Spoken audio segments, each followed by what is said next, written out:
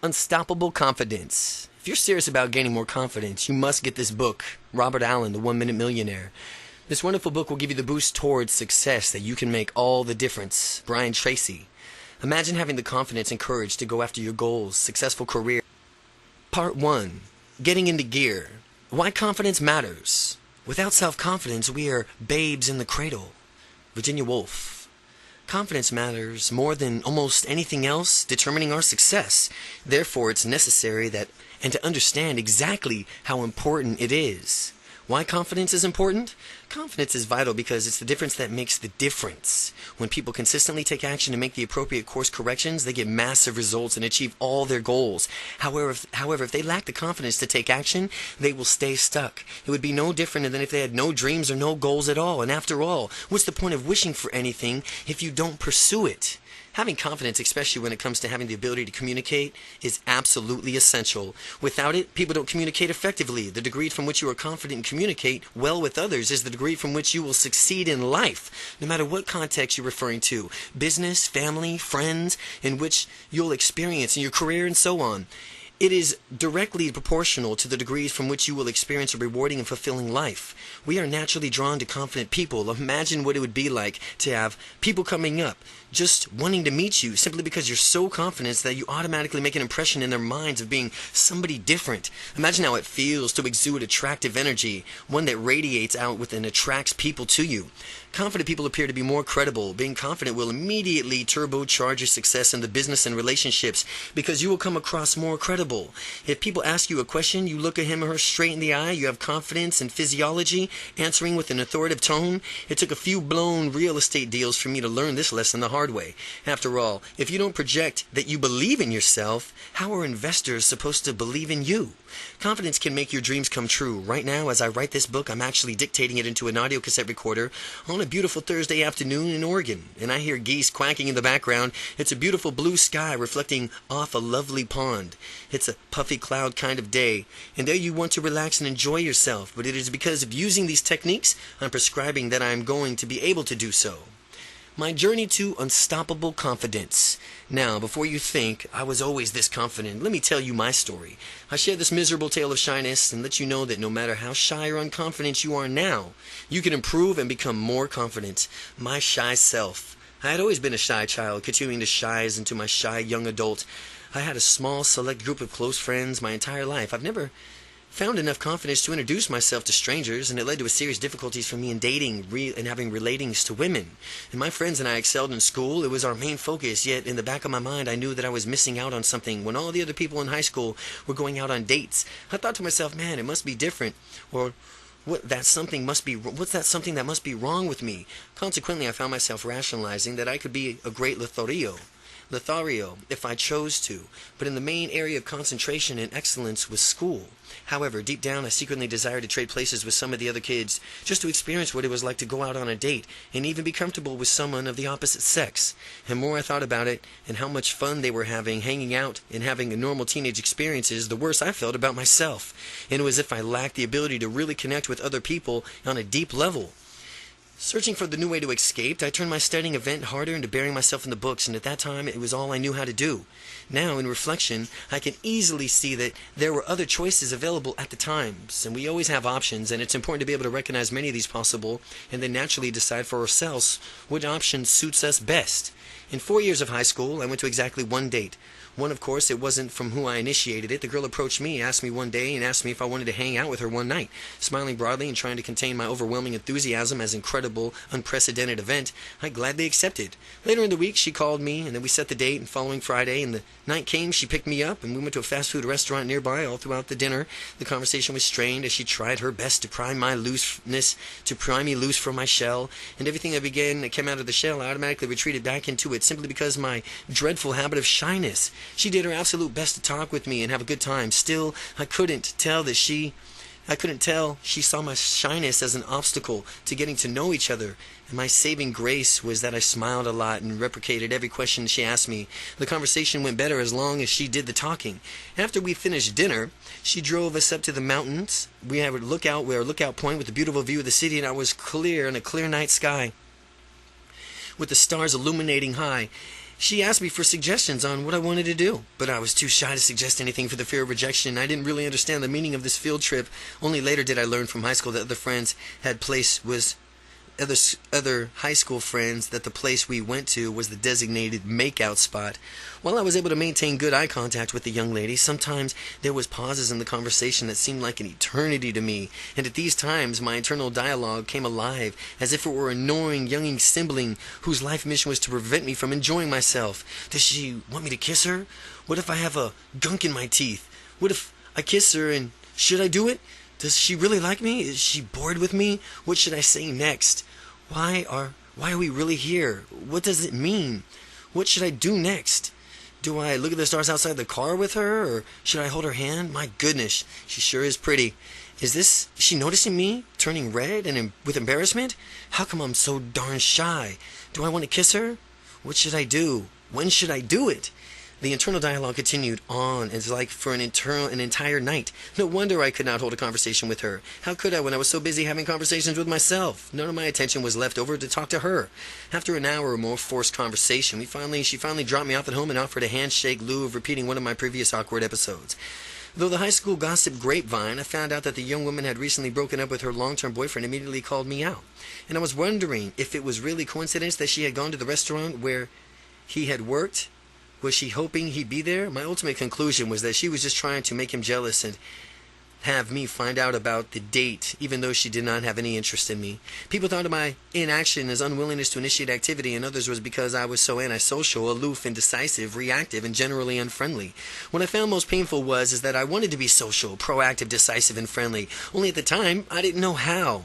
That was the most frustrating part, behaving as if I was trapped in a shell and unable to do or be who I really was all along.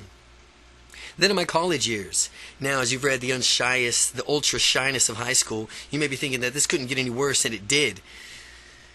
One night, a few too many beers and my roommates and the friends spotted me screwing around on the computer and decided to get me to loosen up. Their mission thenceforth was to get me drunk as a skunk. They proceeded to apply some very persuasive peer pressure, invited me upstairs. Where the party was being held, being flattered that they even recognized me. I finally said yes and resolutely stated, and I would have a drink though. After getting upstairs and getting into the midst of the party, one of the generous roommates handed me an orange juice and said, "Drink it up. It's a stage of gratitude for all the attention." I chugged it. The next thing I knew, I was feeling tipsy, really relaxed, and my lips wouldn't stop moving. I was having lots of fun, though I was eventually realizing it was a semi-drunken stupor. I figured out that the orange juice was spiked with alcohol. However, I was finally feeling accepted, so I chose to drink some more, and it was my first experience with alcohol. I found out I quite liked being able to drink to the point of obvious inebriation, since it allowed me to relax and stop being so shy temporarily. After the great first drinking experience, I decided that I liked it, and I did a lot more. Then, when the weekend came, I talked to a number of people to find out where the party was being held. Once the party, I proceeded to get seriously drunk. My faulty logic was that if one beer was good, then 2 beers was even better. By following this logic, and by following it, I was drunk in no time, and I transformed myself into a shy wallflower who spoke to no one, into a raving, whirling dervish of humorous drunk who spoke to people, told jokes, laughed out loud and long, and had a great time. But it was at these parties that my friends had to tell me it was time to go home. But I never wanted to leave. This was my escape from the shyness, and I wanted to last as long as possible. I needed it to last as long as I could make it. That was why I was metaphorically playing the doctor, prescribing alcohol to myself and self-medication for my shyness. And at this point in time, you'd be wondering whether one of the unstoppable confidence techniques to get sloshed and drown out the shyness with alcohol. The answer is no. It's just that at that time I didn't realize that there was other ways to overcome shyness, and as a result of these parties I woke up in strange places, forgot what I had done previous nights before I was drunk, felt miserable, hangovers still in my mind. Drinking was my ticket out of shyness, and what I hadn't realized was that I had other options. But without these other options to be more confident, I did the best I could with what I knew, and that, unfortunately, was to drink to excess. One day after having miserable hangover, I crossed the threshold and I knew it was time to stop. I decided that there was another way, and after all, I'd seen other people who behaved confidently without resorting to getting smashed. I decided I'd find out just what it was that they were doing. My search for solutions. My search for solutions began as I searching for answers. I found myself reading a number of self-help books. From the self-help books gained a little knowledge, useful exercise, and enhanced my confidence in myself and allowed me to relax in the presence of others. Finally, I promised myself that I would become confident in whatever I wanted to do. And I was fiercely determined to gain confidence, ultimately in the experience of breaking out of my shell that made it possible. Specifically in the case, I was talking to women. I decided I would approach every single woman I saw. At first, it was simply smiling at them, and you know what? They responded. Not all of them, but enough to encourage me to expand my comfort zone a little further. The small success catapulted me into the next step, expanding my comfort zone. Next, I would approach women and simply say hi. Again, the slight widening of my comfort zone encouraged me, and after all, I was an adult and had to take care of my confidence myself. I had two choices. I could either retreat back into my comfort zone and be shy, blaming someone else for making me that way, or I could take responsibility and go for it. Then my confidence really grew. I got to the point where I could meet women and gain instant rapport with them, conversation with ease. Following your dreams. Following your dreams confidence ultimately gave me the ability to leave my job and start my own business. Confidence is what I needed to follow my dreams. I'm sure as you read this, you can find your own reasons of why it's important for you to go out and find your own dreams. Picture your idea of bliss. What does this look like? What does it sound like? Who are you with? How much fun are you having? What time are you getting up? What time do you go to sleep? How do you take a nap? Because you can? Do you take a nap because you can? No matter what your dreams are, when you use the techniques in this book, you'll develop an unstoppable confidence to go after those dreams and make them a reality. By keeping your vision in mind, imagining it vividly and regularly, you automatically teach your unconscious mind to lead you to that day. And won't that day be wonderful? Chapter 2. Origins of Confidence. Courage is resistance to fear, mastery of fear, not absence of fear. Mark Twain. Up until now, how have you thought of yourself? Were you shy like I was? Were you tentative? Lack of confidence usually comes from one of the following areas.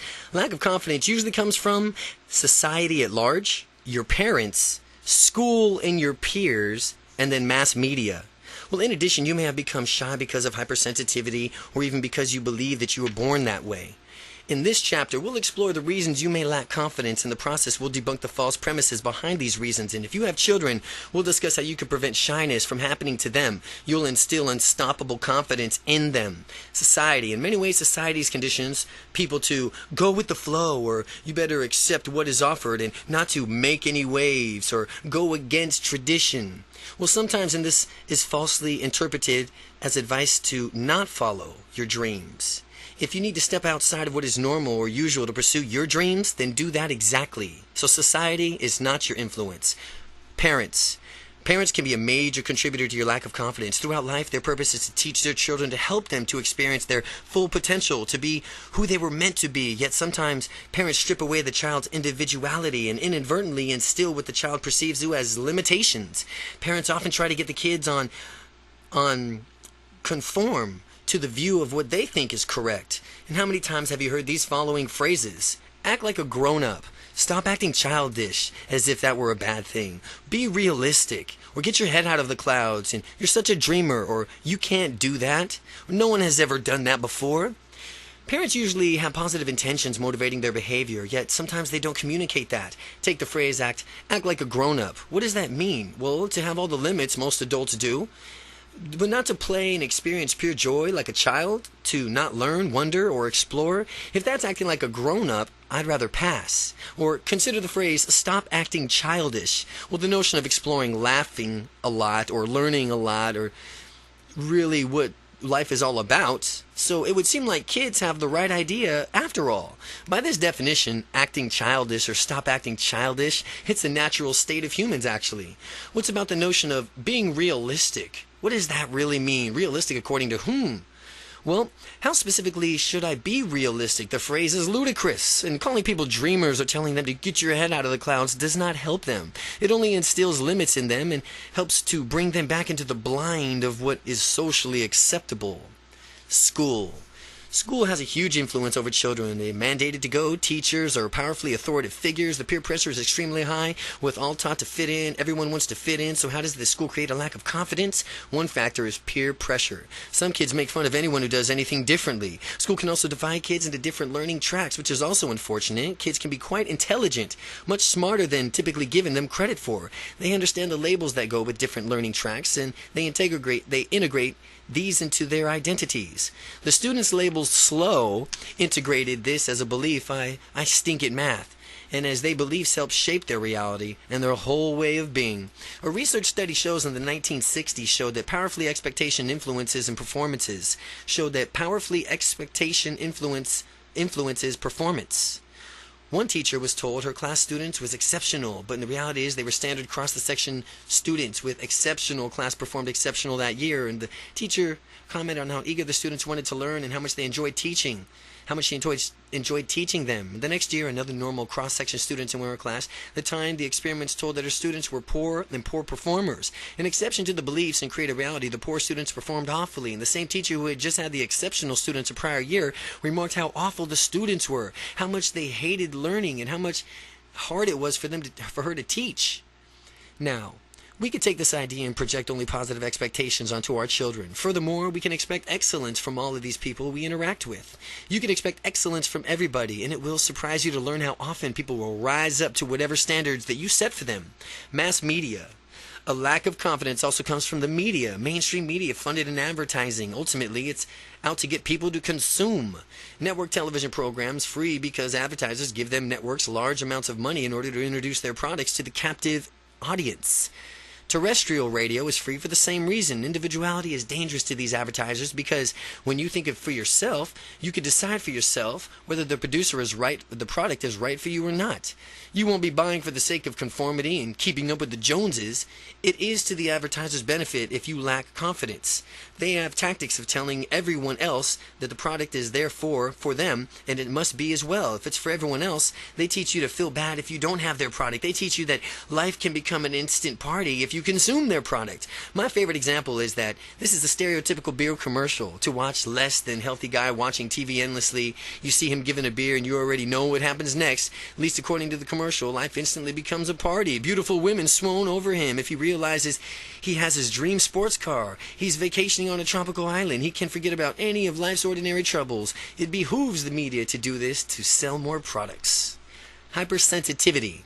Hypersensitivity, sometimes being oversensitive, can lead to shyness. People can become afraid of doing anything or fear the offending person or getting into trouble. Being sensitive may be useful in some contexts, such as when you really want to emphasize with another person. But if a person is super sensitive all the time, it becomes detrimental.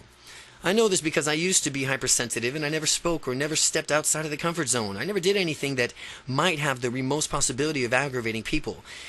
This occurred in a result of my incapacitated fear. I figured that since I was so sensitive, others must be the same way. Therefore, I decided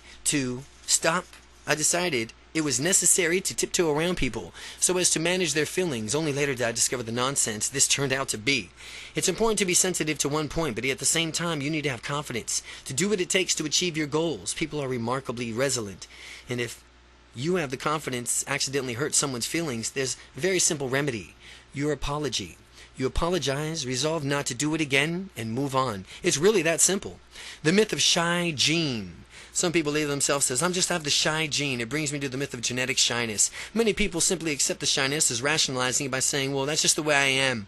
Or what a loaded phrase. Step back again. That's just the way I am. Or that's just me. That's who I am. What a loaded phrase. These people need to stop saying that as if they are chanting negativity reinforcing mantra. The real secret is broken affirmations that keeps people stuck. The affirmation every day and in every way I'm getting better and better. What about that affirmation? Every day and in every way I'm getting better and better. It's famous affirmation by Emile Coe. It's an early self-help pioneer, and I'm shy because that's the way I am. That's also an affirmation.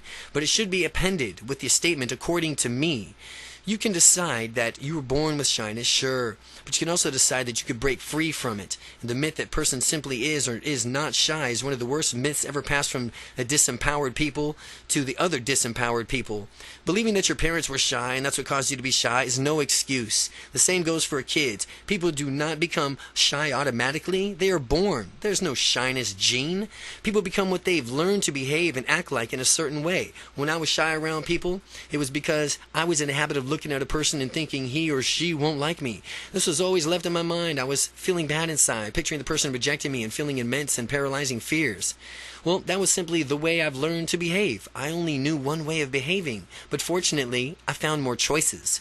Your parents may or may not have influenced you to be shy, but that's different from the inflicting that you is some untreatable genetic disease, which is really what this means when people say, that's just the way I am. The truth about shyness is, let me tell you the truth in the myth of I'm shy. It's an excuse that enables people to stay stuck. It is not straight. Shy is not straight. It's the only way of acting. And if you cannot act one way, and if you can act one way, that means you can act another way too. Shy is a behavioral mode. It's not an adjective or it describes a person. It's actually a behavioral mode. And it's not a state of being. It's a way of acting. And if you can behave in a confident manner too, then you can behave in a confident manner too. You always have the choice. People locked into that I'm shy excuses. They don't realize that they have a choice. Consider this. If you could choose your identity, if you could choose the way you see yourself, would you deliberately label yourself as shy, as a person lacking confidence, as hesitant and anything less than glorious? Absolutely not. And yet that's unfortunately what so many people do when they say, I'm shy, or I'm just not confident, or anything else of that nature. Therefore, it's important to avoid the phrase I'm shy. Worse than saying I'm shy, though it's talking about shyness as if some sort of disease or disorder. Yeah, he has a case of shyness. He has a shyness disorder.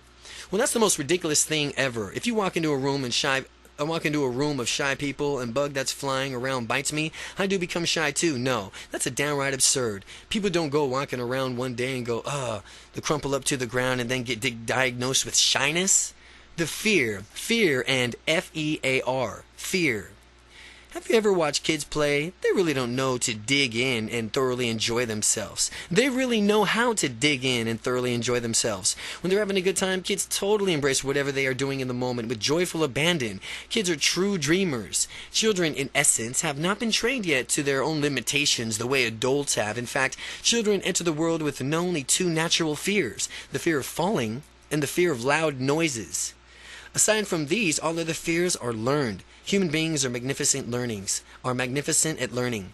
Because they have learned from fear things, aside from the only two natural fears, you can naturally empower yourself to move past your fear by learning new ways of behaving. A study is conducted among adults to research their greatest fears, and the fear of public speaking rated highest other than any other fear or of death.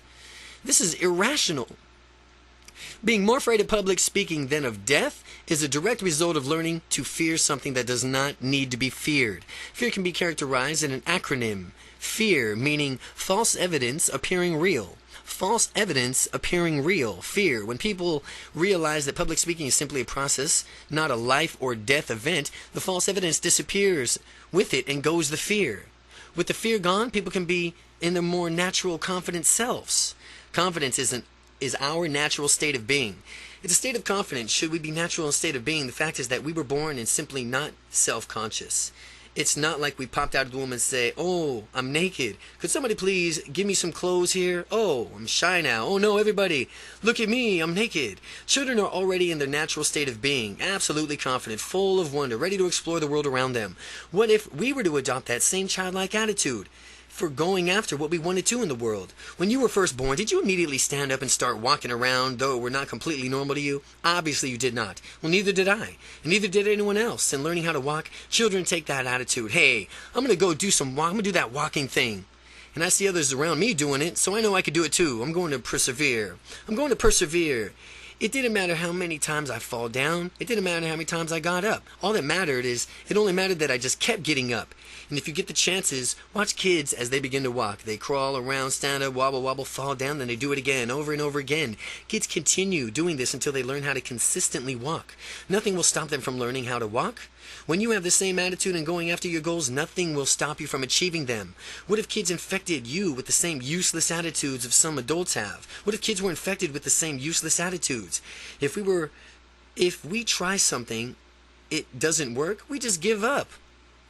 We'd all have people who refuse to walk just because they didn't get up perfectly when they were kids.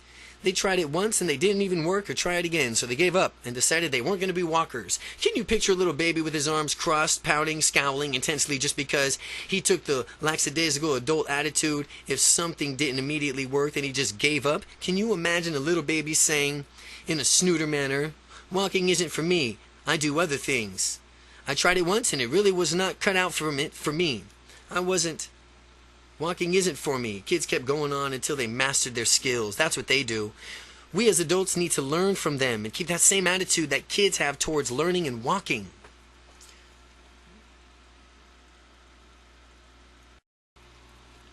Chapter 3. What is confidence? All our dreams can come true if we have the courage to pursue them. Walt Disney. In order to understand what confidence is, it is necessary to define both what it is and what it is not. Once we are on the same page as what is confidence is and isn't, we can move forward towards gaining unstoppable confidence. What confidence is not.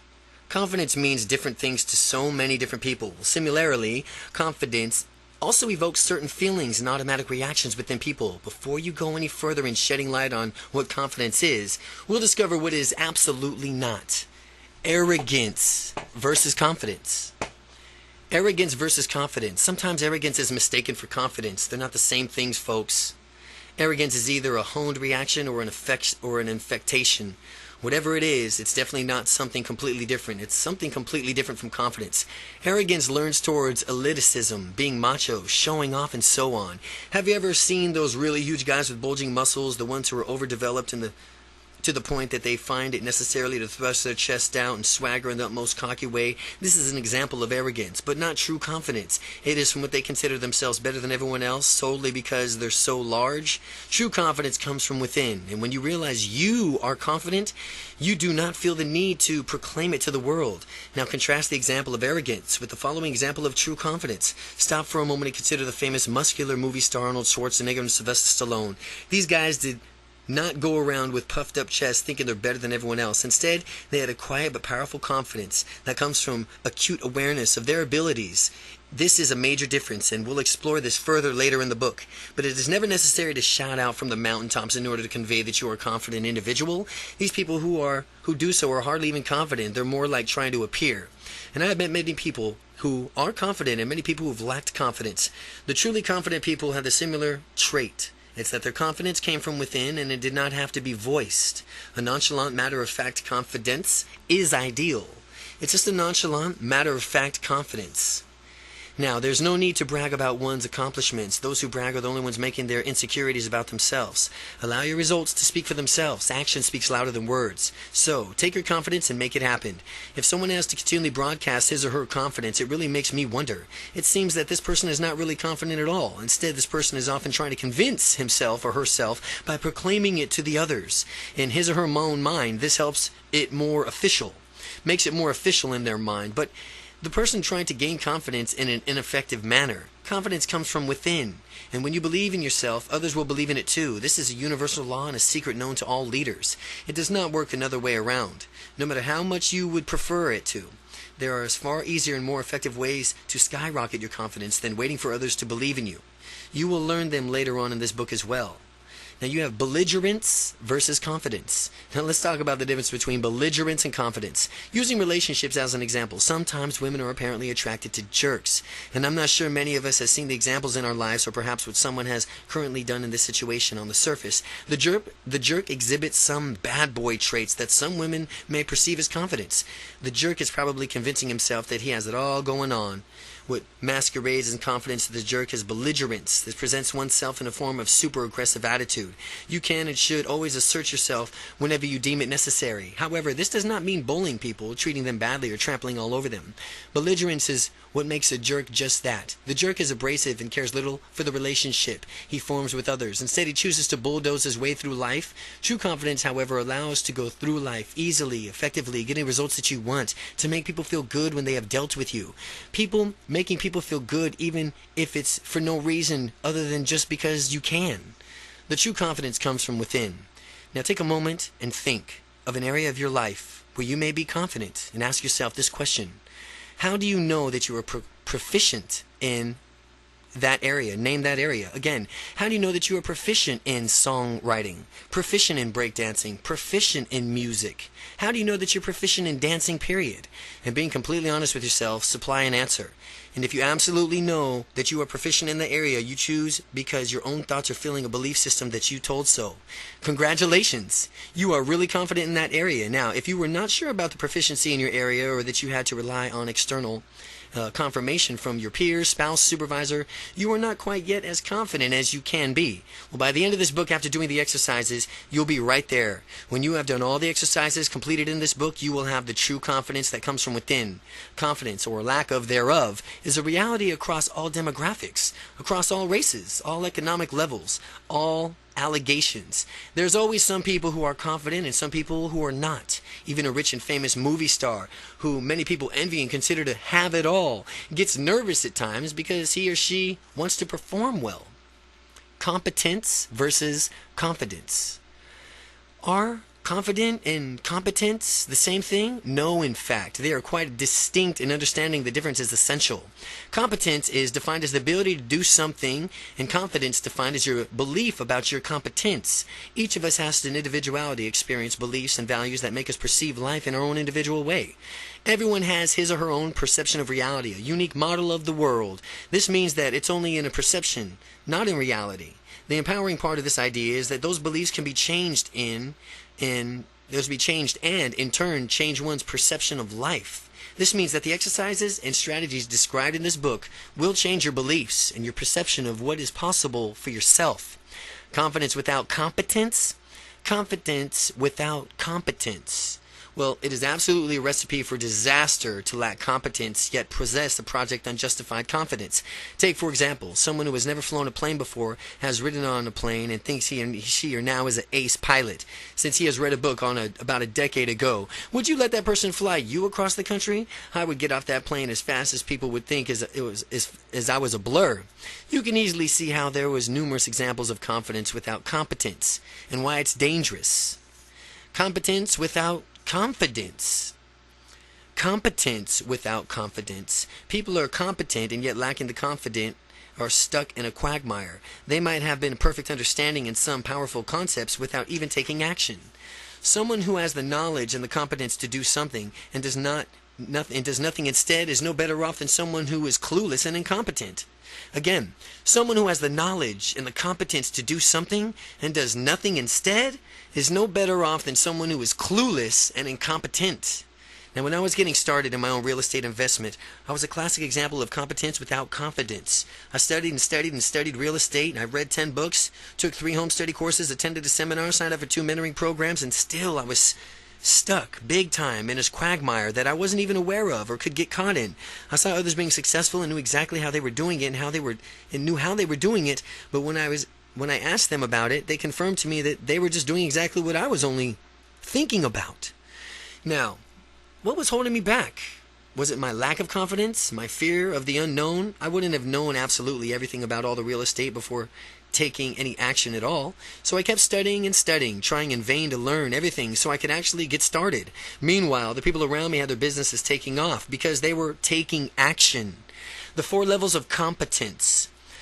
There are 4 levels of competence that people go through and develop to skills. Those 4 levels are unconscious incompetence, conscious incompetence, conscious competence, and unconscious competence.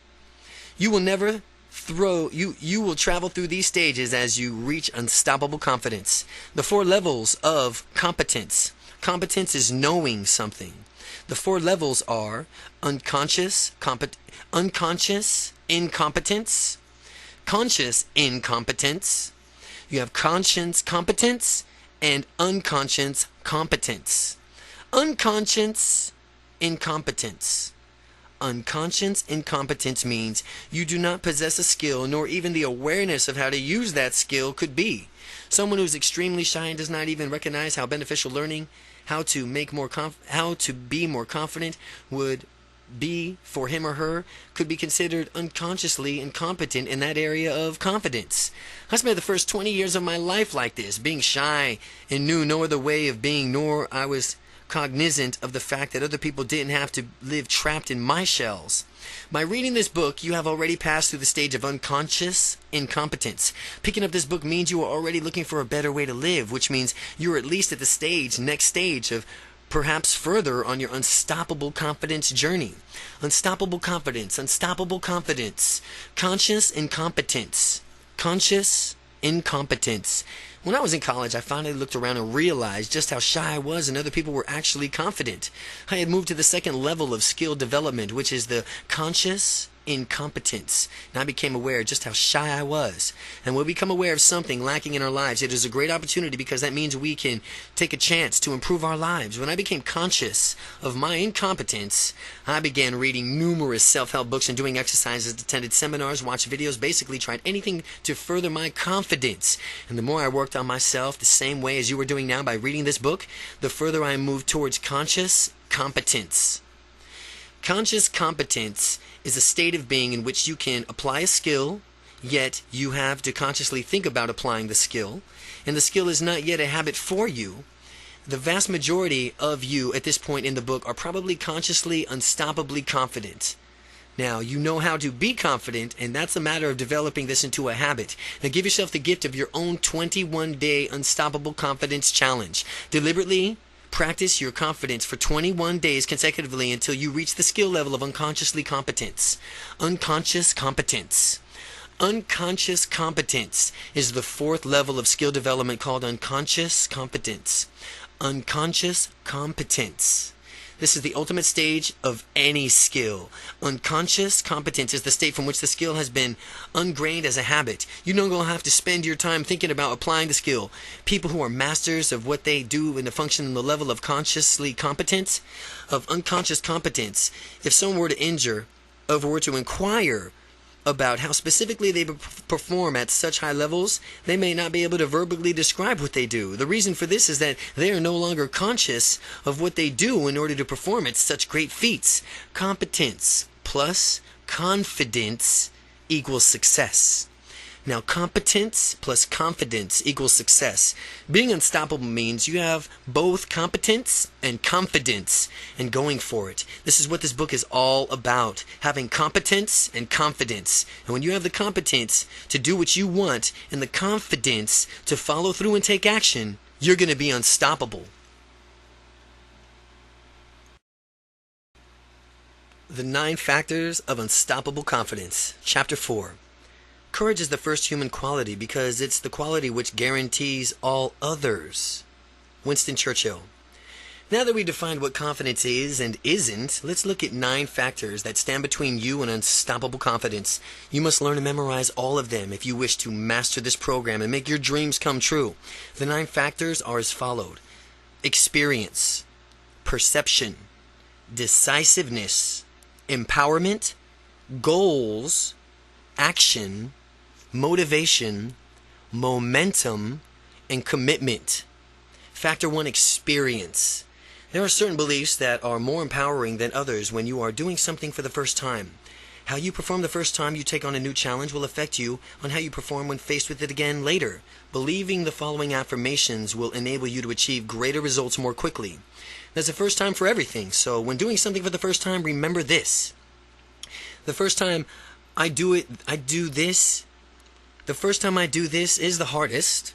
Each and every time I do this, it does get easier, and when I succeed, it will study my actions so I can improve even more. And if I don't get the right outcome, I'll learn from my mistakes and do things differently next time. And it does get easier. That's all you have to remember about doing anything for the first time. Keep these affirmations in mind as you overcome difficult tasks and tackle adversity in the forms of something that you have not done before. The Confidence Success Cycle. In this book, I've given you many generalizations about confidence, and it's important to define what confidence means to you specifically. Now, what do you expect to see, hear, feel when you experience confidence? The reason it's important to know is that so when you achieve the level of confidence you desire, you'll know when you've arrived. With ultimate confidence in yourself, and other people will believe in you too, also your belief in yourself will increase exponentially as others come to count on you. You will also have confidence to risk stepping outside of your comfort zone, and you will also find yourself achieving things that were previously impossible. This in turn will give you more confidence, and others will believe in you even further. This concept is the first basis for the confidence success cycle. Your confidence success increases cyclically as you continue to push the limits and achieve like you've never had before. Factor 2, perception. In the course of this book, I've introduced a lot of concepts, some from which you'll probably accepted straight away, and others from which you have doubts and had to think about more. Well, I'll continue to give you new concepts and ideas that may challenge you the old ways of thinking. For instance, you may not believe this next concept as a key concept of neuro-linguistical programming. Neuro-linguistic programming, NLP, described as more detailed in the introduction at first, but as you think about it carefully, you'll realize how pervasively it applies to your life already. Are you ready? What does it mean? Meaning does not exist as a concrete reality. It is purely a subjective phenomenon of perception. What does it mean? How do you think about something is entirely up to you. You could put a positive or negative frame around whatever experience you have in life. Since you have always the choice to either laugh or cry based on the experience, do whichever you prefer, and I prefer laughing. So I find myself doing that more often. A friend of mine told me this story, and he was sitting on a bench out in a park right next to a rather large crack in the sidewalk, and a man came by, tripped on the crack, fell on his face, and fell face first into the bushes next to the sidewalk. Dusting himself off, he quickly got up, glanced around to see if anyone was watching, and unfortunately for him, my friend was watching the entire episode. Noticing this, the man turned several shades and red before hurrying away as fast as he could. Later that same night, a woman came walking across the same path and in the same place on the sidewalk. She tripped, fell flat on her back, spontaneously reacted to let loose with a fully belly laugh. She laughed so hard she began crying. She acted as if the slip was the funniest experience she's ever had, and it seemed she could not stop herself from laughing. By the time her laughter had died down, my friend was staring at her nonchalantly. She picked herself up, smiled, and acknowledged my friend, and happily darted off into the night. The meaning of any experience, event, or interaction varies widely upon two people because their choices as to from which the ways of they make it. If someone offers you an insult, remember that it's only the person's opinion. By adopting that useful belief, you can move thoroughly and through the world more prepared to deal with anything that life throws at you. Contrast this with any way of some people take insults personally and waste your valuable time and energy being bothered by them. You are a meaning maker. You are a meaning maker. And if you have to perceive some comment to be derogatory, stop yourself and give it more positive spins. Do this because you can. Now remember, nobody else has the power to determine your own perception of events, only you. So, in my own life, I had a business project and it went sour, and for a while I spent some time being bitter and frustrated and stuck in my victim mentality. Finally, I started to ask myself a question like, well, what can I learn from this experience, and what does the outcome of this project really mean? And when I asked myself these questions, I immediately recognized that I could shift into a more useful mentality. And what had been a sore point for me became an opportunity to look at the adversity as a challenge. And it now is up to me to rise above and conquer and over the difficult situation in order to achieve the right outcome. It is exactly what happened. Had I latched onto the victim mentality and refused to let go, I would have never completed my own business project. And anytime you choose, you could change your perception and create a new meaning for something. Factor 3, decisiveness. It is easy to identify people who have unstoppable confidence just by watching the way they make a decision. The deciding factor. Confident people make decisions rapidly and with a sense of finality. Once a decision is made, they are committed to it, and they rarely change their minds. Confident people never waver because they know what they want. As we saw earlier in the book, it is imperative to know what you have wanted beforehand. That way, when either an opportunity or a problem presents itself, you can think hard and ask yourself, hey, is this congruent with what I want? Does this coincide with my personal policies and my integrity? Asking yourself these questions allow you to size up the decision that you are making so that you can come back with a decisive and confident answer. Steps of confidence decision making. Steps of confident decision making. Prior to undertaking anything, there are some things that you have known about yourself. This may sound simple enough, but it is sometimes very different to know what is in your heart. What is it that you want? What is your ultimate goal? What are your personal policies that influence your integrity? And who are you? What is it that you stand for? What are the acceptable and unacceptable outcomes for your goal? Asking yourself these questions with face of any kind of decision will help you make a confident decision. And it will help you with your confident decision making. Before anything else, you need to take an inventory of yourself. Get to know yourself, who you are and what you stand for, where you are going with your life and how you are going to get there, and what you know about the answers. Everything else becomes very simple.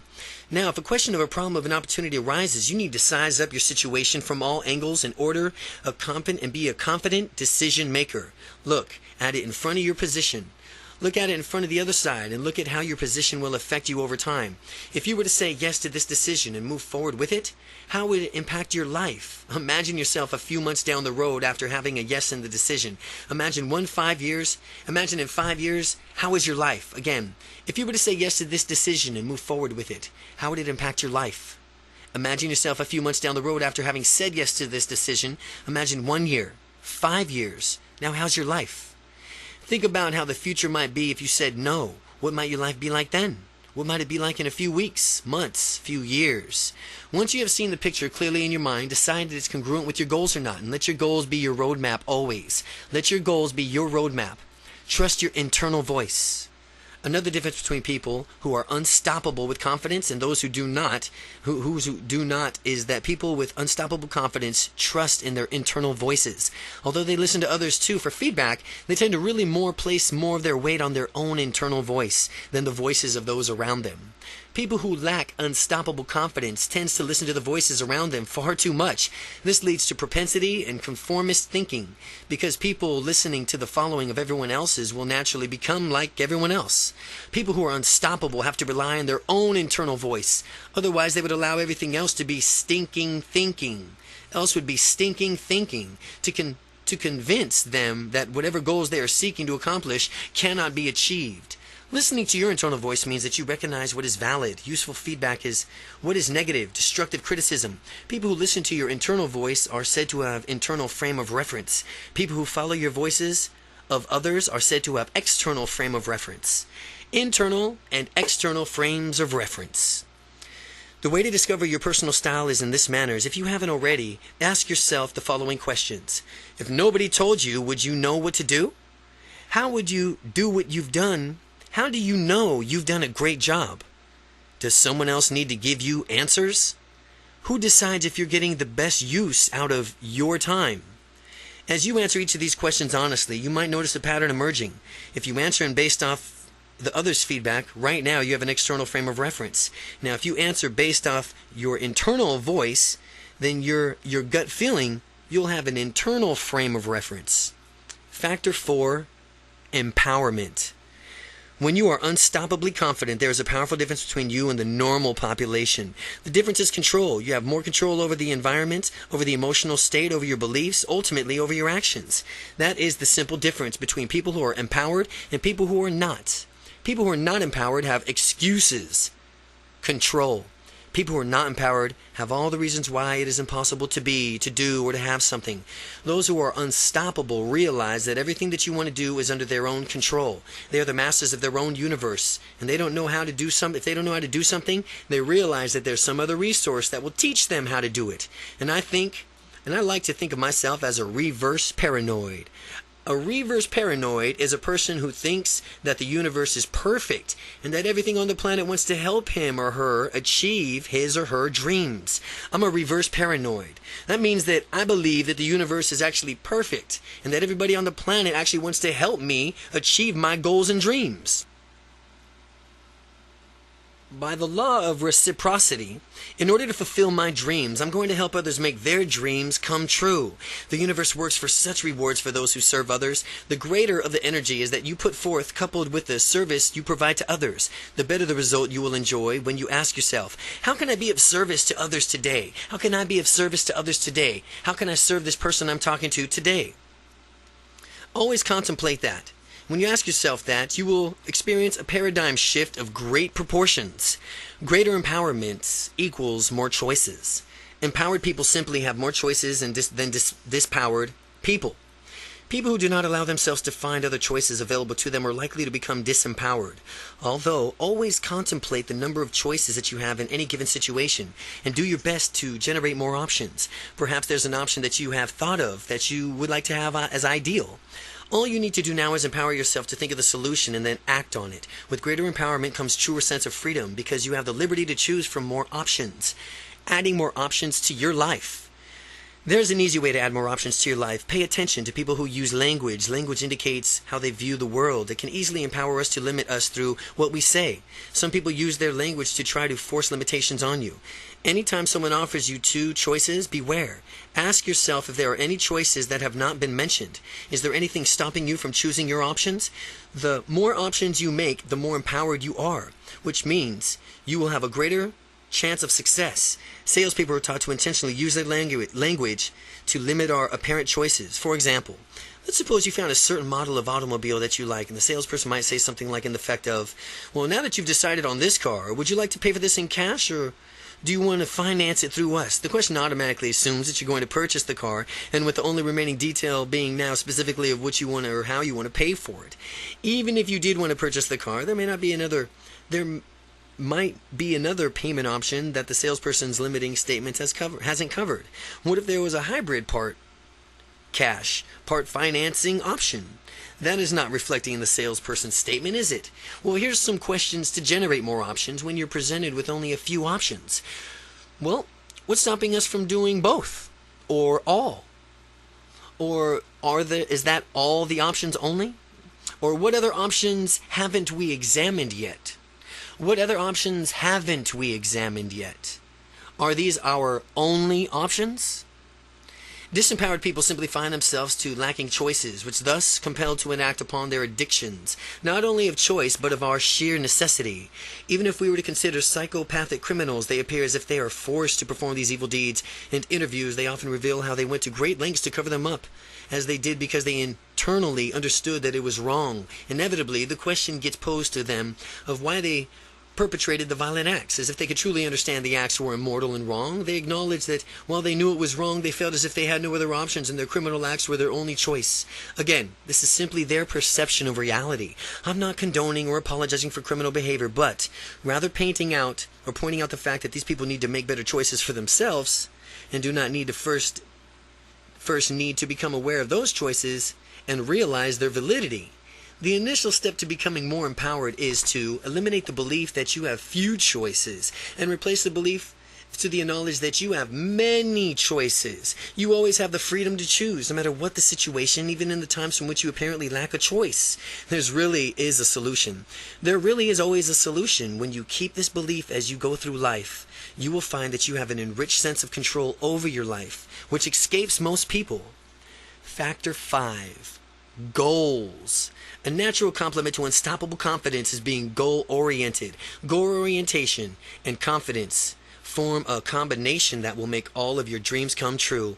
Goal orientation and some confidence. Some confidence with your goal orientation is the recipe for a combination that will make all your dreams come true. Some set goals. Have you the foresight to know what you want in your life, to set up some long-term goals, and when they're fully realized, you will find yourself living your dream with your long-term vision defined? Plan out your own medium-range goals. These are the goals from which, between your immediate time and short-term ones, your long-term vision.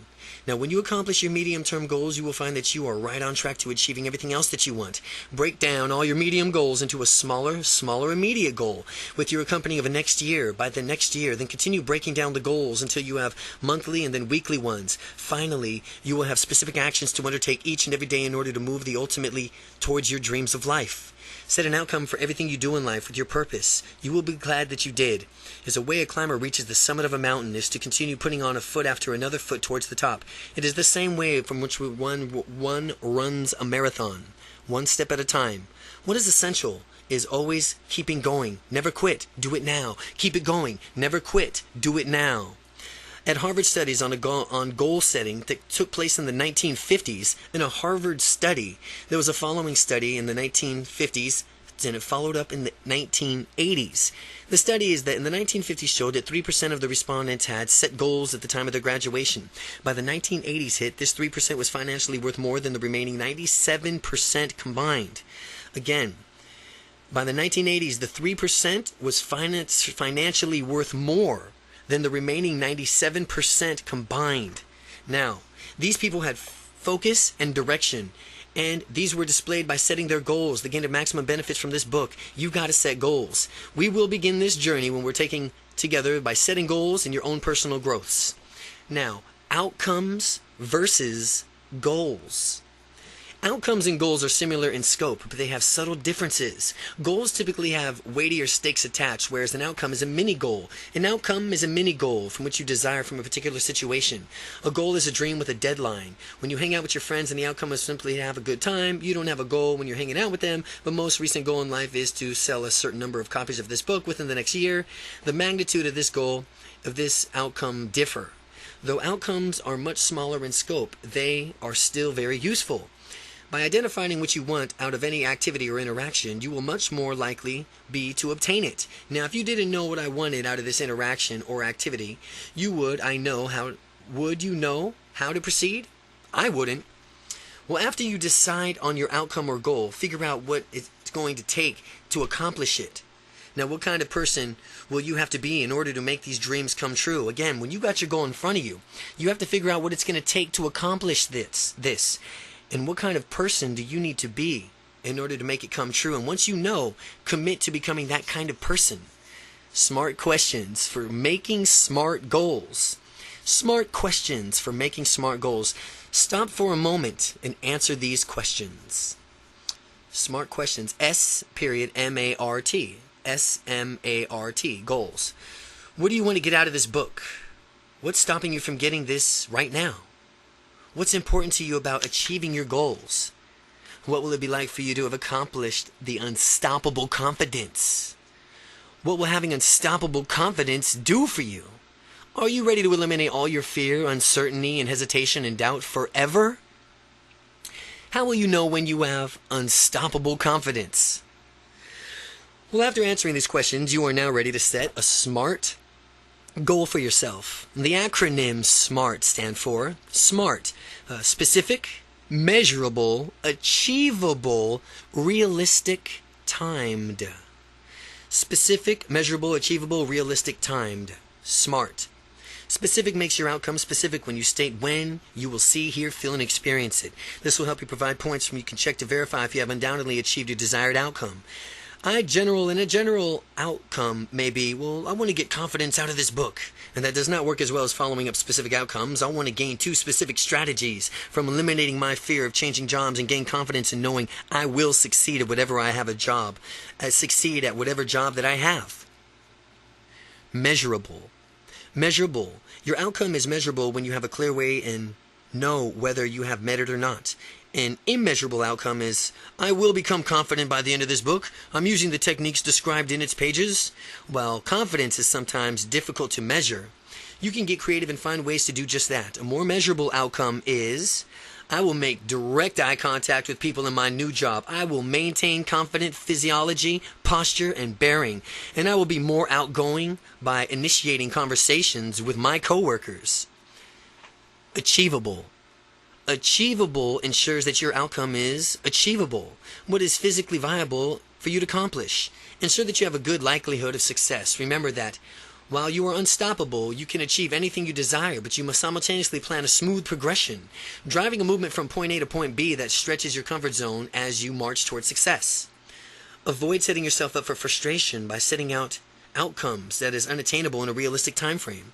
Plan your progression, know the small steps, and along the way you will be led to your ultimate goals. Achieving goals. Achieve them and reset your goals even higher. And if you feel like the shyest person in the world right now, setting goals to instantly be the life of the party will only set you up for a rude awakening.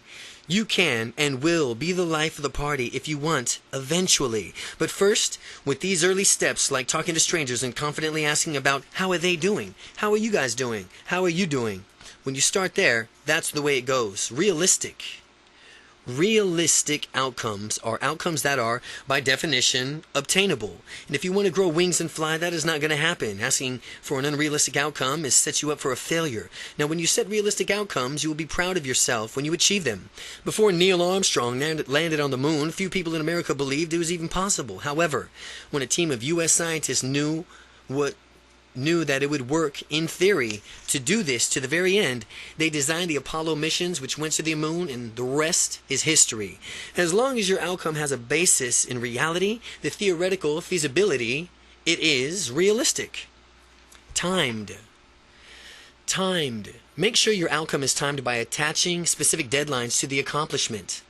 As often as people want their dreams and they are to start a glow with a euphoria, they describe them to me as a perfect detail. Later on in the conversation, I inevitably ask them what their goals are: immediate, short-term, and long-terms. Their goals, if any, are radically different from and do not bear any resemblance to their dreams.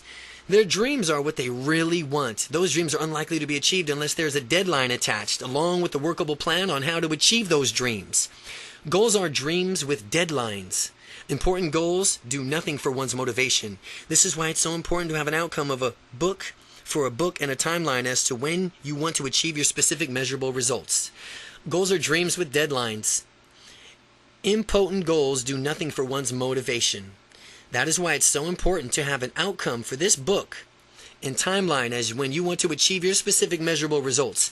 A good example is, by the time I finish this book, after I gain unstoppable confidence, I'll be able to walk up to any stranger and introduce myself. Another good way is, I will feel calm and relaxed when talking to strangers in social situations. Setting a goal contract. Along with other goals that you are setting, I want you to specifically set a goal for your confidence. I want you to set a specific, measurable, achievable goal for your confidence, and I want you to see through it to the finish. I've used this concept in the part of my goals, all the areas of my life, and I've always found it to be amazingly effective. Write out your goals using the SMART criteria that we have discussed: specific, measurable, achievable, realistic, and timed. And at the bottom of the pages, make a space for your signature and your name on the date. And at the top of the sheet, give it a title: Goal Contract. And in legal definition of the contract, there's a meeting of the minds that you will write out the contract and sign it. Now think of it as a meeting of your own consciousness and your own unconsciousness minds. This begins legally binding a document, a legal contract, from which you must execute because of its binding power. Whether it's asking someone out for a date or demanding a raise from your boss, I want you to make it a goal to assert yourself confidently in at least one area of your life by a certain date near the future. Now remember, you're under contract now. Factor 6, action. Two young women both attended the same graduation class college 15 years ago. Samantha became a lawyer, and Kathy became an engineer in a high technology field. They are both proud parents, successful careers, faithful marriages. They own their own homes and by all appearances seem to be leading happy lives. The only thing missing is a sense of fulfillment in their careers. While they're both technically successful in their careers, they're equally disenchanted with them. Samantha does not find what she is doing fulfilling, and neither does Kathy. They do not eagerly look forward to work every day. 15 years later, however, something inside of them has changed, and they no longer find their careers rewarding. They both would rather pursue their true passions.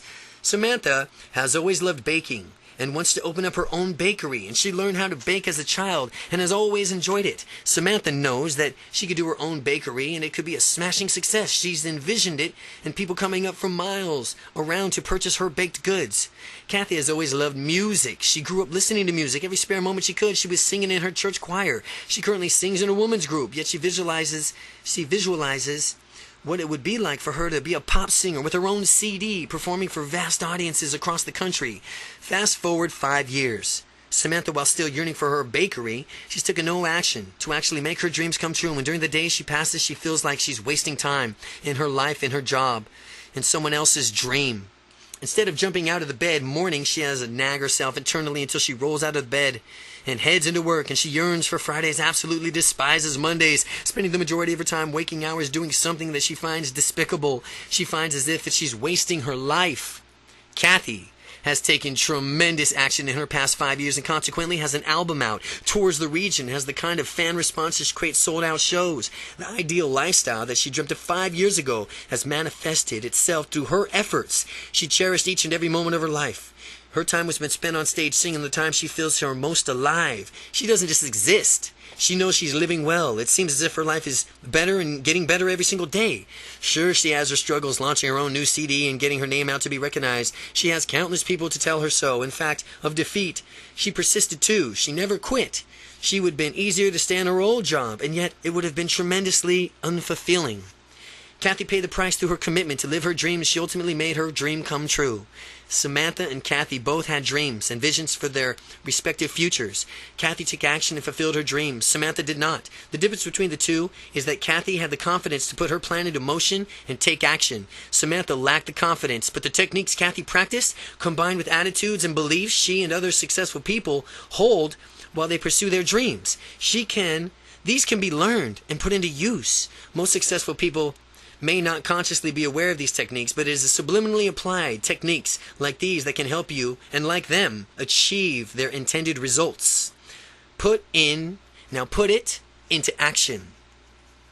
Put it into action. Confidence comes by finding out what specifically you want and making a plan to get it and putting your plan into action.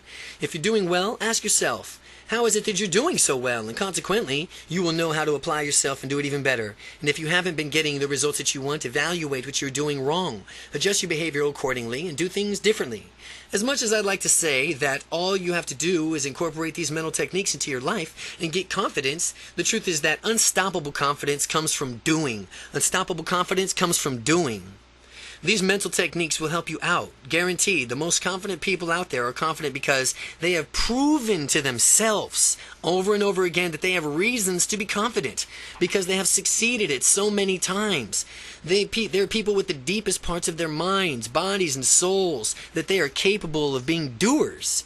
The process of gaining confidence requires action. The goal contract that you set is preceding sections. It's going to fulfill itself. You will need to do something. Only taking action can give you the undisputed real confidence that you desire and deserve. Factor 7. Motivation. Motivation, another key to being such a go-getter, and how you motivate yourself. Do you motivate yourself with pleasure or with pain? Do you think about all the excellence of your life?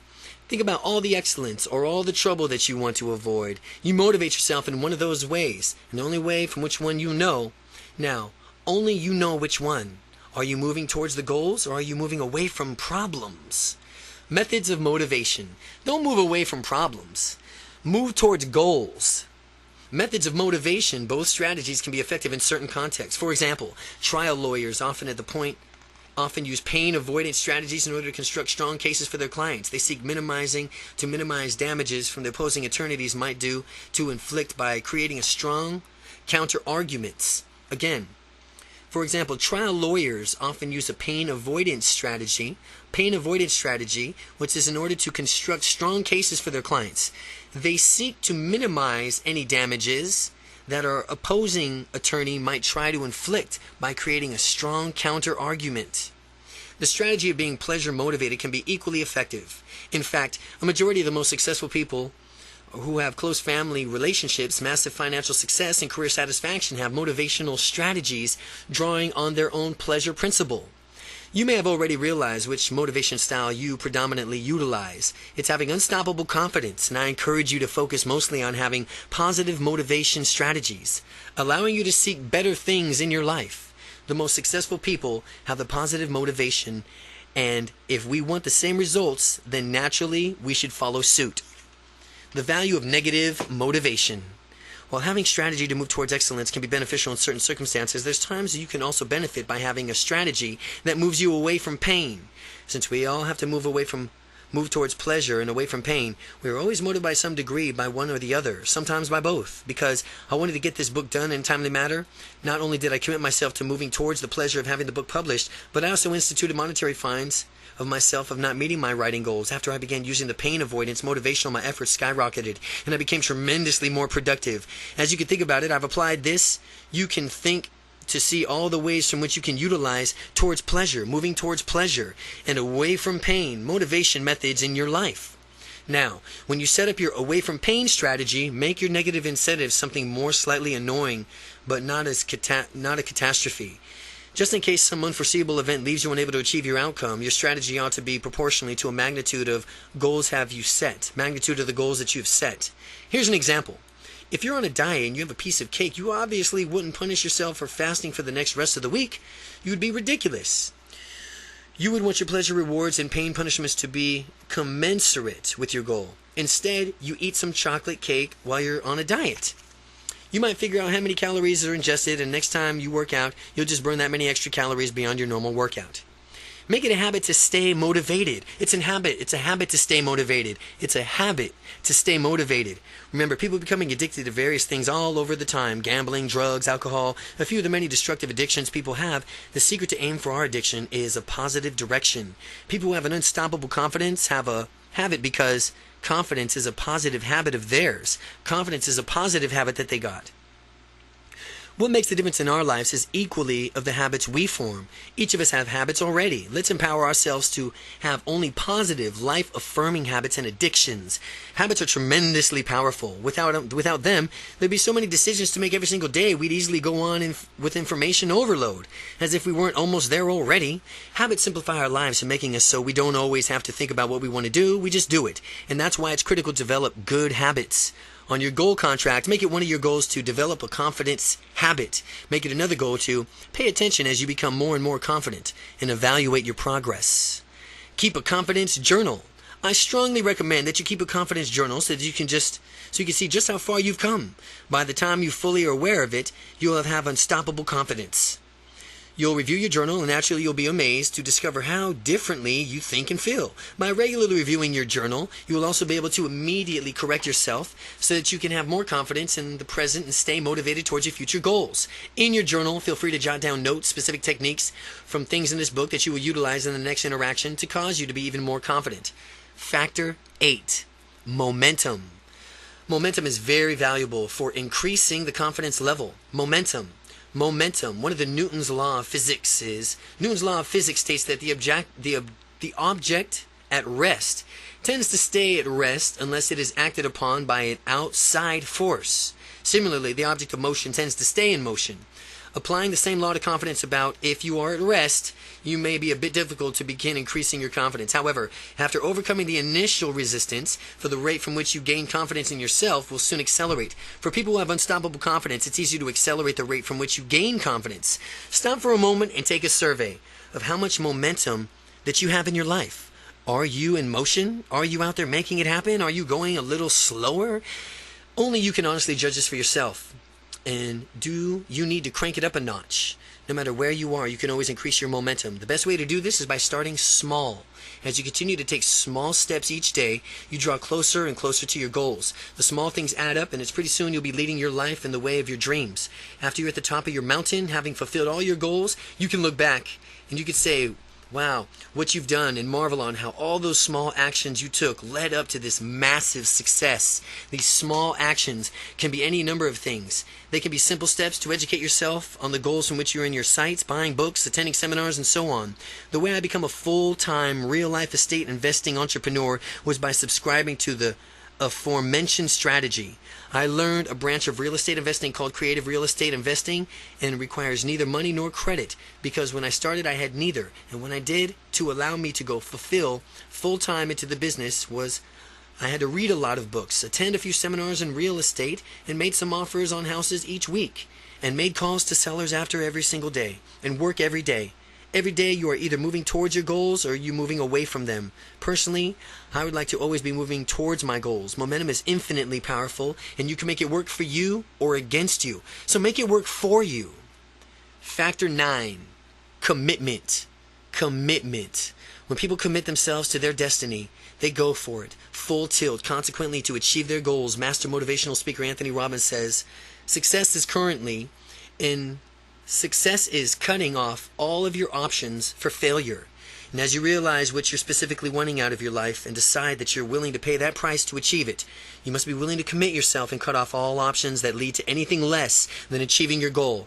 Commitment is very powerful in fulfilling your dreams. Many people say, don't burn your bridges. It's just the opposite. I say, learn to burn and burn very well.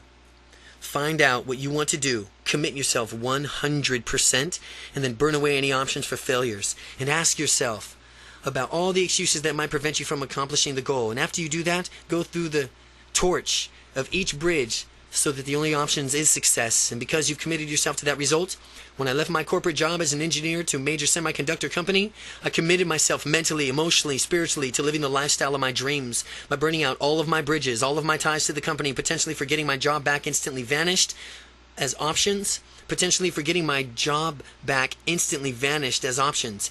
Even if I went back to begging for my job, no job would be available to me. Success became the only option.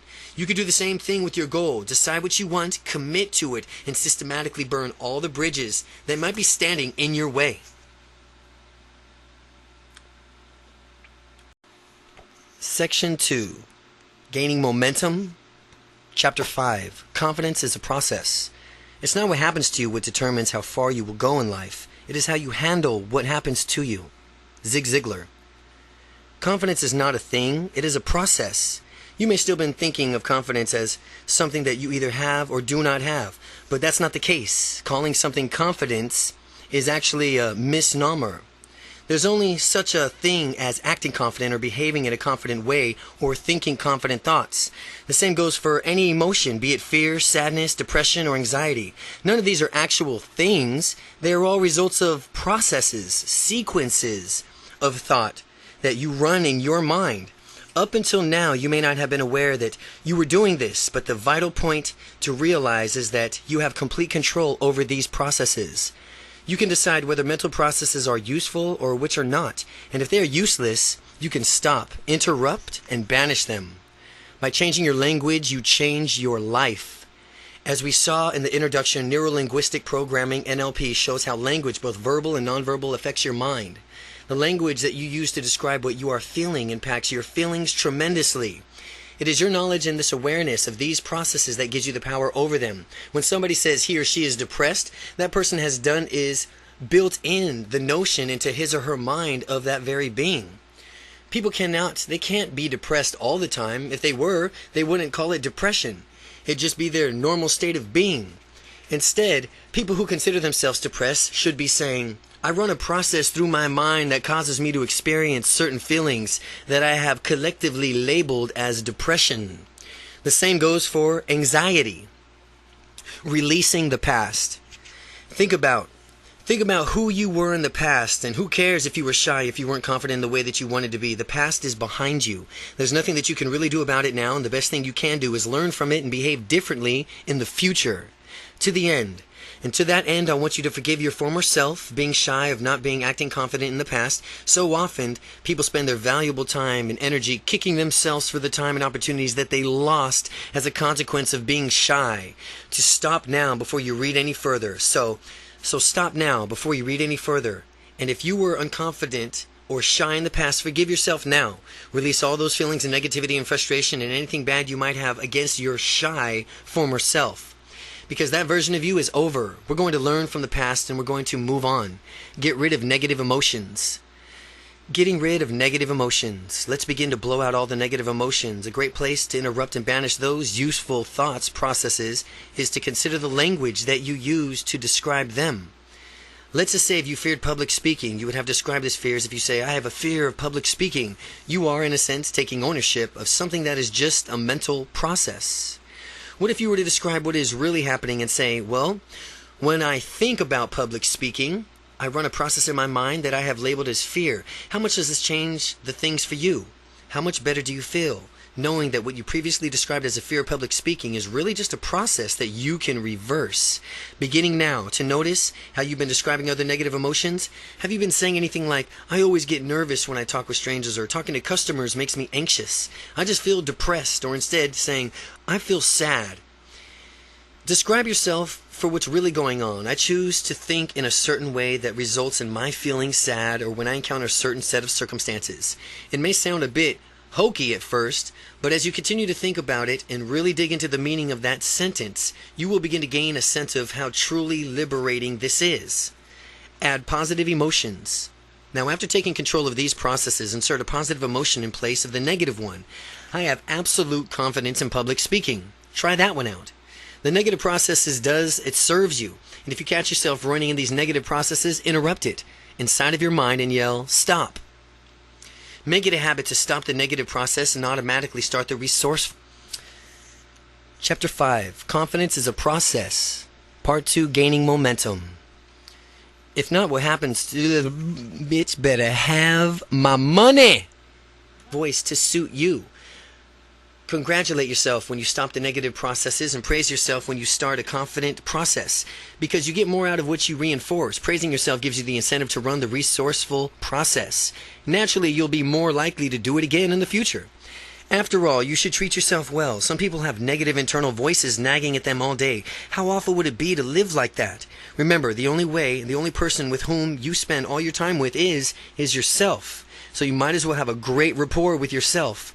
Also, don't forget to congratulate yourself whenever you step outside of your comfort zone.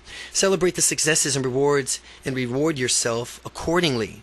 Consider the example of Janet, a rookie salesperson. Janet finds herself saying, talking to customers is scary. It's frightening to me. I feel fear when I go out and ask them to purchase my product, and I don't know what to do. What is occurring here is Janet has given up her personal power of using disempowerment language. And if we were to reward her language in a way that would allow her to easily change her perception of the situation, the translation would be, well, according to me right now, talking to the customers causes me to experience a certain emotion that I describe as scary. I choose to allow my customers to frighten me and feel something that I label as fear when I ask them to purchase my product, and I don't know what to do yet. Here is what Janet can do to immediately gain control of her emotions. Append, according to me at this time, onto every one of her sentences. This forces her to acknowledge that what she is describing is not absolute truth. It's not etched in stone for all time. According to me at this time, it's not the absolute truth.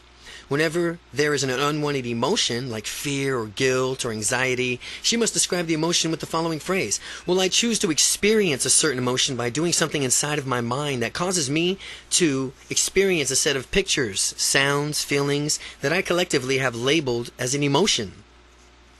This requires Janet to take fixed emotion and turn back into a process. It also demonstrates that she is the one in control and of that process.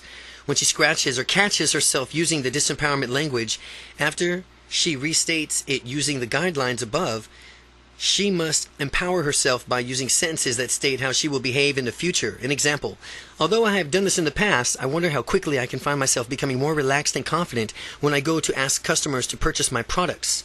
Now, as you would go through this example and see how it's done, you will realize that you could do it too. Unwanted emotions exercise. The unwanted emotions exercise, it's time. It's now time for you to think of 5 unwanted emotions and context them with which you experience those emotions. While you do that, become cognizant of the language that you are using to describe what you really do to experience those unwanted emotions, and think of emotions that would best fit in their place after you rid yourself of the unwanted ones. Following that, do the exercise of changing your current language and adding in more empowering language. Remember, what you do to change your language is what you'll do to change your life. Throughout the rest of this book, you'll be learning many more effective, simple ways to use language and many more mental processes that will give you unstoppable confidence. Chapter 6. Your beliefs and how they affect you. If you develop an absolute sense of certainty that powerful beliefs provide, then you can get yourself to accomplish virtually anything, including those things that other people aren't even certain are possible. Anthony Robbins. The next step is to take a close, hard look at our beliefs and to find out what they really are and what we really want out of life. Your current beliefs realized. Pause for a moment and consider everything around you. Everything that you have, everything that you lack stems directly from beliefs of yours. Similarly, all of your experiences that you've had and all of those experiences yet to be had are because of your beliefs. Beliefs are pervasive throughout our areas of life. They influence what we do and how we do it in any extraordinary degree. Your quality of life depends upon the quality of your beliefs. The more useful and empowering the beliefs you hold, the more success you will attract. Understanding why we have beliefs, and more importantly, how can we consciously change them, is the most important of the key precepts of NLP. Beliefs are very influential in our lives. They have the ability to spur us into action and fulfill our dreams, or to keep us stuck in a mediocre situation. The difference that makes the difference is the quality of your beliefs. By observing a person's actions, you can deduce what beliefs he or she holds dear. If someone has a successful and happy relationships, you can deduce that he or she believes strongly in commitment to his or her partner. If someone has well-adjusted children, you can deduce that parents believe in taking pride in being good parents. If someone is fit and muscular, you might as guess that this person has a firm belief in health and fitness. How beliefs are formed. As we go through our lives, each of us gains different sets of experiences, learns to derive meanings from them. These lessons go long ways towards forming our beliefs. We acquire beliefs not only through our own experiences, but through and also learning from authoritative figures in our lives. These people have a way of passing on our lives and beliefs to us. Usually, when we are young children, the authoritative figures are our parents or school teachers. During this period, we do not consciously filter out what we don't want to believe in or try to determine whether a belief is empowering to us. Since they are authority figures, we simply adopt their beliefs as if they were uncontestable facts. And this is useful since there's so much for children to learn, yet sometimes the same well-meaning authority figures passes on a less than beneficial belief. As adults, however, we should realize that this is a better way, which is to adopt beliefs based on their utility to us. Ask yourself whether a particular belief serves you. If so, keep it. If the belief keeps you stuck in a station of your life where you've already outgrown it, then get rid of that belief and replace it with a more empowering belief. You can learn something from each and every person that you encounter, whether it's something positive that you want to incorporate into your own life or something negative that you want to avoid. When you find what that someone has as far as empowering beliefs in a certain area, you can adopt those beliefs for your own. Similarly, if someone tries to pass a limited belief onto you, you can filter that one right out. Consistently remain aware of your beliefs and about certain things in different contexts. For example, you can wear a rubber band around your wrist and snap it every time you catch yourself uttering something less than empowering. This will cause your mind to associate that belief with pain. And since the mind wants to avoid pain at all costs, eventually you eliminate that belief. Make it a habit to eliminate the beliefs that you notice tend to be useless or that are holding you back. Make it a habit to believe even more strongly in the empowering ones. Sometimes people mislabel their feelings and create faulty beliefs. For example, if someone gets excited before making a sales pitch and mistakenly labels the feeding as fear, this person may create a belief that selling is always going to be scary. The next time he goes out to sell, he will be even harder for him to sell, to perform at his optimum level, since he believes he's about to get scared. That's a belief that should clearly be lost. Pay close attention to how you label your emotions, because that will determine whether you create useful beliefs or useless ones. The structure of beliefs. Beliefs are structured in one of two ways, meaning or causality. Meaning or causality. When you either meaning or causality language explained below, you'll know someone is sharing his or her beliefs with you. A person finds it useful to listen for signs of other people's beliefs in case they have a more empowering belief one than the one you currently hold. So listen to people's beliefs. If they do, I know that I can replace my beliefs with theirs. Using the same idea, if I notice that they hold beliefs that I find less than useful to myself, I simply respect their belief and avoid adopting them as my own. Meaning beliefs. The meaning beliefs reveal that someone's considering a definitive explanation of a given subject. Causality beliefs reveal what someone considers the definitive correlation between two subjects. Whenever you hear one of the following words, someone is imposing one of his or her beliefs.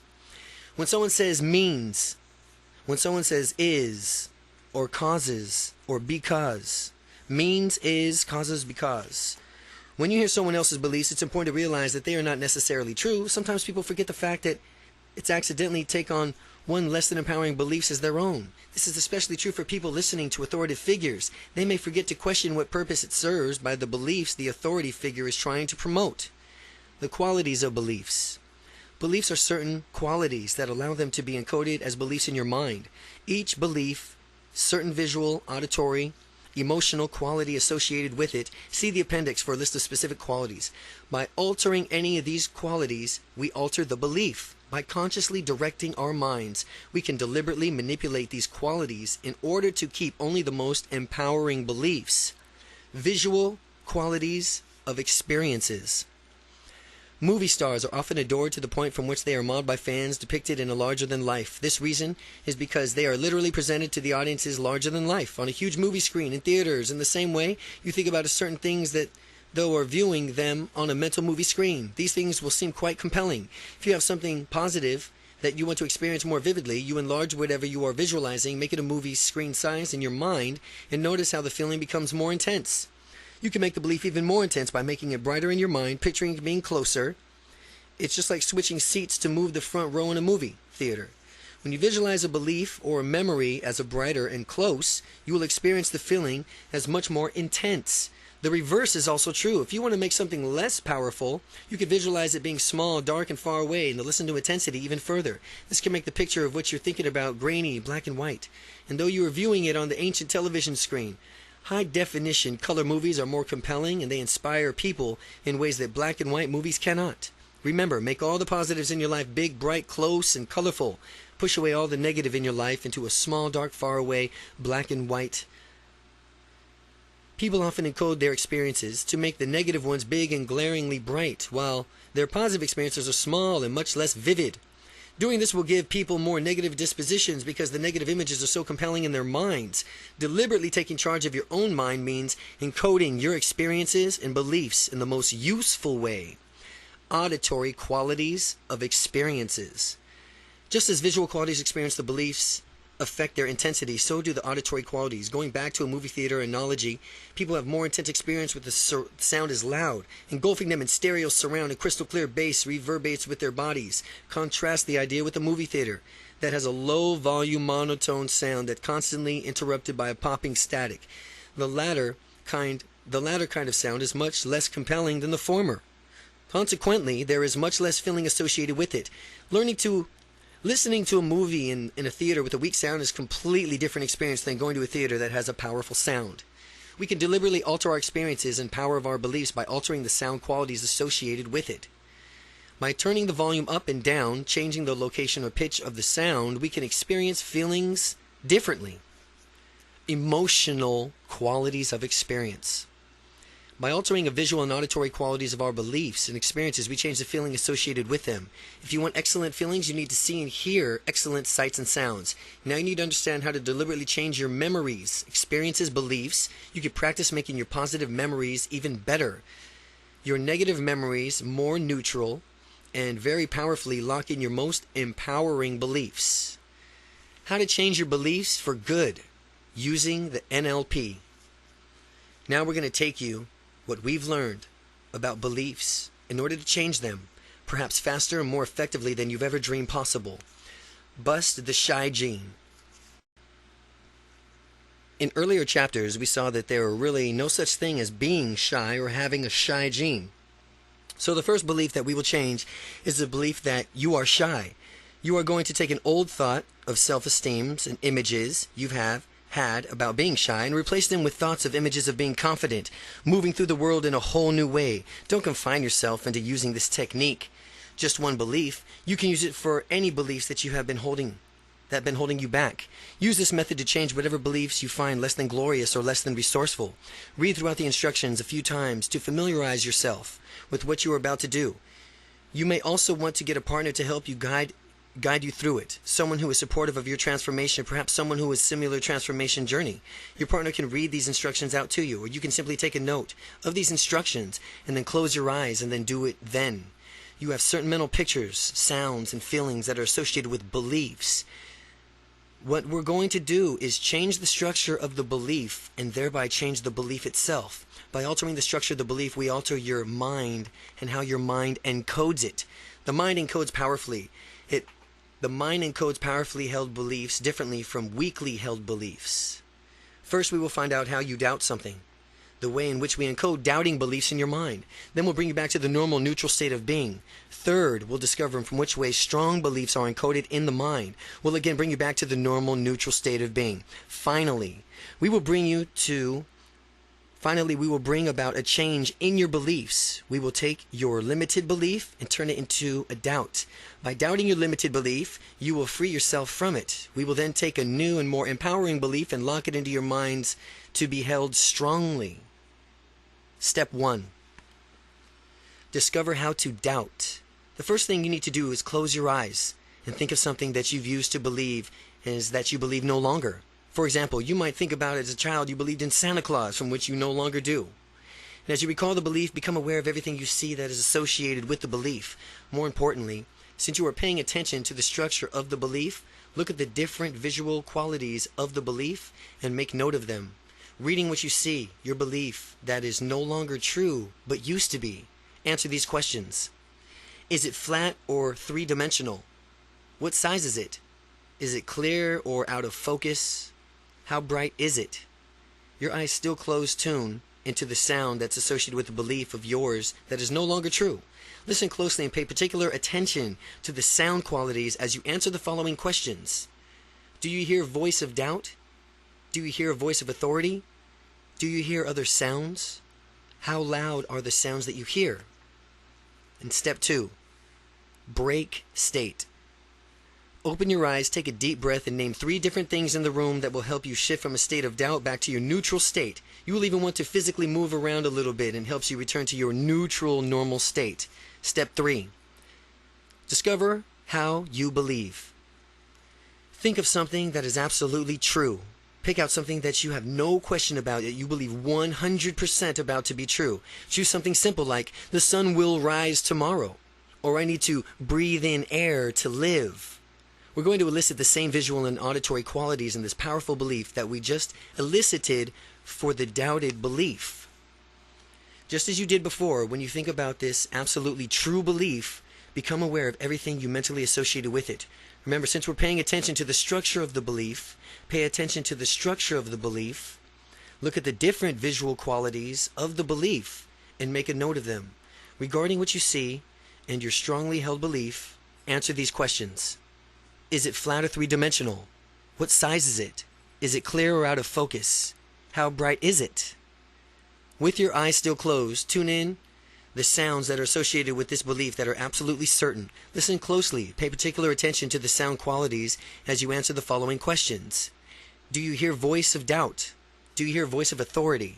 Do you hear other sounds? How loud are the sounds that you hear? Step 4, break state. When you're done making note of all the qualities from which you see and hear, open your eyes, take a deep breath, name 3 different things in the room that will help you shift back to a neutral state. You may want to physically move around a little to help you return to your neutral, normal state. Step 5 is change the belief. Think of limited beliefs of yours. Since this book is about confidence, think of one that relates to your confidence or shyness. A good example is I can't go up and meet strangers easily. This belief that limits many people whose social and business lives would improve if they rid themselves of it.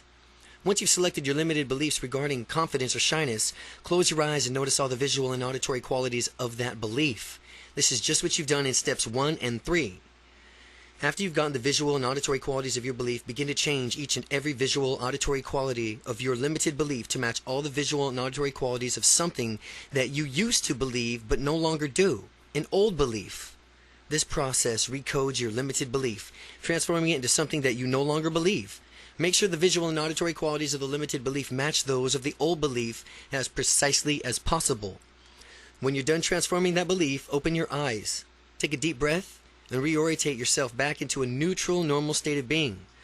Congratulations on removing a limited belief. Since nature abhors a vacuum, we will place an empowering belief in your mind where it is limited belief used to reside. To do this, think about something with respect to your confidence, that you believe it will improve your life. Now, as you close your eyes, think of what you want to fully believe. As you become aware of the visual and auditory qualities of your life, begin to change in each of its every quality to match precisely the visual and auditory qualities of one of your strongest absolute true beliefs. When you process it complete, you will think of this new empowering belief in the way that you thought of your absolute empowering belief in the same way that you thought of your other absolute true. Strongly held belief in step 3. Ensure the visual and auditory qualities of this new absolutely true belief and your previous true beliefs match up as much as possible. Again, when this process is complete, you will think of this new empowering belief in the same way that your thoughts of others are absolutely true. Strongly held beliefs in step 3. Ensure the visual and auditory qualities of this new absolutely true belief and your previous true beliefs match up as much as possible. Belief changing patterns. Number 1, close your eyes. Number 2, think about something that you used to believe was true but no longer do. Then, number 3, notice the visual qualities of the belief. Number 4, notice the auditory qualities of that belief. Number 5, notice all the emotional qualities of that belief. 6, open your eyes. Name 3 different things in the room to clear your mind. Number 7, close your eyes again. Number 8, think about limited beliefs that you have, such as I'm shy or I'm not confident. Notice all the visual qualities of that belief, all the auditory qualities of that belief. Notice all the emotional qualities of that belief. And then number 12, open your eyes and name 3 different things in the room to clear your mind. Finally, number 13, adjust your limited belief to resemble something you used to consider true but no longer do. And I encourage you to practice changing your beliefs and experiences. You'll be surprised how easy and effective it is. Use expectancy to your advantage. What you expect tends to be realized more often than you might think. Resourceful people have different beliefs from those who are not resourceful. Resourceful people expect to be able to find a way to achieve their outcome. They expect to be able to easily and naturally form a rapport with anyone they meet. When they want something to happen, they often go for it. And if they make a mistake, they learn from the feedback. These expectations tend to influence a resourceful person's outcome. Believing the following ideas will increase your interpersonal skills and personal effectiveness. When you meet people, you want to create rapport. Remember these beliefs. People automatically like you because you are a good person. You can easily and naturally meet anyone you choose. You can have instant rapport with anyone you choose using these techniques. You have a lot in common with any person you meet. You can learn something from each and every person you speak with. You may be thinking that these beliefs are not necessarily true, and if so, you would be correct. However, we're not out to get a result, not to logically prove what is or isn't, but above beliefs are using useful generalizations that will help you when you believe them. In all interpersonal relations, assume that you can get and maintain a rapport. Operate under the belief that you have far more in common with that person than not in common, and you will easily connect with him or her. Diffuse limiting beliefs with the power of question.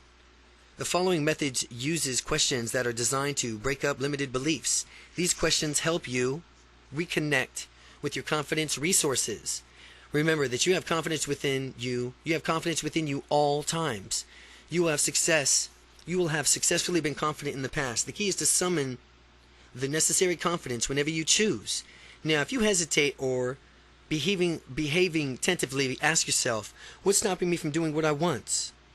Once you have the answer to this question, you can transform the frame of mind, your internal dialogue, and your physiology into a state of confidence. If in fact you do find yourself acting shy, never beat yourself up over it. Remember that there's a positive intention behind every behavior. That means that the way you were acting served as a purpose to ultimately do some good in the past. Figure out what positive intention of your shy behavior is by asking yourself, what is the positive intention of this tentative feeling? Be silent and allow the genuine answer to pop up in your mind. When you get an answer, take a note of it and then remind yourself that shyness is an outdated way of behaving and that you will choose confidence from here on onward. Be good to yourself at all times. Never ask yourself a question like, why am I shy? Asking questions like that will only keep you stuck because your unconscious mind will come back to you with the answers about why you are shy, thus reinforcing the shyness even further. That's the last thing you want. You want to ask questions that reconnect you to your resources of confidence. Ask yourself, what would it be like if I were feeling unstoppably confident right now? How would it feel? How would you feel? Would you feel different? How would you look at the world as a supremely confident person? By merely answering the empowering questions, you will be forced to access a state of confidence, thereby meeting your desired outcome. Chapter 7, Unstoppable Confidence in Personal Relationships. Do unto others as they would like to have done unto them. The Platinum Rule. Interpersonal skills are fundamental to gaining unstoppable confidence. Simply knowing these interpersonal skills will dramatically increase your confidence. Because you know how people function, you will naturally be able to relate to anyone and everyone easily by the time you finish this book. The universal characteristics of friendship. Stop for just a moment and think about your best friend. You can probably picture that person clearly in your mind. As you hold onto that image, I want you to notice what it is specifically that you like about that person. Chances are the qualities that you like about your best friend are related to the following 3 universal characteristics that make people like one another. All friendships are based on these 3. All friendships are based on similarity, cooperation, and praise. Similarity. People like people who they perceive as being similar to themselves. You and your best friend have things in common. These things may include attitudes, beliefs, hobbies, goals, dreams. More likely than not, you like to do the same things. Furthermore, you and your best friend probably have similar dislikes as well. The similarity principle can be used to enhance your interpersonal relations and increase your own personal confidence. There's a distinction between true similarity and perceived similarity. True similarity is actually having something in common with someone, while perceived similarity is matching someone's behaviors. Example, mirroring. So, that his or her subconscious mind perceives you as similar. Both kinds of similarity can help you improve your interpersonal relations. See Part 4 for the exercise using perceived similarity. Cooperation. Cooperation. The next ingredient that ensures people will like each other is cooperation. It is the absolute necessity. Without cooperation, there can be no basis for friendship. People who cooperate with you, participate in activities with you, and generally agree with you are undoubtedly more likable to you than people who don't. If someone you consider your friend decides to stop returning your phone calls, starts canceling appointments on you, or is generally uncooperative, you would obviously be difficult to maintain the friendship with them, no matter how similar you are to this person. Praise. Praise is the third factor in making one person like another. The importance of praise is obvious. People like to be praised, complimented, and recognized for their achievements. At work, employees often become disgruntled, not because they are uncompensated well monetarily, but instead because their hard work goes unrecognized. Just to praise unites people in harmony, puts down insults, and divides peoples. It is much harder to like a person who puts you down than someone who consistently praises you. If your best friend did nothing but insult you, you would quickly dissolve that friendship. Perceiving others. How you perceive people will influence how they perceive you. If you love people and enjoy their company, that belief will impact your life tremendously. Again, if you love people and enjoy their company, the belief will impact your life tremendously. And on the flip side, if you dislike people and generally disdain their company, that belief will affect you in just the same way. The better you can get along with people, the higher quality of life you will lead. Intention. Let's discuss the concept of intention. Intention is the subtext of the interaction between people. The intention. If you intend to connect with someone before beginning to talk to them, him or her, you will project the intent of the person will unconsciously pick up on it, responding to you more positively than he or she may have otherwise. People want acceptance. They want to relax and be themselves, free of any judgment. When you set someone else's comforts as one of your own outcomes, that person will find him or herself automatically more comfortable in your presence. The person may not know why he or she feels relaxed around you, but he or she will feel it. A positive frame of mind. Do the following an experiment to reveal the influence of your frame of mind. For a week, make yourself believe that people are all unfriendly and don't like to meet you, and they don't like to meet new people. Imagine that they don't want to be bothered at all.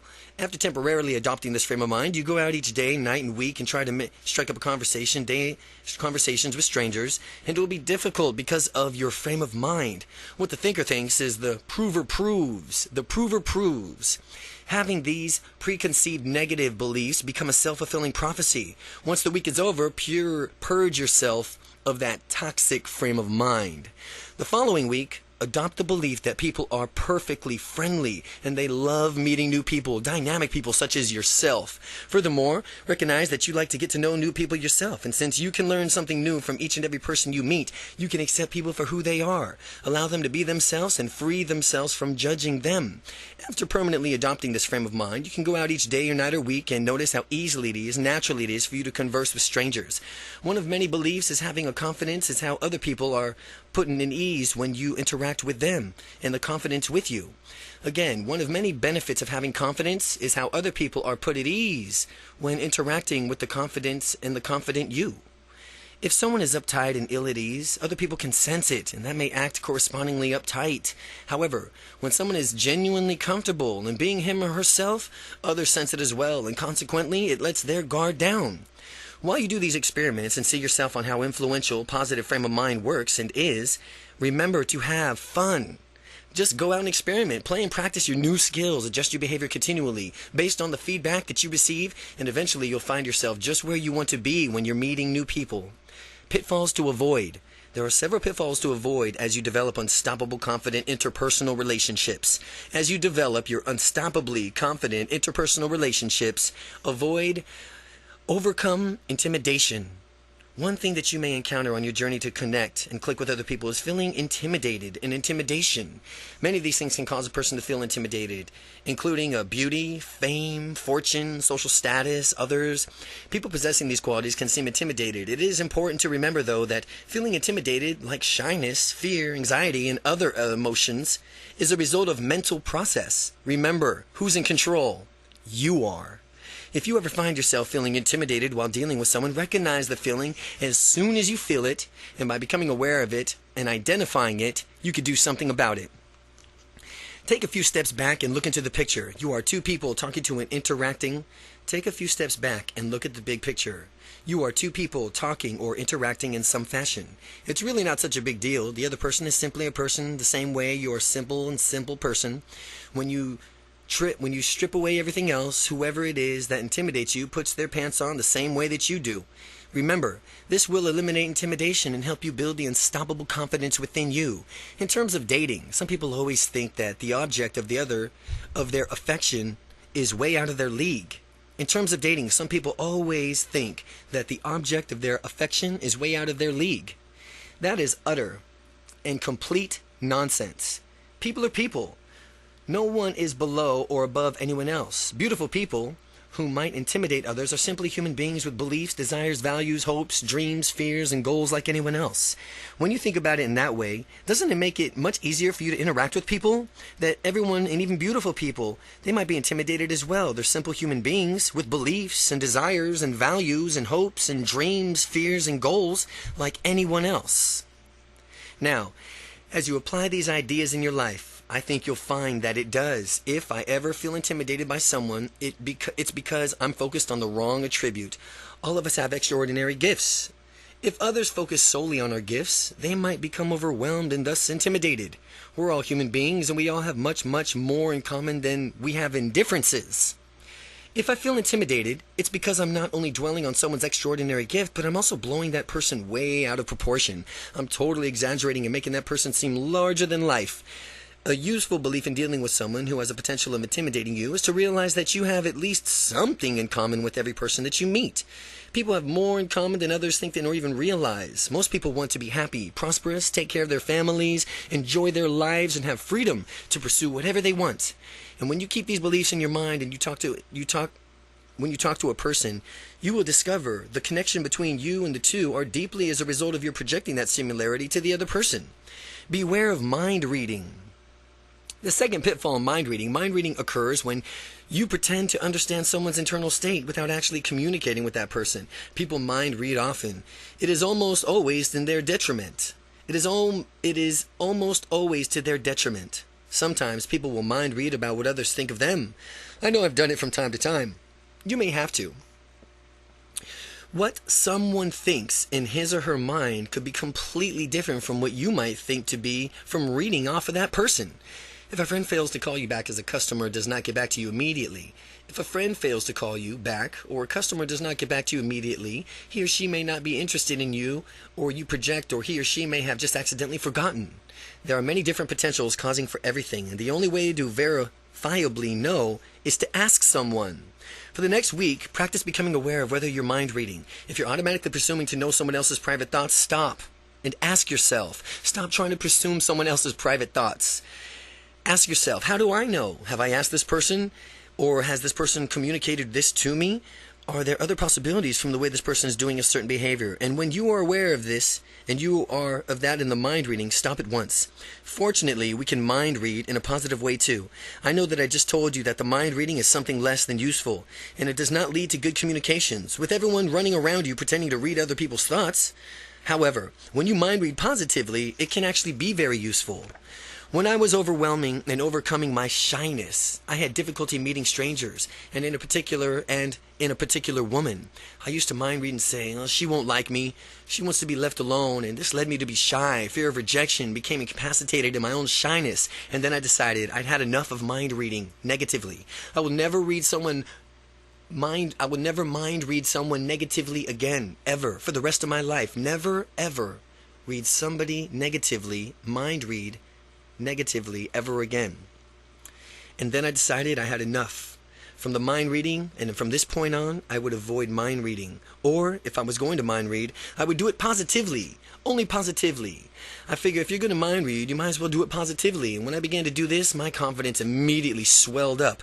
I would mind read people from whom I wanted to meet, telling myself that these are their thoughts. Well, I hope that he, as in me, comes over and talks to me. I sure would like to meet a nice, friendly, easygoing guy right about now. How nice would it be for him to come over? When I thought of this, I was more often than not helped and to approach people and meet them. If you're going to use mind reading at all, use it to your benefit. Respond resourcefully to criticism. Now that you've learned to stop assuming people are speaking ill of us, we will learn how to respond resourcefully to criticism, and others have actually made it to or about us. This is a very useful tool in improving our interpersonal relationships. If someone is stepping off the beaten path and pursuing his or her passions, there will be criticism. Again, if someone's stepping off of the beaten path and pursuing his or her passions, there's going to be criticism. But it doesn't matter whether the person's criticizing you deliberately or wants to hold you back or not. The effect of the criticism can be the same either way, if you do not respond to it resourcefully. Usually criticism of someone is going after his or her dream signifies an element of jealousy or ignorance, and on the part of the critic. Otherwise, the critical person would be supportive and actually cheer you on. Recognize before you go after your dreams that you're putting yourself out there to potentially be criticized. Avoid letting that stop you. Instead, just understand that it may happen whether you warranted it or not. Whether it is warranted or not. Two resourceful responses to criticisms are: first, ignoring it altogether. It's a good move. And the second, mining the criticism for valuable feedback. Make a distinction between the kinds of criticisms you receive and determine which response you would like to utilize. The first kind of criticism will be from the person who you are trying to tear you down in order to feel better about themselves. The other kind of criticism comes from people who mean well and do, but in fact they have good intentions of wanting you to improve. But remember, the people who treat you how you've taught them to treat you. Remember that people treat you how you've taught them to treat you. For people giving you destructive criticism, inform them that they need to correct their behavior. For people giving you destructive criticism, inform them that they need to correct their behavior. In order to respond resourcefully to criticism, there must be some sort of distance between you and the criticism so that you have time to digest it.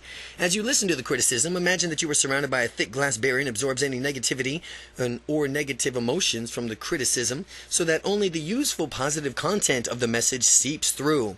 Other people may see and hear things differently from you and therefore have good suggestions for you on how to improve, which is why you need to be able to receive positive, constructive criticism. Teach people how to give you good feedback. Good feedback comes from the form of a sandwich. The structure is praise for something done well, suggestions for improvement, and then some more praise for other things done well. When people use this sandwich, it helps actually. People use this feedback sandwich. The person receiving the feedback feels good while still getting useful ideas on how to improve.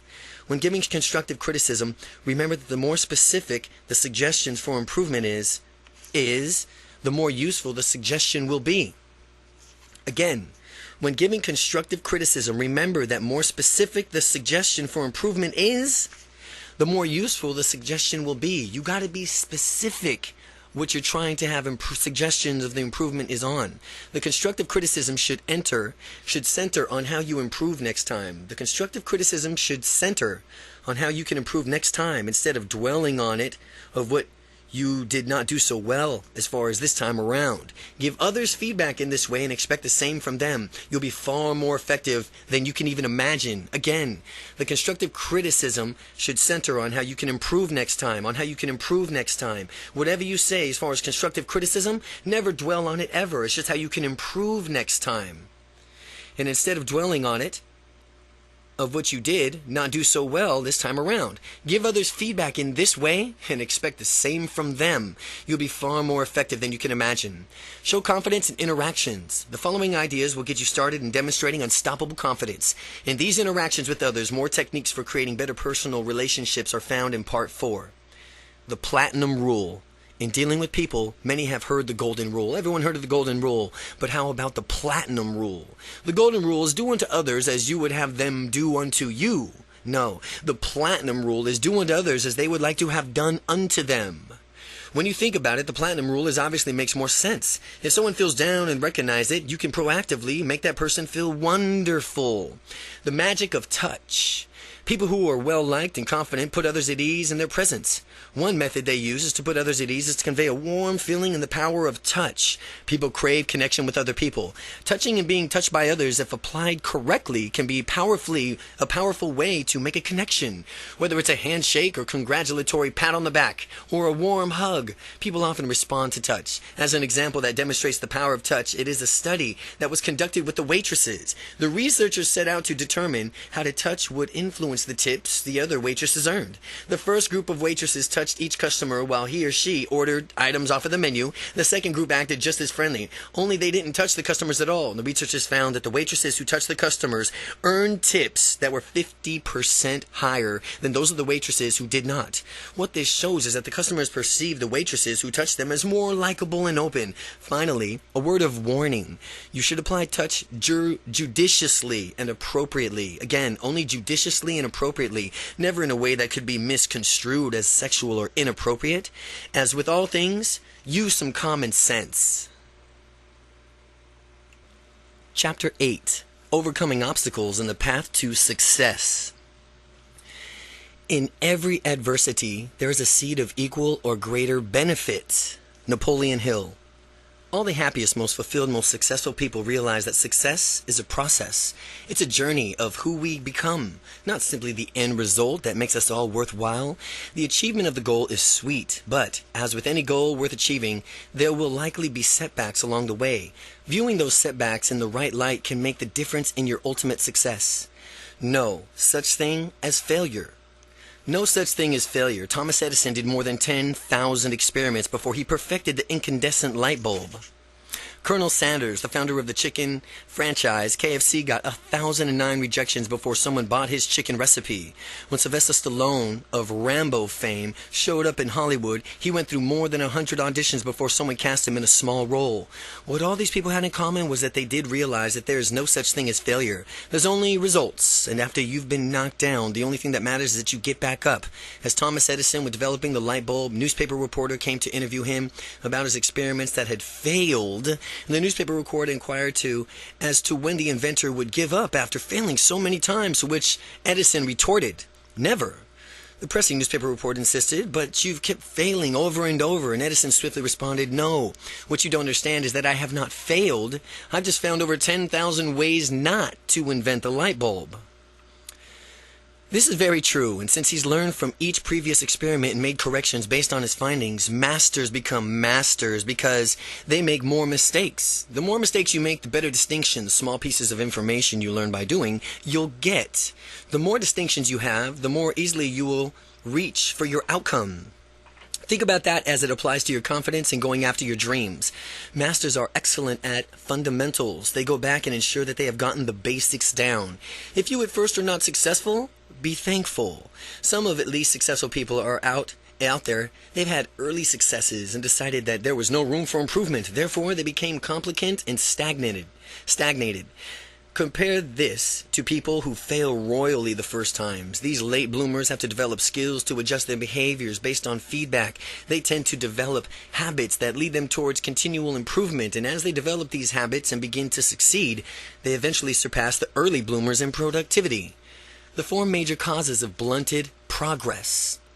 People stop short of achieving success for many different reasons, and being aware of what stops other people can help you prevent yourself from being sputtered out. Now let's continue on the road towards living your dreams. A lot of the reasons that prevent people from living their dreams are actually excuses. What I challenge you to do is systematically go through your life, kick out all the excuses, the crutches that you may have or been leaning on. Blow out the crutches permanently so that there can be no choice but success. This is one of the rare times of reducing your options will ultimately gain you more options in the future. Excuses are false options that will only hinder your progress. And since progress is vital to success, you mustn't let anything stand in your way. The 4 major causes of blunted progress is number 1, the fear of change. Number 2, fear of the unknown. Number 3, the fear of success. And number 4, the fear of failure. Fear of change. People are creatures of habit. A lot of us do the same things over and over again, as in every day we rerun. This can be good in some context. Habits simplify our lives. We don't have to consciously think about how to drive a car, open a door, use a computer every time we do so. On the flip side, habits can become detrimental to our well-being if they act too much on our habits. We can become automatons and forget to make conscious choices about what we really want to do. Becoming confident is the breach of habit that people may fear, since it involves an entirely new set of behaviors, attitudes, and values that differ from being shy. It is useful to believe that change is fun and easy. To change for the better leads to personal growth. Change for the better. Change for the better. Personal growth. And that lets you know that you're really alive. It shows that you are really not stagnated. Sometimes at the start of a big change, it may be painful or seem to have negative effects. Always look on the bright side. Think long term. Dwell on how difficulty you experience in making the change can only help you down the line. Pretty soon you'll discover yourself doing these same difficult things automatically. The more you practice, the easier it gets. Fear of the unknown. Fear of the unknown is quite common. Even though it makes little sense to me, life inherently has become unknown. You just never know what's going to happen. You don't know what to expect all the time, and your life would be completely drained of spontaneity if you ever could. And you would never have any enjoyment. That wasn't mapped out beforehanded. Is this worth wasting your valuable time and energy contemplating on the unknown when you could just take it as it comes with an optimistic attitude? Of course. It's only natural to make provisions that ensure the worst case scenario in each situation does not happen. Although, if the worst case scenario should happen, you can always minimize the damages afterwards. This is the fundamental shifting in your mindset here. It's the difference between taking action to preventing or minimizing the worst case scenario and not taking action because you're worried about something bad might happen. It's important to avoid spending your time worrying and fearing the unknown. Instead, take action and increase your peace of mind. Think of life as an adventure or a game where you make up all your own rules play by play.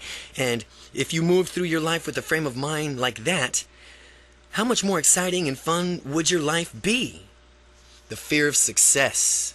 Some people subconsciously fear success. This fear paralyzes them, preventing them from taking a positive action. Successful people find ways to overcome this fear, and that's one of the reasons why they are successful. There's a myth that if you become successful, you have to move in a different neighborhood and lose all your friends, and the world as you know it will end. But if you subscribe to this theory, you are deluding yourself. Success comes in many forms: marital, spiritual, physical, mental, financial, and so on. And it is wonderful. Success is continually rewarding all of the people, and all the people should know that it's like to be successful and what it's like to be successful in their own right. Sometimes people shun success because they think it'll impose a higher standard on them and consequently put them with more pressures on them to perform consistently at the higher level.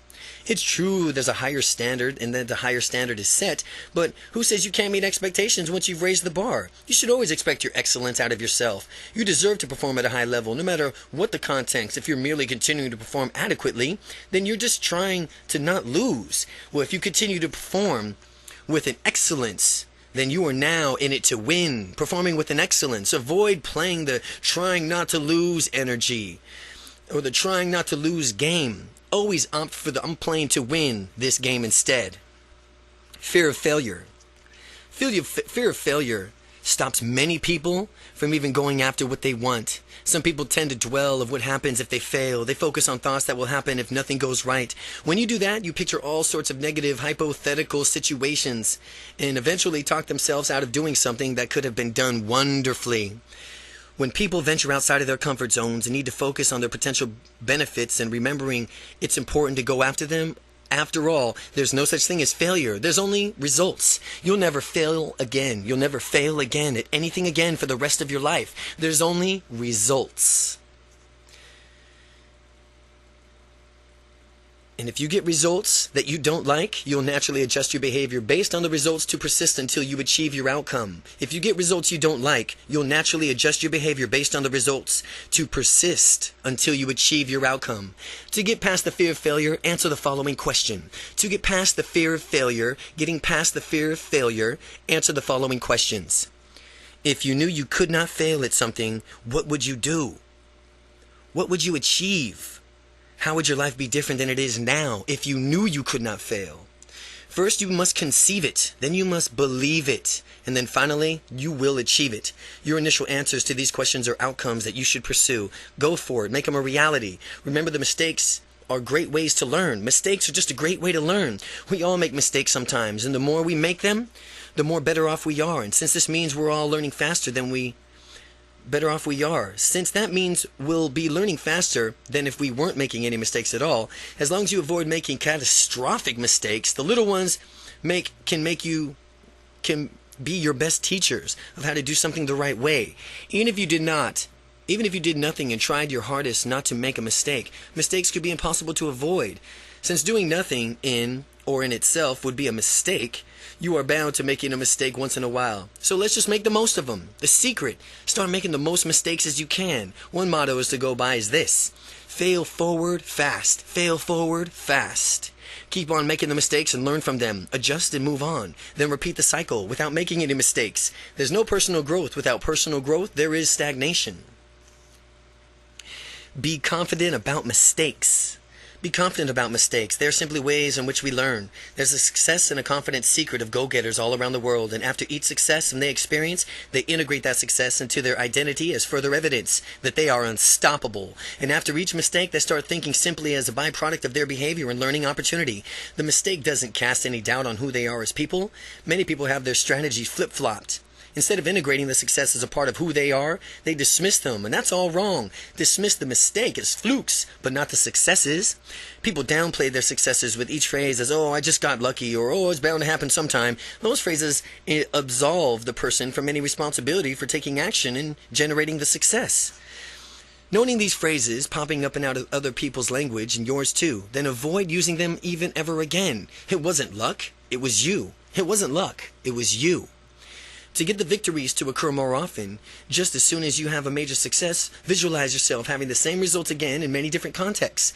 When you got the winning feeling, it's such easier to imagine it yourself having the same feeling over and over again in the future. Visualizing the victories is different contexts, and it will help you create a belief that the success is part of who you are, not just an isolated incident that occurs from time to time. Here's how to be successful, and here's how successful people view their mistakes. Well, the mistake is simply a function of what I did, not a part of who I am or who you are. A mistake is something to learn from. A mistake lets you know that you should adjust your behavior. Here's how successful people view their successes. Success is part of who you are. It happens because you are a successful person. Success is something to congratulate yourself on and celebrate. Success can be built on to reach even greater heights in the future. The confidence you are rapidly developing can take to a form of a snowball. At first you pack the smallest bit of snow in your hands and make it as dense as possible so that it sticks together, and then you place a small snowball on the top of the great big hill, and as you roll the snowball down the hill, the snowball gathers more and more snow and it gains momentum. Pretty soon the snowball is unstoppable and it keeps getting bigger, acquiring more snow and faster. That's how your confidence is going to be growing now. You're packing the small snowball for the techniques in this book, pushing the snowball down the hill. With the snowball racing down the hill, you are stepping further and further outside of your original little comfort zone. You'll be amazed how surprised and delighted you'll find of how much you'll enjoy this wonderful personal growth. Once you adopt the belief that mistakes are your gateway to learning and natural parts of the process, your confidence will immediately begin snowballing faster. What makes the difference between successful, confident people and those who are tentative and do not pursue their dreams is the way that they actually view their mistakes. If you want to do something well, it's worth doing poorly at first.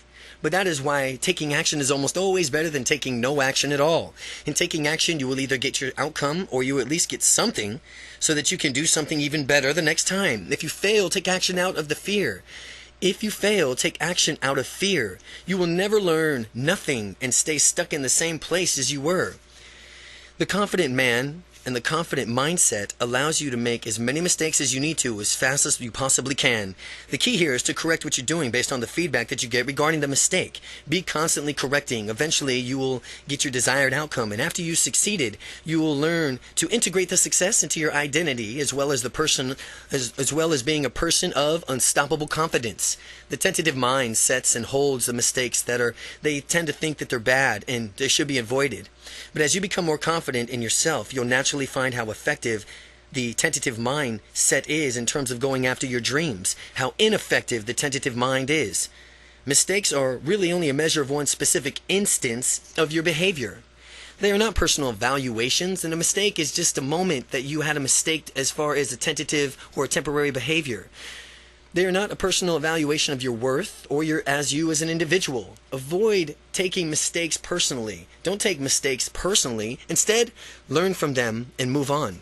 Failure from an unstoppable confident perspective. Failure from an unstoppably confident perspective. Confident people are confident because they know that they can achieve anything they want. How do they do this? Because they have a history of persisting until they succeed, until they win, until they get what they want. They may experience temporary setbacks from time to time, but they always learn something from these and do something different, and eventually until they finally achieve their goals. So, how do you do this? Well, I'm reminding you of a story that you may have already heard.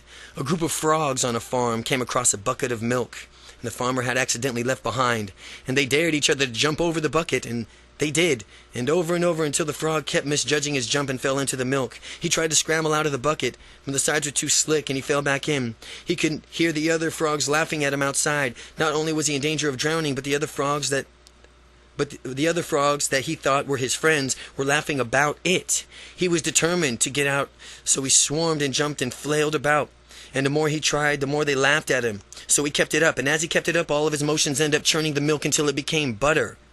And when the butter was thick enough, the frog had enough leverage to jump up and out and escape. And what does this teach us? If you want something badly enough, you will achieve it, no matter how it happens, or no matter what happens, no matter what anyone says. Even if those whom you thought were your friends tell you otherwise, always know that you can. Refrain from asking yourself a question like, is it possible? Or can I do this? You already know that you can do it. Presuppose it is as a given. Presuppose it as given.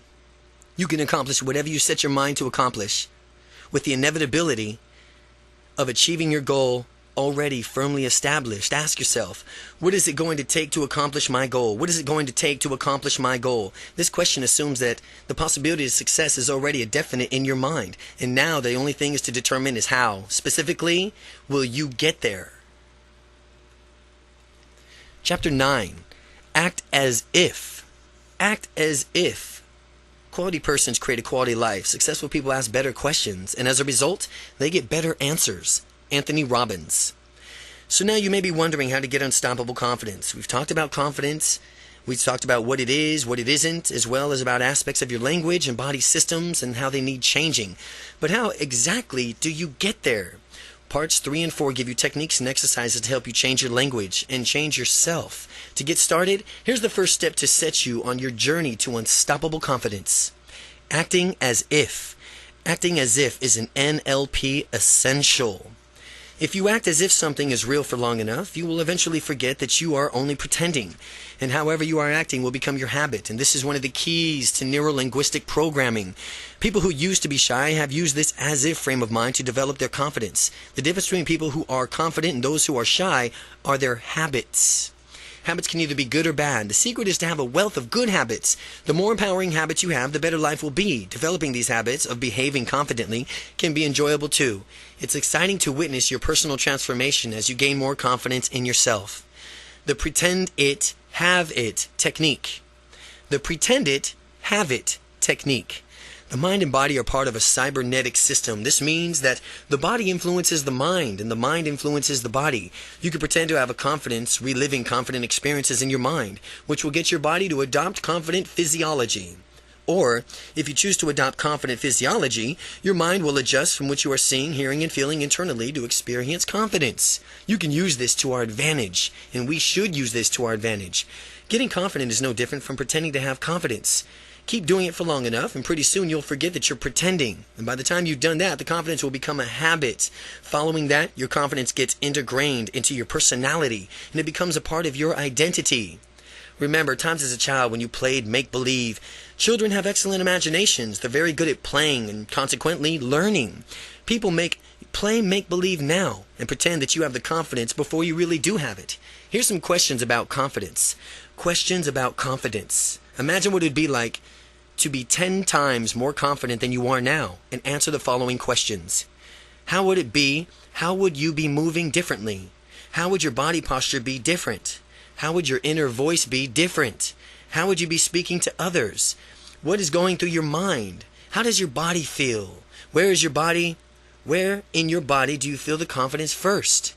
How could you intensify that confident feeling in your body? By answering the questions, you can do what they invite you to do. You will see your unstoppable confidence soar. You will see your unstoppable confidence soar. When your confidence soars, forget that you are pretending and take action to do whatever you need to do to get done. When I was learning how to walk up to strangers and begin talking, I would ask myself these questions one by one. With each question I answered, I adjusted my behavior and pretended as if I already had the confidence that I was seeking. And after answering all the questions, I could actually feel unstoppable confidence within me. This propelled me to introduce myself to strangers and begin talking to them. The reverse of this technique is also true, so be forewarned about that. If you think about shyness and adopt your body language, your mind and body will make you feel shy. But if you catch yourself doing this, acknowledge it, and then begin asking yourself the confidence questions, which are designed to get you into a super confident state,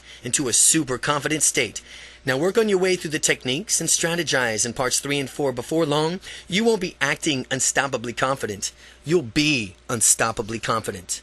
Again, the questions about confidence are, how would you be moving differently? How would your body posture be different? How would your inner voice be different? How would you be when speaking to others? What's going through your mind? How does your body feel? Where does your body feel the confidence first? And how could you intensify this confident feeling in your body? Chapter 10. Mastering your internal voice. Make a game of finding something positive in every situation. 95% of your emotions are determined by how you interpret events to yourself. Brian Tracy. Imagine a private radio station in your mind that broadcasts just for you. If the DJ put on a record that played a whining, droning voice constantly cataloging your failures and griping of how hard life is, you'd feel pretty bad, wouldn't you? Wouldn't you want to turn it down or fire the DJ? Conversely, what if you could listen to rich, warm voice reminding you of all the great accomplishments of your life, the things that make you happy and thankful, the goals and your dreams that you have? Wouldn't that feel just great? Wouldn't you want to listen to that a lot? With the volume high enough for you to feel it vibrating throughout your body?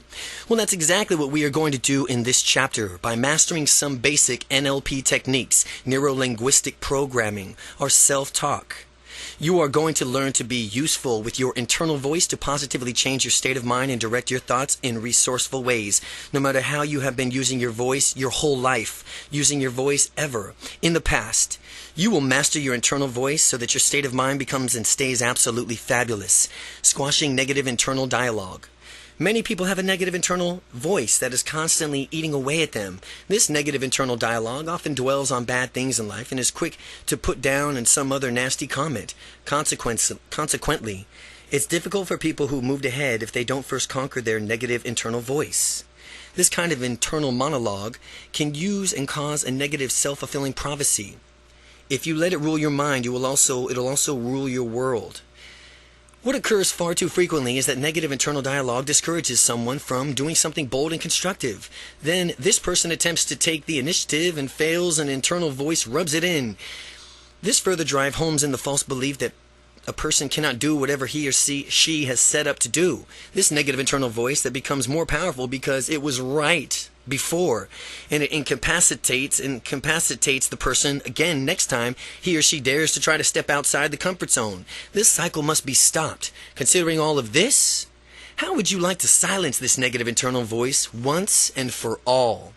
First, identify the qualities of your negative internal monologue by answering the questions listed here. When you're aware of the specific qualities of your negative internal voice, you can more easily silence it. Whose voice do you hear? Where does the voice seem to come from? At what level is the volume of that voice? Does the voice speak rapidly or slowly? Now that you are more consciously aware of the voice than ever before, you can squash it. To do this, you must actively choose to change the qualities of the internal voice. You can do this by imagining the same voice with no vocal properties altered. Sometimes the negative internal voice is that one of the both of your parents. Sometimes the negative internal voice is your own. What would happen if you took your voice and made it sound like, say, Mickey Mouse's voice? It would be hard to take that highly pitched voice seriously, right? Well, what would happen if you had made another favorite childhood cartoon character's voice for the other voices? Or perhaps a clown's voice? Don't take my words for it. Do it yourself and find out. The next time you recognize a negative internal voice, mentally repeat just what I said and make it the voice of Bozo the Clown. You might be surprised to discover how quickly an internal voice that used to keep you stuck becomes meaningless when it sounds like this. What happens if you put your negative internal voice? What happens if you change where your negative internal voice comes from? Put the voice in different locations and farther away to lessen the impact. Picture a voice coming out of your kneecap, softly taunting you about your shortcomings. Notice how this changes things. What happens when you speed that voice up so very fast that it is almost incomprehensible? Like a record turned up to 180 RPMs. What happens when you slow that voice down so much that it's a deep and distorted that you can adjust your internal voice and though in the same volume dial? Turning the volume up or down in the suit of a situation, most likely the quieter the voice, the less influence it will have. Find that works best for you. Find out what does and use it to thwart the impact of that pesky negative internal voice. The underlying foundation of this technique is the idea that you can consciously direct your mind instead of just allowing it to function on impulse. You can consciously direct your mind. With the techniques I've outlined, you will be consciously directing how you hear your internal voice. I bet you're feeling better about having more control over the negative internal voice, and that voice is having less and less of an impact on you. Amplifying positive internal dialogue. And inhibiting as a negative internal voice is, a positive internal voice can be twice as effective in leading you to greatness. Everything that we did in this last section to de-emphasize the negative internal monologue, now you'll learn to do this in reverse, to amplify the positive internal monologue. When you hear positive, encouraging words inside of your mind, take a moment, silently thank yourself. If you hear something positive or something upbeat in your mind, anything, take a quick second and thank yourself. Eventually, you won't feel the need to do so, but when you feel the confidence of your positive interior voice, congratulations are in order. As your internal voice bursts forth with positive words, reinforce them with the appropriate behaviors. The more you reward yourself in acting this way, the more in the way that you want, the more you will find yourself automatically acting in this way that you want. You won't even have to make it a point to do so. It'll simply become a reflex. Your ideal internal dialogue should be your own voice. The reason for it is that you and you alone run your life and make the decisions. If the internal dialogue is the voice of anyone other than you, you are effectively relinquishing your personal power to that person. Since you are the one running your mind and your life, reclaim both by making an internal dialogue yours alone, forever. Simply replace the current voice of authority in your life with your own voice. Let your own positive voice resonate within. Let your own positive voice resonate within and allow it to spread throughout your whole body. Wherever you hear that glowing, positive internal voice, let it bloom from within like it's coming from the largest speakers that you ever heard with the loudest volume imaginable. The louder the volume, the more vividly you feel, and it will course throughout your entire being. So when you want to really feel it, crank up the volume. While your positive internal voice shows up more and more often, sometimes it'll give you a positive statement disguised in a question form. As an example is, you can do it. The tone may be questioning, but in a deep voice sentence or a statement, ratchet up the power of internal voice by turning the sentence into a statement. You can do it. You can do it. Repeat in your mind a few times if you need to, and next make an internal voice even stronger by converting it to the statement into the exclamation. Like instead of saying you can do it, now you say you can do it. Shout this instead inside of your mind so that there can be absolutely no doubt. Find your passions. Find your passion. Your confidence will grow with each and every technique. that you add to your repertoire. The more your confidence grows, the more you will discover how much you want to reconnect with your passions and go after them. In doing this, ask yourself, if money were no object to you and you knew you could not fail, what would you do in your life? The immediate answer is the question in your passions. What should you do with your life? Using the technique you're learning in this book, stamp out the negative internal voice that might try to wane or crop up. Find your passion, set your goals, and then take immediate, repeated, massive action that will virtually guarantee your success. Commit to yourself that you will never quit. Remind yourself that you have quit quitting. You have officially quit quitting and move ahead into the life that you want to deserve and you should have now.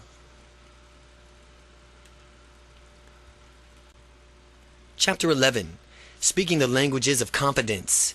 Dedicate yourself to the good you deserve and desire for yourself. Give yourself peace of mind. You deserve to be happy.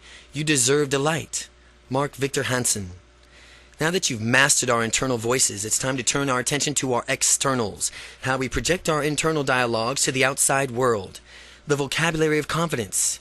If you listen to other people talking, you will notice that those are confident use of certain vocabulary, and those lacking in confidence seems to draw their words and phrases from an entirely different dictionary. Most people don't give a lot of thought to the language that they use. As such, people's habitual language patterns reflect back of their thinking, being confident thinking or lack thereof. Not only does language reflect a person's thinking, but it also reinforces a person's thinking. The key to use is the following information of transforming your everyday vocabulary. When this occurs, you will not only change your thinking, you'll change your life. So, what are these changes? I have assembled 2 sets of words that you must take into account when speaking. 2 sets of words you must take into account when speaking. First, there's a set of words that you absolutely need to eliminate from your vocabulary. And then there's a set of words that you need to memorize and integrate into your speech in order to project the maximum confidence.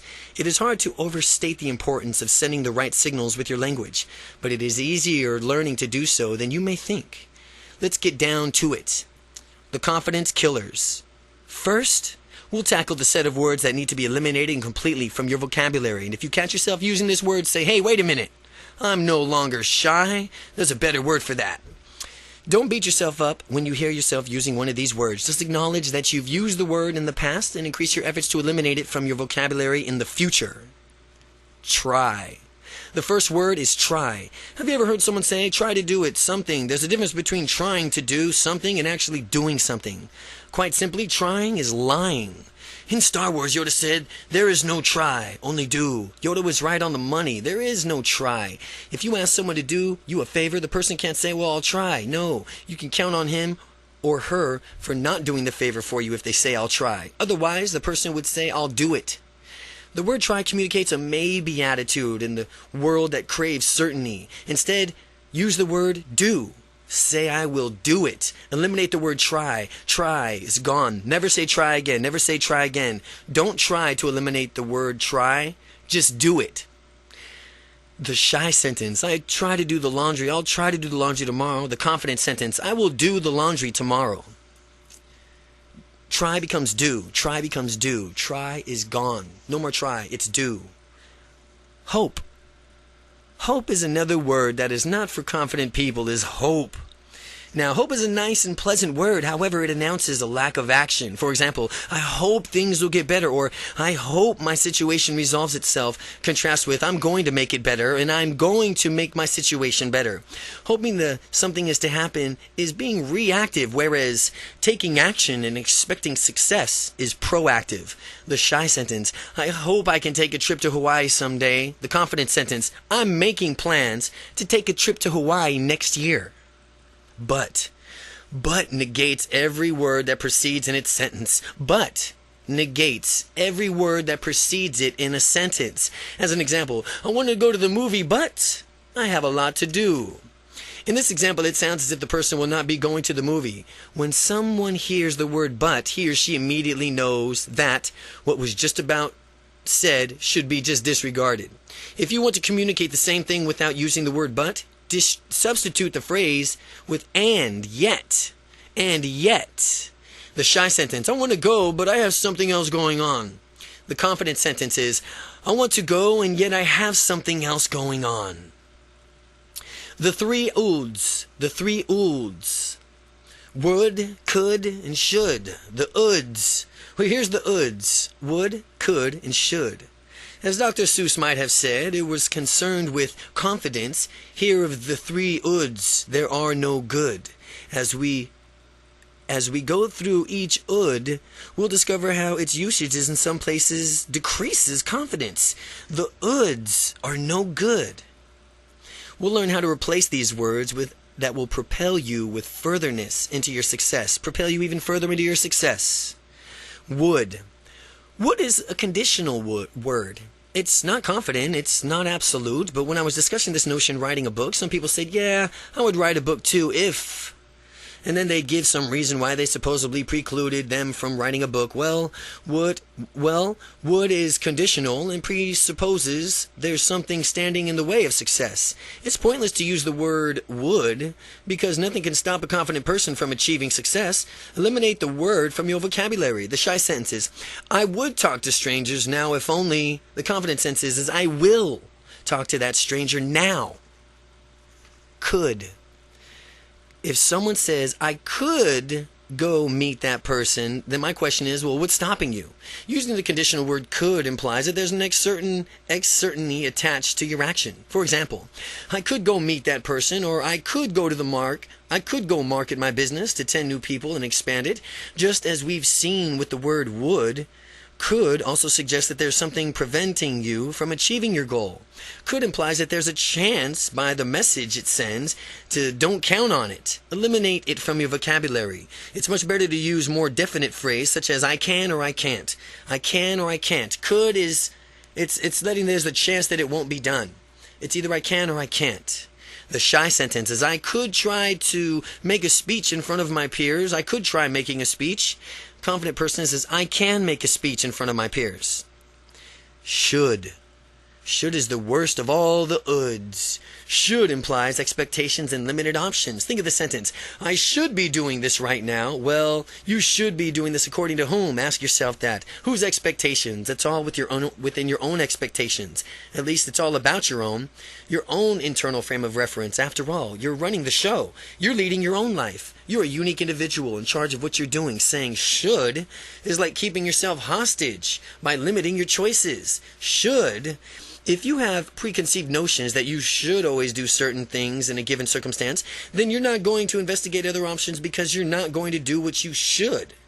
And that's a limiting perspective because whenever you have fewer choices, you have less control over your life. Confident people don't have that problem, regardless of whether or not the situation dictates they should. The shy sentence. It's late and I should get home now. The confident sentence. Well, it's late and I choose to go home now. Confidence builders. The confidence builders. Now that we've talked about the words that we're going to be eliminating from our vocabulary, let's discuss the words that will skyrocket your confidence when you integrate them into your daily thoughts and speech. The underlying principle and definition of purpose. Words that show confidence and let people know what you want. Words that show confidence and let other people know what you want. Here are the words and phrases to add to your vocabulary for enhanced confidence. Absolutely, definitely, positively, assuredly, without a doubt, of course, certainly, undoubtedly, obviously, guaranteed, naturally, sure. What do all these words do? They communicate a message that there's absolutely no doubt in my mind that this is the way it is. Now, as you begin to use these words, notice how people respond to you, because they will respond differently. If someone asks, what do you want to do? There's a number of responses. Here are two examples. The undecided sentence. Well, we should do something fun, I hope. The confident sentence. Well, I absolutely want to see a movie tonight. You will notice the difference between someone who is confident and someone who wants to do something and someone who may want to do something, yet is too shy to say what that might be. The language of motivation. Now let's talk about how to use language to motivate yourself to do what you want. You could take a task of action and that you don't particularly care about and crank up your motivation so that you just have to just do it. Model operators. This goes back to our use of language and how it shapes our model of the world. With this technique, you will focus an aspect of language called modal operators. When you listen to someone's language, and especially his or her modal operators, you will hear so much about that person moves through the world and how the source of his or her motivation. So, what are modal operators? They are words like must, have to, need to, will, can, should, would, and so on. For our purpose, they fit into three categories: necessity, possibility, and impossibility. Modal operators of necessity. As modal operators, necessity indicates that something is necessary and that something needs to be done, but they are words such as have to, need to, must, mandatory, and required. As such, using them in the right places in our language to excellence for motivation, I have to take a break. You need to go do some training. We must work on this project now. It's mandatory that you do your confidence exercises regularly. Modal operators are possibilities. Modal operators of possibilities are words such as can, could, might, possibly, maybe. These words are possibilities to us. When we use them correctly in our language, a modal operators, not only one is the dreaded uds, they imply choice. We have so many options we can pursue. I could make it at 9:30 p.m. sharp. Easy. I can make it 9:30 p.m. sharp. Easy. Perhaps we might consider the new developments. Modal operators of impossibility. When you have a modal operators of impossibility, these words are to imply that we simply cannot do something. Cannot is just one of those words. Cannot, will not, must not. Notice most modal operators of impossibility close off options that may have been available to us. I'll never go back to the old way of being. You must not neglect the following these instructions carefully. I can't go a day without doing my unstoppable confidence exercises. How to easily motivate yourself. So how do we use this knowledge of the modal operators to crank up our motivation? How do we simply start chaining them together? I want you to follow along in this example. We will begin by saying a set of phrases. Each of them will differ in just a few subtle but powerful ways. Now, the purpose of this exercise is for you to fully experience the impact of this technique. I want you to say each of these phrases out loud, confidently, powerfully, and take on the confident physiology and sit up straight and say these phrases with an authoritative tone of voice. We will begin by thinking of a moment that's taking tomorrow off from work. Or, if it's a weekend as you read this, taking off an upcoming Monday. Notice that it's like motivation. Your beliefs from whether or not you can do this will be influenced by how you say the words in the exercise to yourself. I want you to say to yourself, I can't take tomorrow off. And notice how you feel about taking the day off tomorrow. Can't is a modal operator of impossibility in the present tense. Now say, I couldn't take tomorrow off. Notice how using modal operator of impossibility closes off that option. Then say the following sentence, I can't take tomorrow off. As if you fully assume the confident physiology, say aloud, I couldn't take tomorrow off. While you do this, notice how it feels to you internally each time we exchange one of these modal operators for the other. The feeling will change. Next, say aloud, I could take tomorrow off. Using the could will alter the experience, as if you find a saying, it produces a different feeling. It might be compared to a contrast of the difference feeling between all the sentences that you think about, how one word can so drastically alter the meaning and feeling of the sentence. Could shifts your thinking from that the impossibility into thinking that something is possible, albeit with conditions attached. Well, to paraphrase the sentence, you could take tomorrow off and some condition were met. The conditional aspect is implied through the usage of the word could, as I explained earlier. Now, say the same sentence replacing could with can, and I can take tomorrow off. Your thinking has become shifted from possibility of taking tomorrow off, if some condition were met, to a very real possibility in your mind that you, in fact, can take tomorrow off if you choose. To amplify this possibility, next replace the modal operator in the sentence with may. Say to yourself out loud, I may take tomorrow off. May pre-proposes that you may or may not take tomorrow off, and implies that not only the fact that you can do something, but it suggests that you are considering whether or not to do it. Where we've gone now to absolute impossibilities to serious consideration regarding taking the day off. Now use your next modal operator. I should take the day off to tomorrow. Next, say to yourself out loud, I shall take the day off tomorrow. This exercise has taken you from a conditional probability to almost certain. You're finally making a commitment to yourself to take the day off tomorrow because you deserve it. After all, don't you? Next, tell yourself, I have to take the day off tomorrow really says, like and your sanity depends on it. Then notice how much more powerful the expression becomes, that I have to take tomorrow off. When you say I have to take the day off tomorrow, you can feel it course through every part of your body. Next, say, I need to take the day off tomorrow. You need to. Taking the day off tomorrow has gone from a requirement to a necessity, a fundamental need. Notice how these differences increase your motivation that much more. Finally, use the model operator that you've seen here and you've been waiting for. I will take the day off till tomorrow. I will take the day off tomorrow. That says it authoritatively, that I will, authoritatively and powerfully. Notice how committed you are in taking the day off to tomorrow. Look at how much your motivation has changed. Just because you've changed the word on each continuum of motivation, you become from a place of it was absolutely impossible to take the day off to tomorrow to becoming committed to taking off the day off tomorrow. This example demonstrates the power of these words and how people are using words to either limit themselves or model operators of impossibility to motivate themselves, the model operators of necessity, or to empower themselves with the more options of the model operators of possibility. Chapter 12, the body language of confidence. If we are to have magical bodies, we must have magical minds. Dr. Wayne Dyer.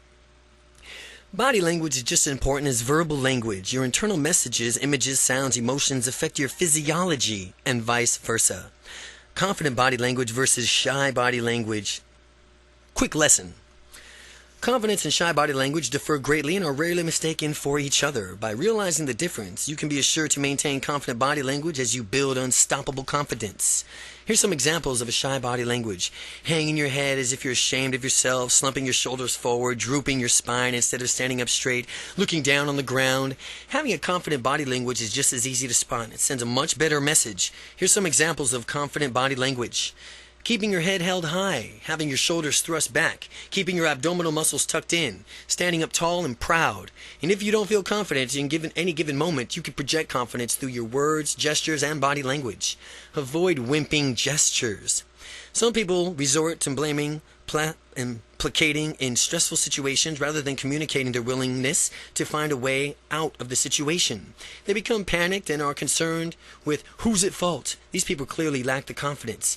If they were able to alter their behaviors by maintaining a powerful, confident physiology, their internal states would match them on a calm, cool, collected, becoming a calm, cool, collected person.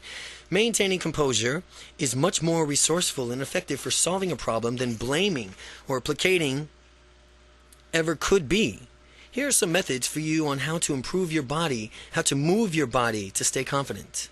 Never use placating gestures. Confident people never make placating gestures. These gestures convey that you are inferior, submitting to others person. A classic placating gesture is when someone shrugs his shoulders with palms facing upward, as if you're pleading, I didn't do it, or this conveys a need to absolute oneself of responsibility of the situation. In order to have unstoppable confidence, you must avoid these gestures at all times. Another placating gesture is the shrug, which means someone doesn't really know what's happening, and perhaps even don't care.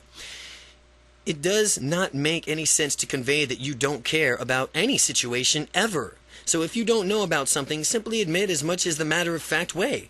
People lack confidence often to give an exaggerated response, announcing in an annoyed tone that they have no clue. A lot of times you can find an answer to a problem if you just stop for a moment and think about potential situations. Instead of giving up so easily and pleading ignorance, Henry Ford said, thinking is the hardest activity there is to do. That is why so many people engage in it. People who are confident may not necessarily have the answers, but yet they do know that they have all the resources to find the answer. When I ask someone a question and the immediate response is I don't know, it indicates to me that this person is not even willing to make an educated guess to the initiative to finding out an answer. The better response when you genuinely do not know is to say, well, I'm not sure yet. Well, this indicates the truth about your uncertainty and proposes that you will probably be sure to sometime in the future indicated by that word yet. So never say I don't know again. Just say I don't know yet. Never use blaming gestures. The opposite of placating is blaming. Unstoppable confidence people will never do this. Blaming takes place when you're accusing someone else in your stead. This blaming frame of mind is a very negative frame, and it does not empower you at all. The classic gesture associated with blaming other people is pointing fingers, or for some people to learn when they're young, when your finger pointer is aimed at someone else, that there are 3 other fingers actually pointing right back at you. Too many people blame, and it is not useful. Confident people come from a place of wanting to find solutions. They come from an options on how to solve problems and create solutions. They move through the world calm, cool, unperturbed by outside events. They manage their emotions rather than letting their emotions manage them. You manage your emotions.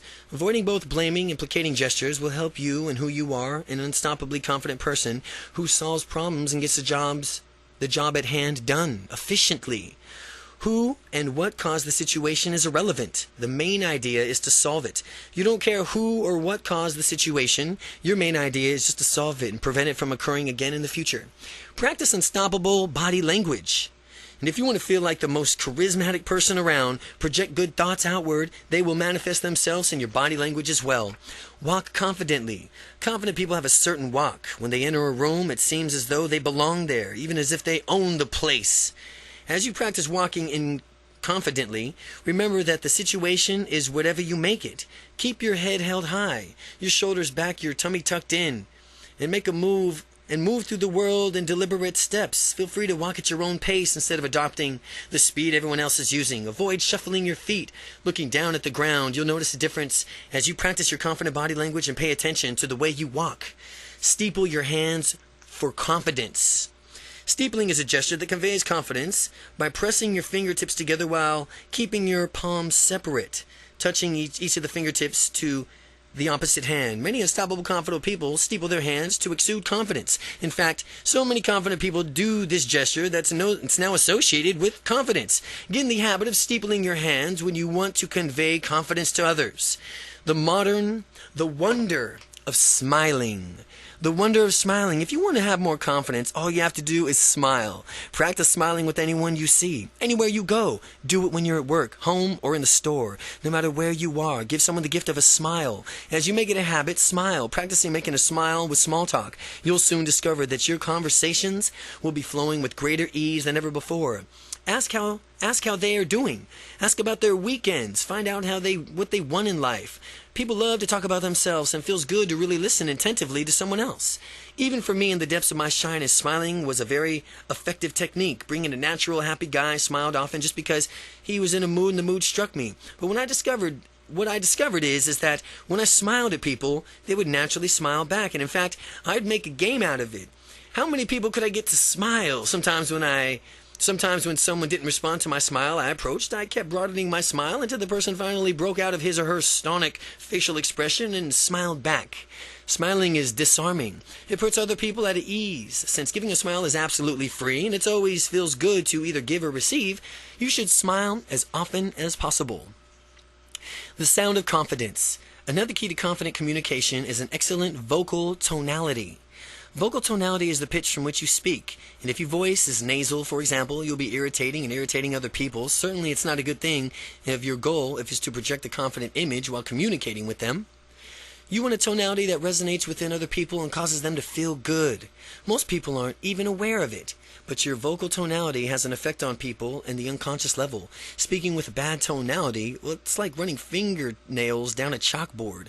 Personally, I'd rather listen to a dental drill than listen to someone drone on with nasal tonality. Tonality exercises. The good news is that people can improve their tonality through repeated practice. To exercise, you will need to place your hands on a certain body part and place your attention while speaking. As a result, you will notice a shift in tonality, and by the end of the exercise, you'll have a deep, resonant tonality. Place your hands on your nose and say, "This is my nose." The tonality should be nasal now and probably very irritating. Move your hands down to the mouth and now say, "This is my mouth." And as you do this, listen for the difference in your tonality already. Next, place your hands on your throat and say, "This is my throat." And you're changing the tonality yet. Place your hands in your upper chest and declare, "This is my chest," and notice the tonality becoming more resonant. Finally, place your hands on your abdomen and say, "This is my abdomen." And when I talk like this, I get a deep, rich tonality that people enjoy. When your attention goes and the energy flows, this is the reasons why your tonality gets better when you concentrate on your abdominal area. If you want to listen and model the tonality after someone, turn on the radio and really concentrate on how the disc jockeys use their voices. You'll never find a disc jockey with a nasal voice for reasons mentioned before. The look of confidence. Confident people are always able to look at others straight in the eye and tell it like it is. By looking someone in the eye, you will perceive as being more sincere, genuine, and honest. More sincere, genuine, and honest. No matter what you are saying, if you just look them in the eye. Then if you are shifty-eyed or avoiding eye contact, people who lack confidence tend not to look others directly in the eyes. This elicits suspicion from the person from whom your non-confident person is interacting. Because most people, when they are telling the truth, look others directly in the eye. If you have nothing to hide, focus your attention on looking people in the eye. You can even practice feeling good while doing it. Now, if you have a tendency right now to avoid eye contact, that's just fine. Call it a starting point. But after you do the following exercise, you'll discover how easily and naturally you could do it. And by the end of the exercise, you'll have informed the beginning of the habits. The difference between confident people and shy people, in summary, is that confident people have the habits that cause them to behave confidently. Conversely, shy people have the habits that cause them to act shy. Eye contact exercise. This exercise is designed to give you the ability to be present with someone and look that person straight in the eye, giving you more confidence. You'll need a partner for this exercise. A great partner would be a supportive friend, spouse, or relative. Read through all the directions first and then begin. Read through all these directions first and then begin. By doing this exercise, you'll naturally find yourself breaking through the limits of your confidence, and it'll rise in an unprecedented level. Set an outcome for what you want to get out of this exercise. One good outcome is to be able to look people in the eye anytime. Tell them anytime that you choose and feel at ease while you're doing it. Get a timer that will let you know when 5 minutes is up. What you're going to do is sit across from your partner in a complete silence and be present with him or her.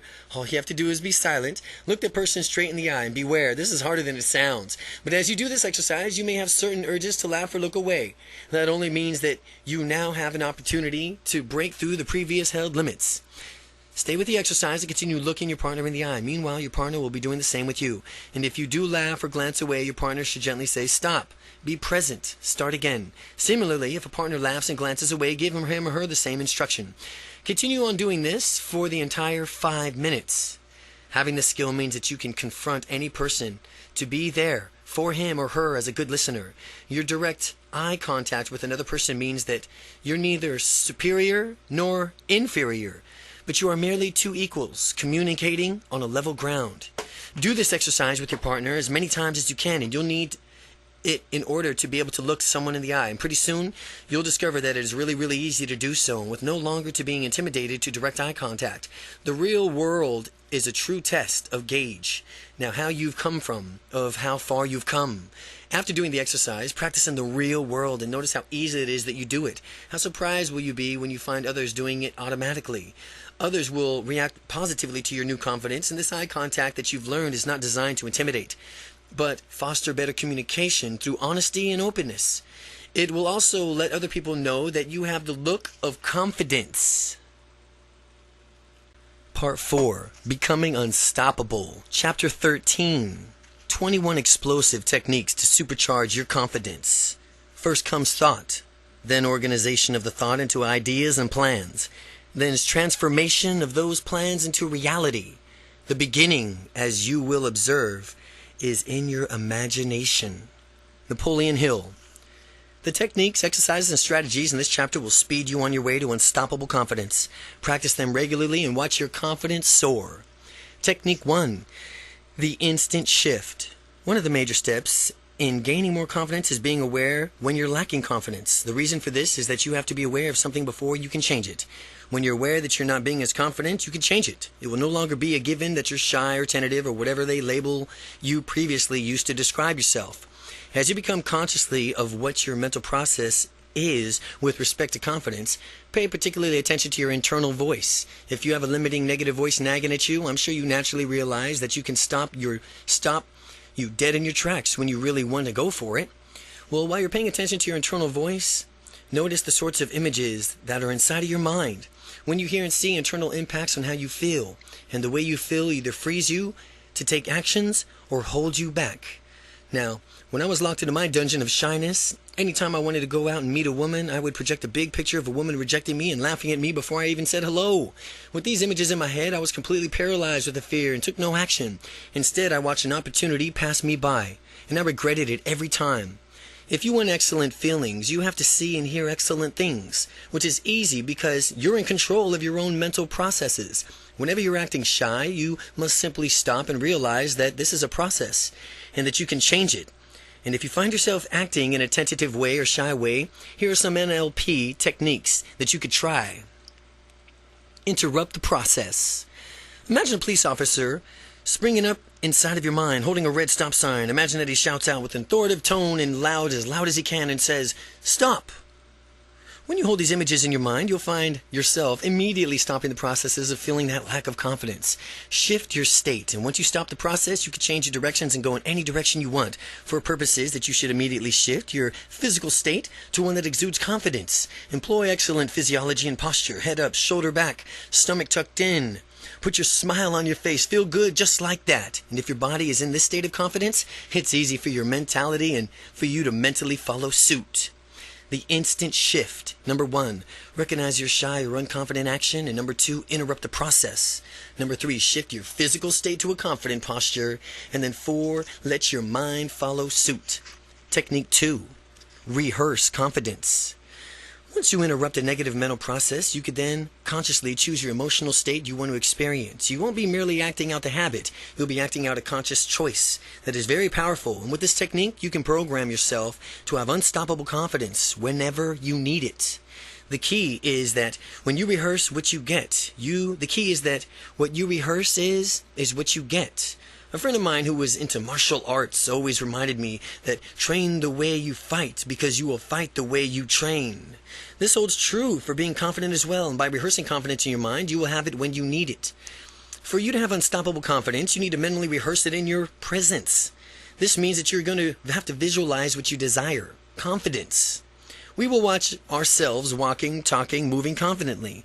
We will see ourselves doing things that never before have been done, not even and realize that were possible. If it's difficult to do this at first, don't worry. Visualizing is a skill like any other, and you will need to get better at it with practice. If you think that you have difficulty visualizing, pretend that it's easy for you. You have a way of dealing with anything. One way to dealing with anything, to fake it until you make it. Pretend that you can visualize. As you do that, you will develop such a skill in visualizing that pretty soon you'll forget that you were just pretending, and you'll soon be a great visualizer. Now that you're visualizing, focus on the image of yourself behaving confidently. As projected on your mental movie screen, notice how you exude confidence in every fiber of your being. Now others can sense it coming from you. As you can see yourself behaving confidently, listen to what you hear as you fulfill your experience, that ultimate state of confidence within. To amplify your confident state, make the picture bigger, brighter, closer. Crank that sound way up in your state of mind so that you can feel that confidence coursing through your entire being. Let the past resonate all throughout your body. Let the bass resonate. When you make these adjustments to your experience, notice how much powerful and confident you become. Do this exercise as many times as it takes to thoroughly feel the confidence inside of you. How will you know when you've done it right? The answer is that by looking at the mental images of your confident self, you'll automatically feel the confidence. This is how you know that you're successfully completing this exercise. Your unconscious mind does not understand the difference between a scenario that is genuinely real and a scenario that is vividly imagined. For that reason, vividly imagining confidence is your future means that you are literally programming yourself to have the confidence when you need it. Set a trigger for confidence that you've rehearsed. Here's how to set yourself up for confidence anytime. Number 1, close your eyes. Number 2, watch yourself on a mental movie big screen as confident. Number 3, enhance your visual and sound qualities of the movie. Number 4, jump into your own on-screen body and let's see through your own eyes and hear what you hear and feel total confidence. Number 5, hold your thumb and your first finger together as you experience confidence. The more you feel confident, the harder you press your thumb and first finger together. After 5 seconds, separate your thumb and first finger and open your eyes. Repeat the first step Repeat the first 7 steps, but watch a different confidence scenario. By doing this, you'll have programmed your mind to respond to a feeling of your thumb and forefinger pressed together as a confidence trigger. Confidence trigger. Now that you've rehearsed it, whether you need confidence or not, you could just close your eyes and press your thumb and forefinger together as long enough to let you have a feeling that you've triggered, and it starts flooding through you. Rehearsing confidence. Focus on an image of acting confident as on a movie screen. Listen to yourself speaking confidently. View the picture in a close-up, turning up the volume. Feel the confidence as you project it on screen. Technique 3. Program confidence. You and I have all the resources that we'll ever need to become total, successful, unstoppably confident.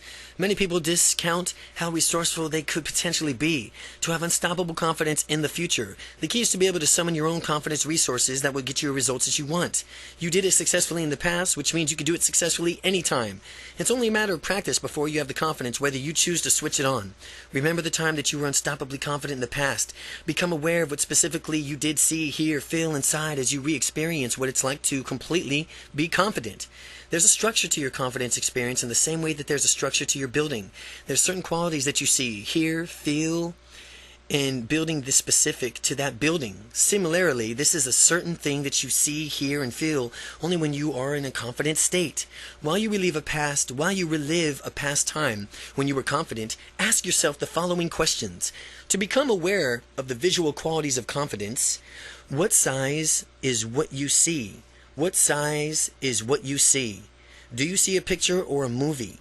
Is it three-dimensional? How clear or fuzzy is it? How bright is it? How close is it? Is it in color or is it in black and white? As you ask yourself the following questions to become aware of the auditory qualities of confidence that confidence has for you, ask yourself, what do you hear? How loud is it? What's the tempo? What's the pitch? What direction does the sound come from? And ask yourself the following questions to become aware of the sensory qualities of confidence. Where does the feeling begin in my body? How intense is the feeling? What direction does the feeling come from? And how long does this feeling last? By altering the visual, auditory, and sensory qualities of confidence, you can actually amplify your confident state. Practice playing around in all of these different qualities. See the appendix for more qualities. And notice the results and the effects of your confident state. This means that you can build even more confident state once you find the qualities that work best for you. As you relive your past confidence and relive your past confidence experiences, become aware of the visual, auditory, sensory qualities associated with the experience. Realize that you can use these same qualities to program yourself in an unlimited confidence in your future. The way you do this is by imagining situations in the future where you will need unstoppable confidence and imagining your future confident self adjusting from what you see, hear, feel to match your past experiences of confidence. You are literally programming your mind to have unstoppable confidence in the future. When the moment arrives, your mind will act as if you already experienced it before and give you the unlimited confidence.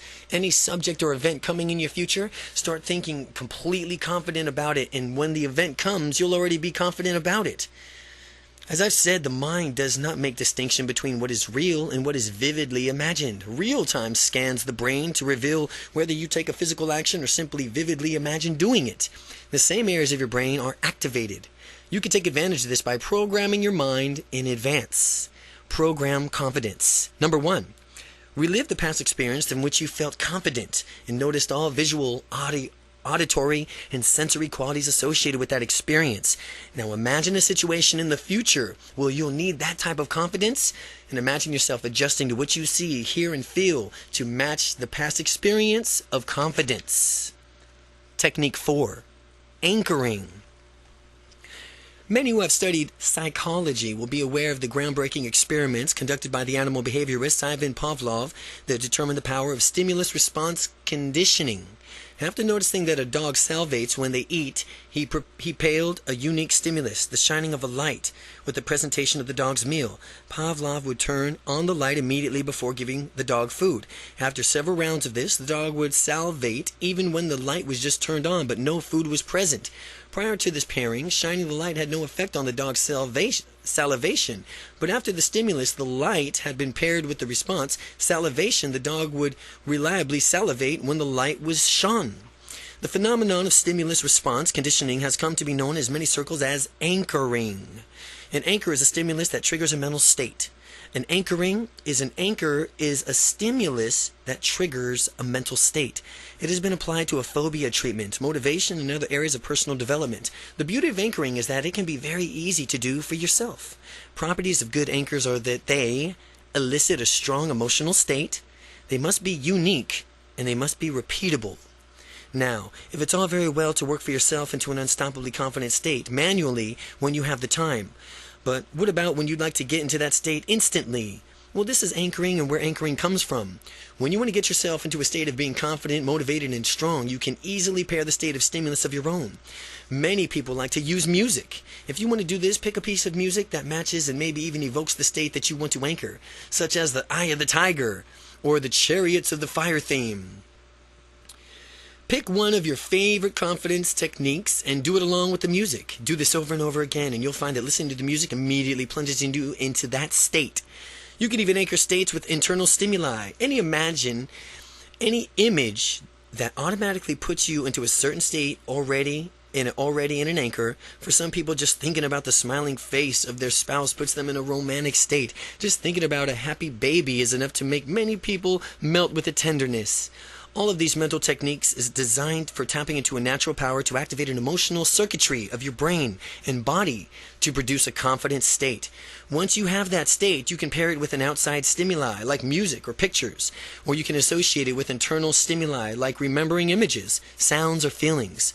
The following is a great internal anchor of mine, and I want to pass it on. After you imagine a few times, you'll naturally associate what you see and hear inside of your mind with a powerfully confident state. Picture a jet black puma at the top of a glorious canyon spans miles across. Puma radiates intensity with its black is arched in its poised pounce and its unsuspectedly prey below.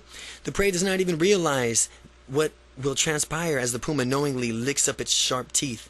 But as you watch the scene, if you will, step into the puma's body and become the puma. See with the puma's eyes. Hear what the puma hears. Feel the unstoppable confident state that the puma has as you become completely aware of just how easily you are going to devour your prey, accomplish your goal. Or devour your prey or accomplish your goal. To even more fully experience this confident state, let loose with a growl that will rival any puma alive. Doing this will help you associate this powerful state with the sound of a growl. After doing this exercise, you'll be able to simply growl internally and immediately go back to this state of unstoppable confidence. All you'll ever need to do to get this, again, is to stop for a moment, close your eyes, and growl inside of your mind and become the puma. Anchoring. Practice a favorite confident generating exercise. While doing so, listen to the piece of music that makes you feel confident or an image. Imagine an image that makes you feel good about yourself. Well, when you want to recreate a confident feeling internally, hear the music or see that image. Technique 5. Circle of Confidence.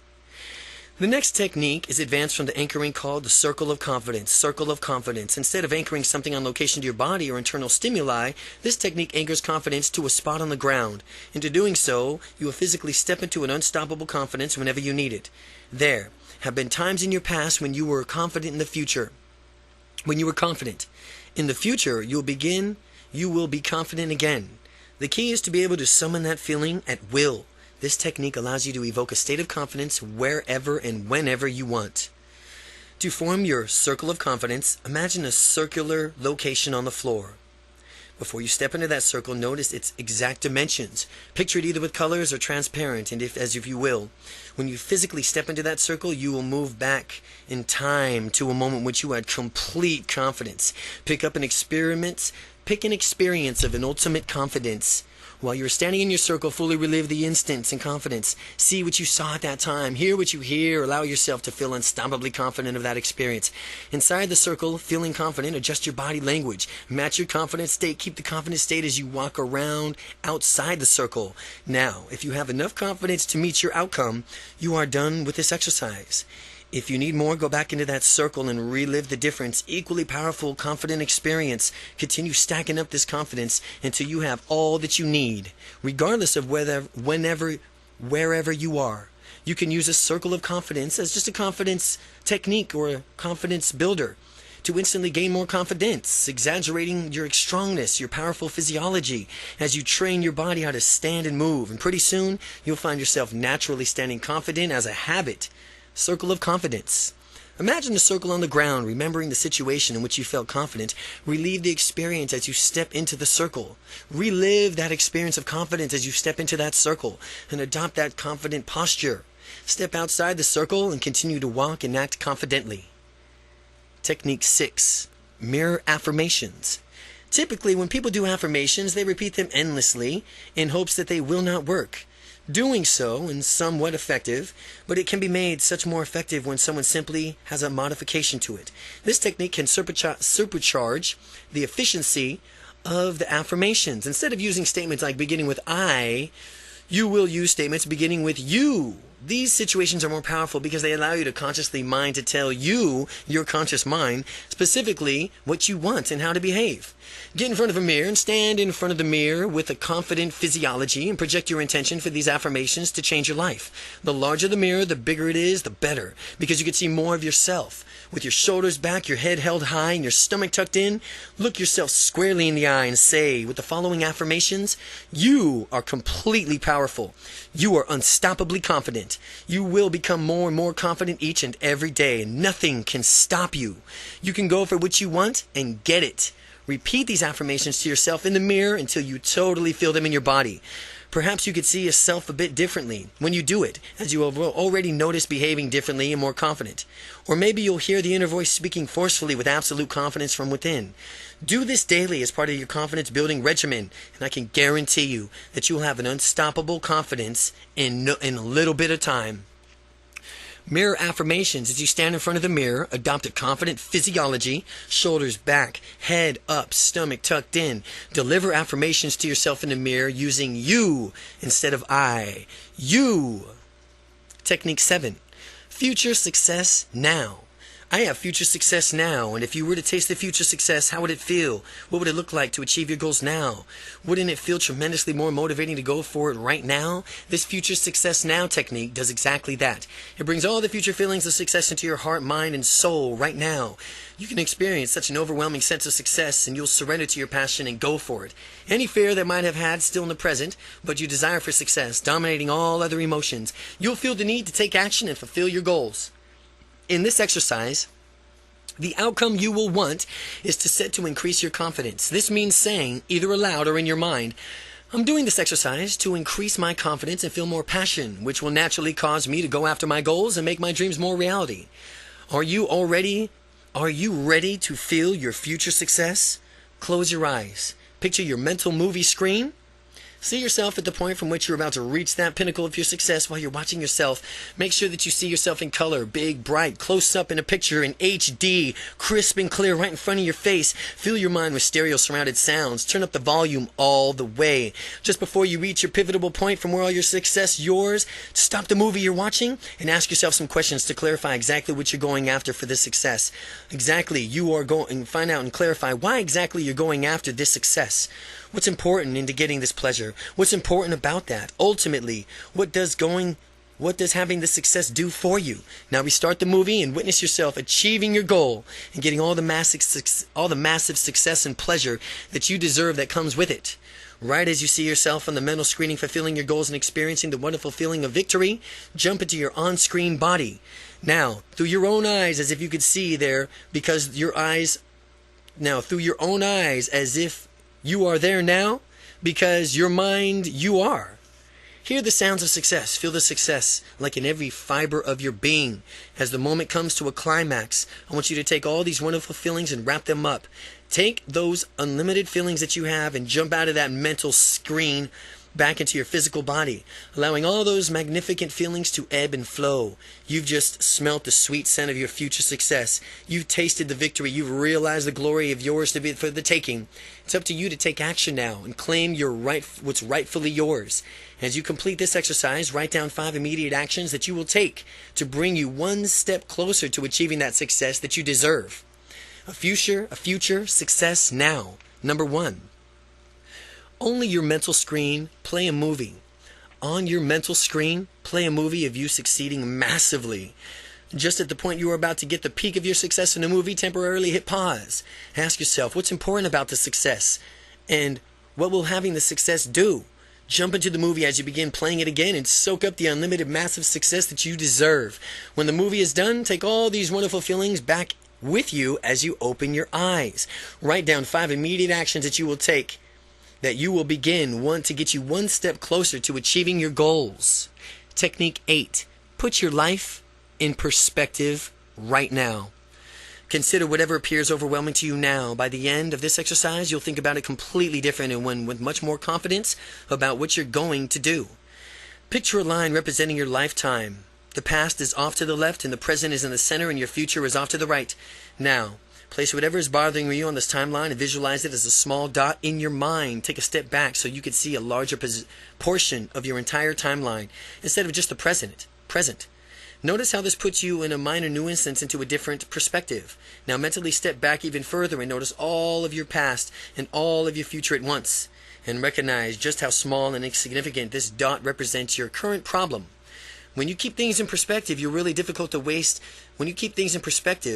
really difficult to waste valuable time and energy on trivial things.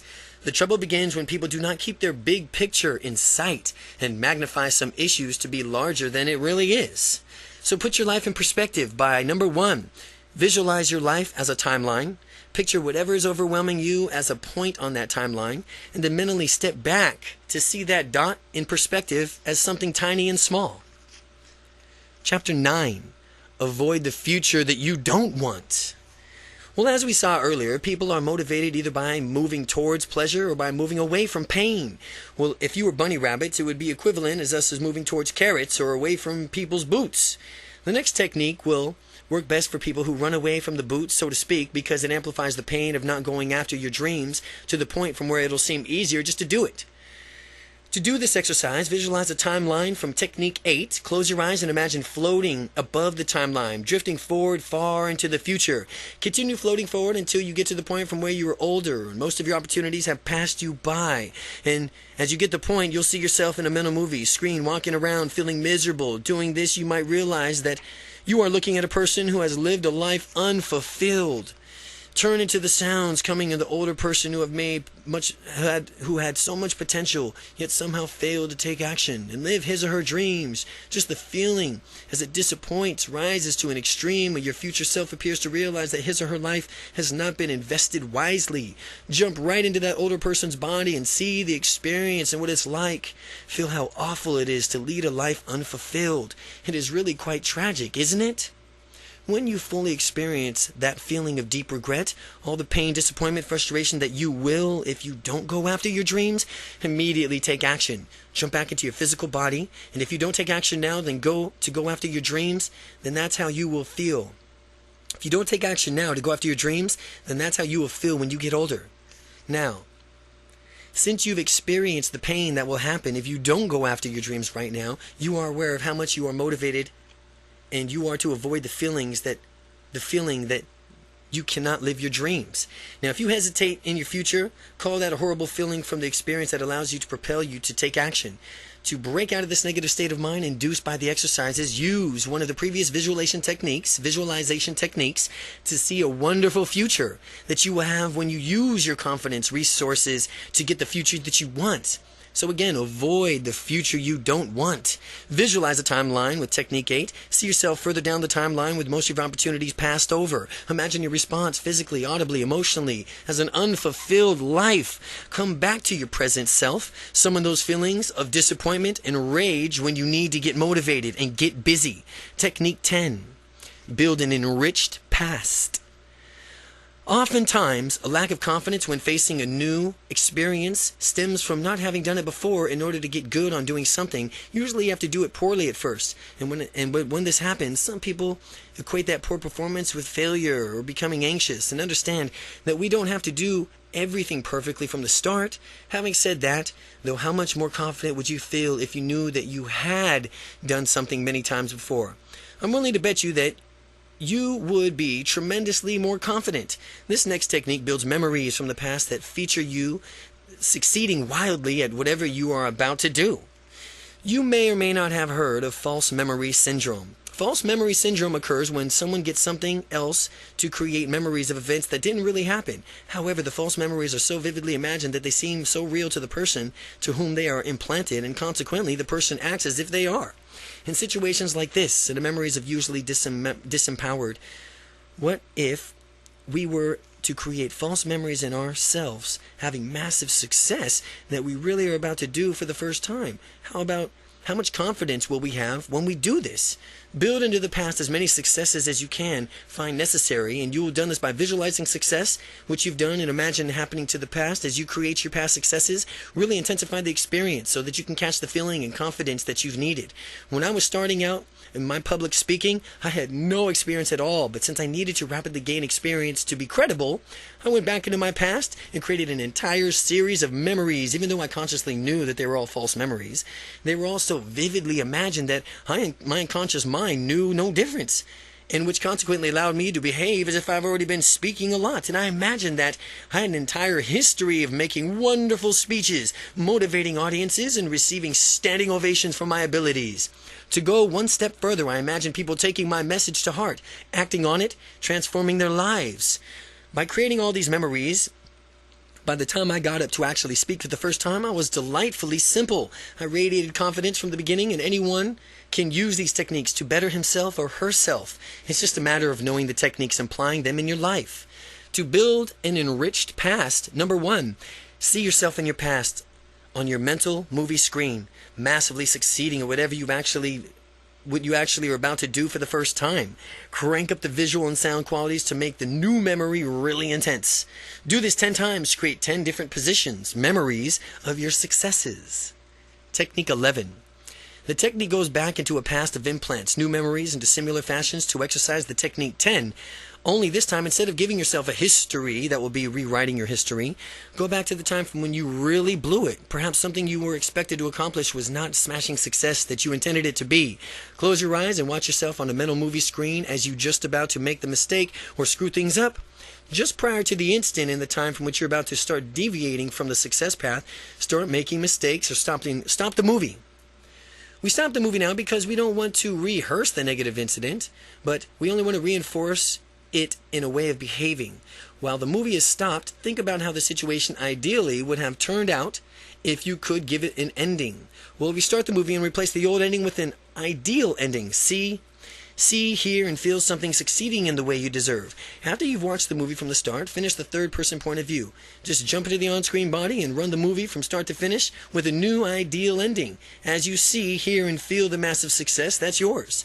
Now, run the entire movie from start to finish 10 times. This will recode the past incident as a success in your mind. Furthermore, rehearsing and reinforcing success teaches your mind to create success in the future. As you look back on your past, you'll notice things are different. The way you look at all the failures are actually bridges to the success. Your past has been enriched now. You can enrich your past, and you'll discover yourself moving through the world more resourcefully. One thing about the technique is that it's versatility. You can correct any part of your past in whatever way you want. Correct past mistakes. The technique of correcting past mistakes, number 1. Watch yourself in the past on your mental movie screen. Right up the point before you made the mistake, and at that point, stop the movie and think about what the ideal ending would be, and then finish the movie with the ideal solution, you behaving resourcefully and getting your outcome. Run the movie from start to finish with the new ending, feeling what it's like to get your outcome. Now jump into your on-screen body and run the movie on the success 10 times and lock it in. Technique 12, the domino effect. As you recall from earlier in this book, beliefs come in 2 different forms, casualty and meaning. Again, as you recall from earlier in this book, beliefs come from 2 different forms, casualty and meaning. X causes Y, or X means Y. Again, X causes Y, or X means Y. Causes or it means. Understanding how beliefs are structured means that we can consciously choose those beliefs that are empowering to us. For example, if someone believes public speaking means it's time to be fearful and lack confidence, then obviously this belief will be made manifest in that person's behavior. As he or she gets nervous before making a speech, it's necessary to understand how beliefs are formed. To use this next technique, think of something that is so far outside of your comfort zone that you would be absolutely amazed, surprised, and delighted if you actually did it. In thinking about this, keep in mind that it should be something that is feasible, something you could immediately do, and should make this decision to take action. Become aware of what specifically you would see, hear, and feel when doing it. Now, just ponder what sort of confidence it would take for you to do this shining and to do this thing that you are so afraid of. Once you've thought of something completely outside of your comfort zone, you will naturally realize that if you were actually to do this, you could do anything you wanted in the world. After all, if you could step out that far out of your comfort zone, you can continue to expand even further outside of it. Can't you?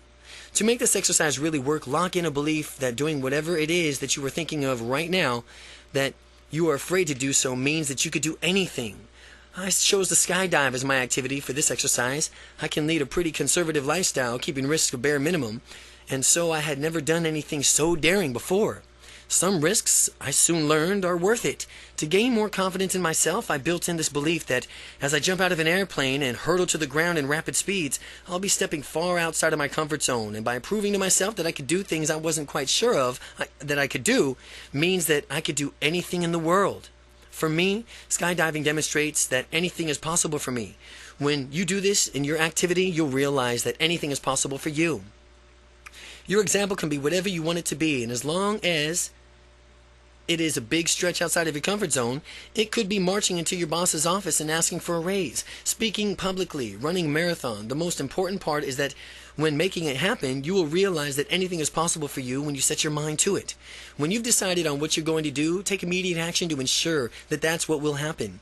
Get things in motion so that you can, taking immediate action to starting your excellent habits to develop. Taking immediate action is an excellent habit to develop. Taking immediate action. I take immediate action. Take immediate action. The most successful, unstoppably confident people take immediate action, and accordingly to manifest their dreams sooner. To anyone who is very logical or critically oriented, the belief that since I can skydive, I can do anything is not very logical at all, yet beholding the belief that you can do anything will enable you to go for much, much more than those who have limited themselves with logic. You may not be able to do anything, but you'll definitely go past your old limits. And remember, what seems like a limit is very often just a limit in belief, not in reality. So when you choose that your beliefs choose them because they are useful and empowering, not based on so-called logic.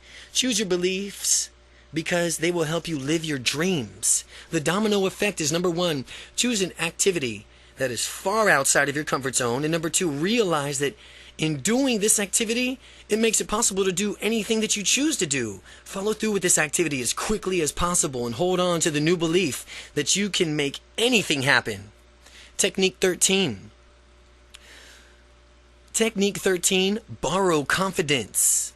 A great way to gain confidence is to model yourself after someone else who has already had a lot of confidence. Anyone who has an absolute belief in himself or herself will make a good model for you. One way to supercharge your results is using the techniques to repeat it, using several different people as your models of unstoppable confidence. Once you've identified the person who embodies confidence to you, get to know as thoroughly as possible this person as it moves through the world. To do this, spend as much time as you can with that person and talk about his or her opinions of confidence, life, taking action. If your model of confidence is not accessible to you, perhaps you can get to know the person and voraciously by purchasing his or her books, or CDs, or home study courses, or by attending a seminar. If it's a rock star that you could go to his or her concert. If it's a star athlete, perhaps you can attend his or her sporting event. The idea here is to expose your mind to this person so much as possible that you get a better grasp on how to model your beliefs, attitudes, and values. The more effectively you can model his or her the better you can model his or her confidence. Set a strong outcome for this exercise, such as, I want a confidence like, and then name the model of the confidence. For these reasons, and then list the reasons. By the time you reach the point, you have already familiarized yourself with the model of confidence, and you have a good grasp on his or her perceptions of the world, the self, and what he or she does. Close your eyes and envision your model of confidence behaving in an unstoppably confident way in a movie, in your mental screen. Pay attention to how the person speaks, moves, gestures, and walks. Become aware of how this person interacts with others. Imagine his or hers internal self-talk. And notice anything else that you can about this person. Make the movie big, bright, and close, HD, digital, crisp. Turn the sound up all the way that you can and resonate it inside of you. Next, step into the movie. As you are stepping into the confidence model's body, take on this person's entire being as though you're seeing through their eyes and your confidence models through their eyes. Hear his or her ears and feel what it's like to completely immerse yourself and be unstoppably confident as this person. Now, as you are inside this confident model's shoes, physically do all you can to be like this person. Gestute, speaking, move, use the facial expressions your model does. Continue doing this until you fully understand what it feels like to make your models unstoppably confident. To make your models unstoppable, to have your model as unstoppable and confident. If it helps, imagine yourself as this person in different contexts. When you fully have that feeling down, you'll see yourself stepping out of your own person's body and back into yours.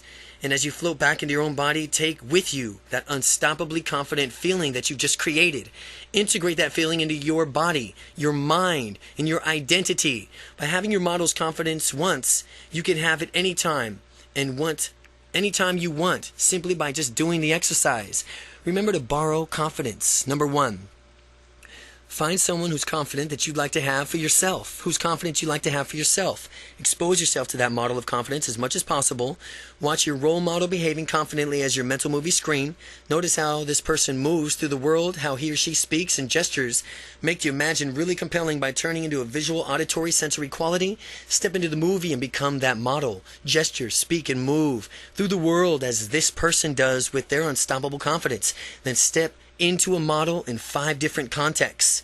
When you feel that you have to handle this person's confidence, a handle of their confidence, step back into the model's, step outside of the model's body and take his or her confidence back with you. Technique 14. Schedule your dreams. Successful people plan their work and then they work their plan. This technique will help you decide on what you want and focus your energy towards pursuing it. Goals are dreams with deadlines. For that reason, this technique gives you some specific deadlines for achieving your dreams. What I want you to do is imagine yourself 5 years in the future, living your ideal lifestyle with what sort of job would you have? What have you accomplished? Where do you live? What is your lifestyle like? Focus on the answers to these questions, and once you have the answers, build what you call an expanded resume. A typical resume charts for what you have accomplished and the skills that you possess now. An expanded resume encompasses your entire life, your family life, your career, your social circle, your spirituality, your finances, and so on. Creative and expanded resumes, what will be true for you in 5 years. Reread this resume once a week and more often, if you can invest the time, and in 5 years in time, you will have accomplished much, if not all, of what you put down.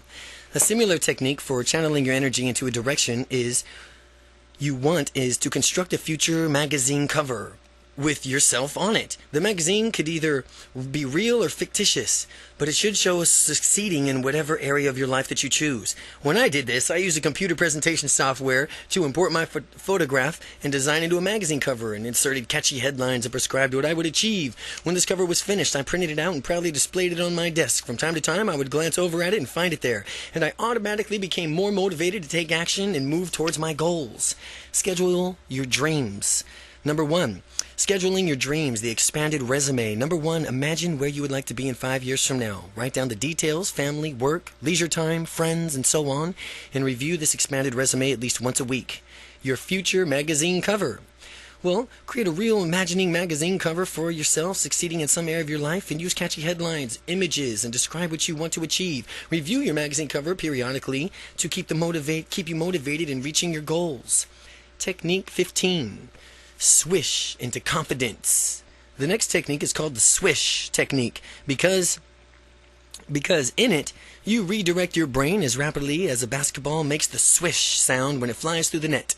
Our mind is trained to go into a certain direction. Sometimes if we have not consciously directed our minds, we tend to gravitate towards less than resourceful behaviors, such as shyness.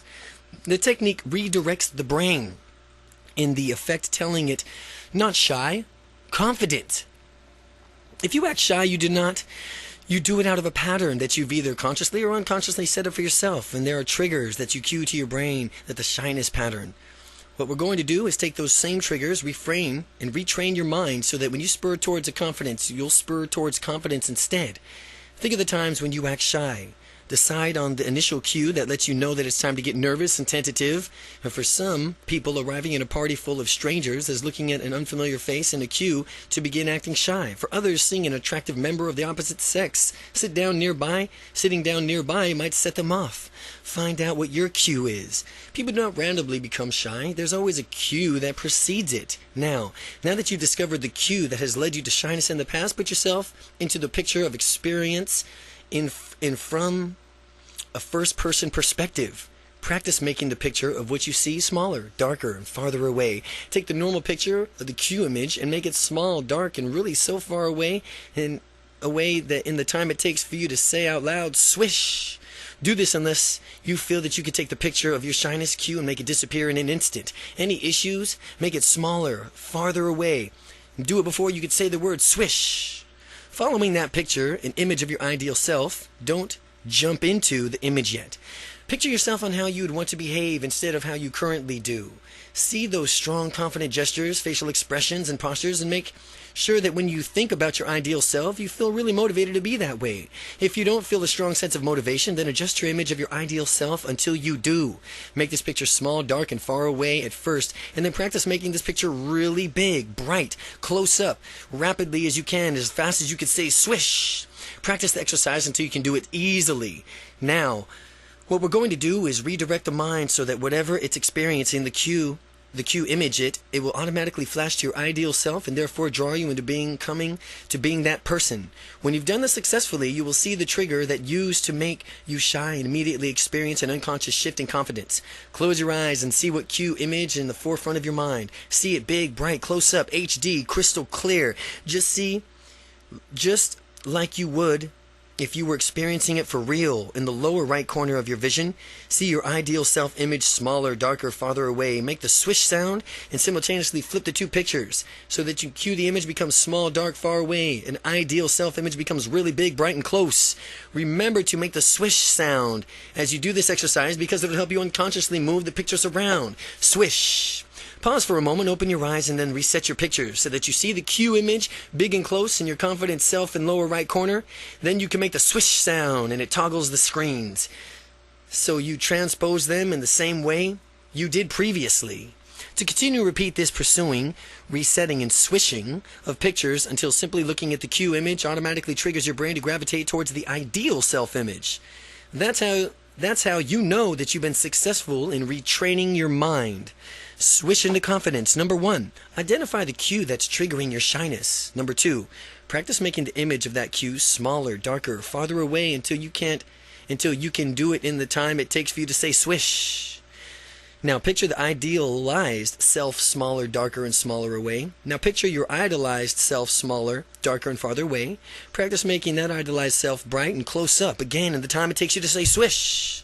Finally, practice transposing the two pictures as if they sound of the word swish in your brain. Makes the shyness trigger from small and far away while bringing your idolized self to the forefront. Now however you're feeling, screen it, swish. Now you're in the other image. Technique 16. Disassociate, add resources, act differently. Sometimes people feel overwhelmed by situations because they're too deeply invested in them. If someone's too close to a situation, they may be difficult for him or her to reason logically about it. For example, if you have to make a major decision and there's an overriding emotional component, that emotional component may skew your judgment. This technique helps you stand back and survey the bigger picture, then in order to make the best decision for yourself. What is the smartest decision that you can make in any given second, moment, nanosecond? The smartest decision you can ever make. What will it do? What will do What you will do in this technique is to observe yourself in a third-person point of view. You will step outside of your body and look over at yourself, making a decision. Picture yourself on the mental movie screen, but don't jump into it yet. Just look at your on-body screen. You are a detached observer. Pretend that you are the narrator and you refer to yourself into this as third person by repeatedly using your name. Well, as Randy currently walks over here, and then Randy went this way, and think through the decisions-making processes out loud and detach the frame of mind. As you narrate your thinking process regarding to the decision, you should be sure you have confident physiology and tonality. This will help you make a firm commitment to the decision from which you are ultimately going to arrive at. As a result, your decisions will be more rational, emotionally, literally giving yourself some distance from the situation. Another way to perform this technique is with the confidence resource triangle, described next. The confidence resource triangle. It's a confidence resource triangle. The main difference is that the triangle uses physical locations to represent the different states. The confidence resource triangle has 3 legs. Stuck state, location, a disassociated observer location, and a resource location. Again, they have 3 legs: a stuck state location, a disassociated observer location, and a resource location. The stuck state is the state where a person will experience indecision and need a resource. The disassociated location is where a person can stand back and objectively look at the situation from a third-person point of view. The resource location represents a resource that will get a person unstuck from his or her indecisive state. Find 3 different spots on the floor and label one S for stuck, one D for disassociated, and one R for resource. First step onto the S location. Close your eyes if it helps you. See, hear, and feel the element of the context where you need more confidence. Just when you're getting a taste of it, step outside of the location. Name 3 different things in the room to break your state, thus get you out of that state of stuck. Second, step onto the D location. And look at the same situation as you did in S location, but do it with a third-person perspective. Now, how different is it that you can perceive things more objectively? Think of confident resources that will help you conquer this stuck state. Third, step onto the R location, and as you do this physical step, you will mentally step into a resource by completely reliving a past time when you were confident. See when you saw, heard, and hear, and felt what it's like. Remember what it's like and crank it up. Crank up that confidence level. Now, with overwhelming confidence at your disposal, step back into what used to be the stuck state. How easily, naturally, you do not get unstuck now. With all this confidence oozing from every fiber of your being, if for some reason your stuck state did not change for you as much as you would like, do this exercise again, continuing stacking up confident resources and bringing them to the stuck state until things change. Do it again, the exercise over and over until you continue stacking up confident resources and bringing them to the stuck state until things change. Disassociate, add resources, and act differently. Number 1, envision yourself in a stuck location. Number 2, step out of the stuck location and name 3 things in the room to balance yourself. Number 3, step into the disassociated location and watch how you can resolve the situation in a confident manner by looking at it third party, away from yourself. Number 4, step into the resource location and think back to a time in your life when you were exuding confidence. Technique 17, matching and mirroring. When 2 people have rapport with each other, an interesting thing occurs. Their body language becomes similar. They begin to match each other. How can we use this to our benefit? We can consciously match someone else's body language in order to increase our perceived similarity to the person. You can use matching to increase intimacy or almost in any human interaction. This technique is called matching and mirroring because your goal is to become a mirror and image the partner in a conversation. When I first learned this technique, I was confused with it as mimicking. Mimicking is something that younger children do to annoy each other's parents, or monkeys do to play with visitors at the zoo. We are not mimicking anything else. Instead, we are increasing our similarity to another person by mirroring that person's body language, which will help engender a greater understanding of his or her points of view. The way you match and mirror someone is to adopt the same body posture that that person has. When the person moves, you must move and hit with him or her. Be sure to allow a certain lag time so that matching does not creep into the person's consciousness awareness. And the idea is to gain rapport at an unconscious level without attracting or notice that you're doing it. The intended effect is that the other person will feel that you are similar to him or her without even being quite sure of why. That the rapport deepnesses, as the rapport deepens, you can trim the lag time and until pretty soon you're moving exactly with the person. Rapport is like a dance. One person leads, the other one follows. Up until this point, you've been involved in the dance and only been following. After sufficient rapport has been established, you have the opportunity to lead the dance of rapport. Begin by moving your body into a new position and seeing if the other person follows you. Now, when the person does follow you, you will know that you are now the one in charge. And if you move and the person does not allow you to go back to the matching, mirroring and build up the rapport further. When you lead non-verbally, you can match and mirror people in other ways. In addition to matching body language, you can match a person's breathing too. This person will serve the unconscious synchronize. This practice will serve to unconsciously synchronize. You and another person can facilitate rapport. To match someone's breathing, watch his or her shoulders. Most people's shoulders rise when inhaling a breath and fall when exhaling. People exhale as they are talking. So remember to match someone's breathing as the person speaks to more similarly to you and how another person, even in barely perceptible behavior, such as breathing. The deeper the rapport you will create. As we're matching someone's breathing, you can match hand gestures as well. When another person's talking, notice how he or she gestures. No matter whether one is wild, demonstrates gestures, or slight, precise hands using some gestures. I don't care if you feel awkward or it's outside of your comfort zone. You are matching the other person in order to better understand and communicate with him or her. Facial expressions are another great way to match and mirror someone by developing greater rapport. Someone frowning is raising of an eyebrow or another facial expressions can be matched. You can even match someone's muscle tone. If a person's uptight and stressed out, you can tighten yourself up too. If the person's loose and relaxed, you can do the same way to be with him or her in the moment. Suppose that you match someone who is tense. You could develop a great rapport with a person and begin to lead the dance rapport gradually by relaxing. If the rapport is sufficient, the person will follow you and relax as well. The level of perceived similarity between you and another person is directly proportional to the rapport that you will experience. Again, the level of perceived similarity between you and another person is directly proportional to the rapport that you will experience. The greater level of rapport you experience, the more freedom you will have to relax and be your own confident self around that person. A good rule of communication is to remember that nobody is going to get a message across for you. So do whatever it takes to make sure that you are heard. Nonverbal matching somehow can help facilitate this and increase the chances that your message is received the way you intended it. It's not up to the other person to make sure that he or she gets it. As an excellent communicator, it's solely up to you to share your message loud and clear. Matching and mirroring number 1. With a friend, practice mirroring his or her movements. First, adopt the same body postures that the friend has, and next, match your friend's gestures. Third, mirror the friend's facial expressions, and when you are aware of the rapport that has been deepened, try making your own gestures and facial expressions and see if your friend matches your movements. Technique 18. Verbal matching.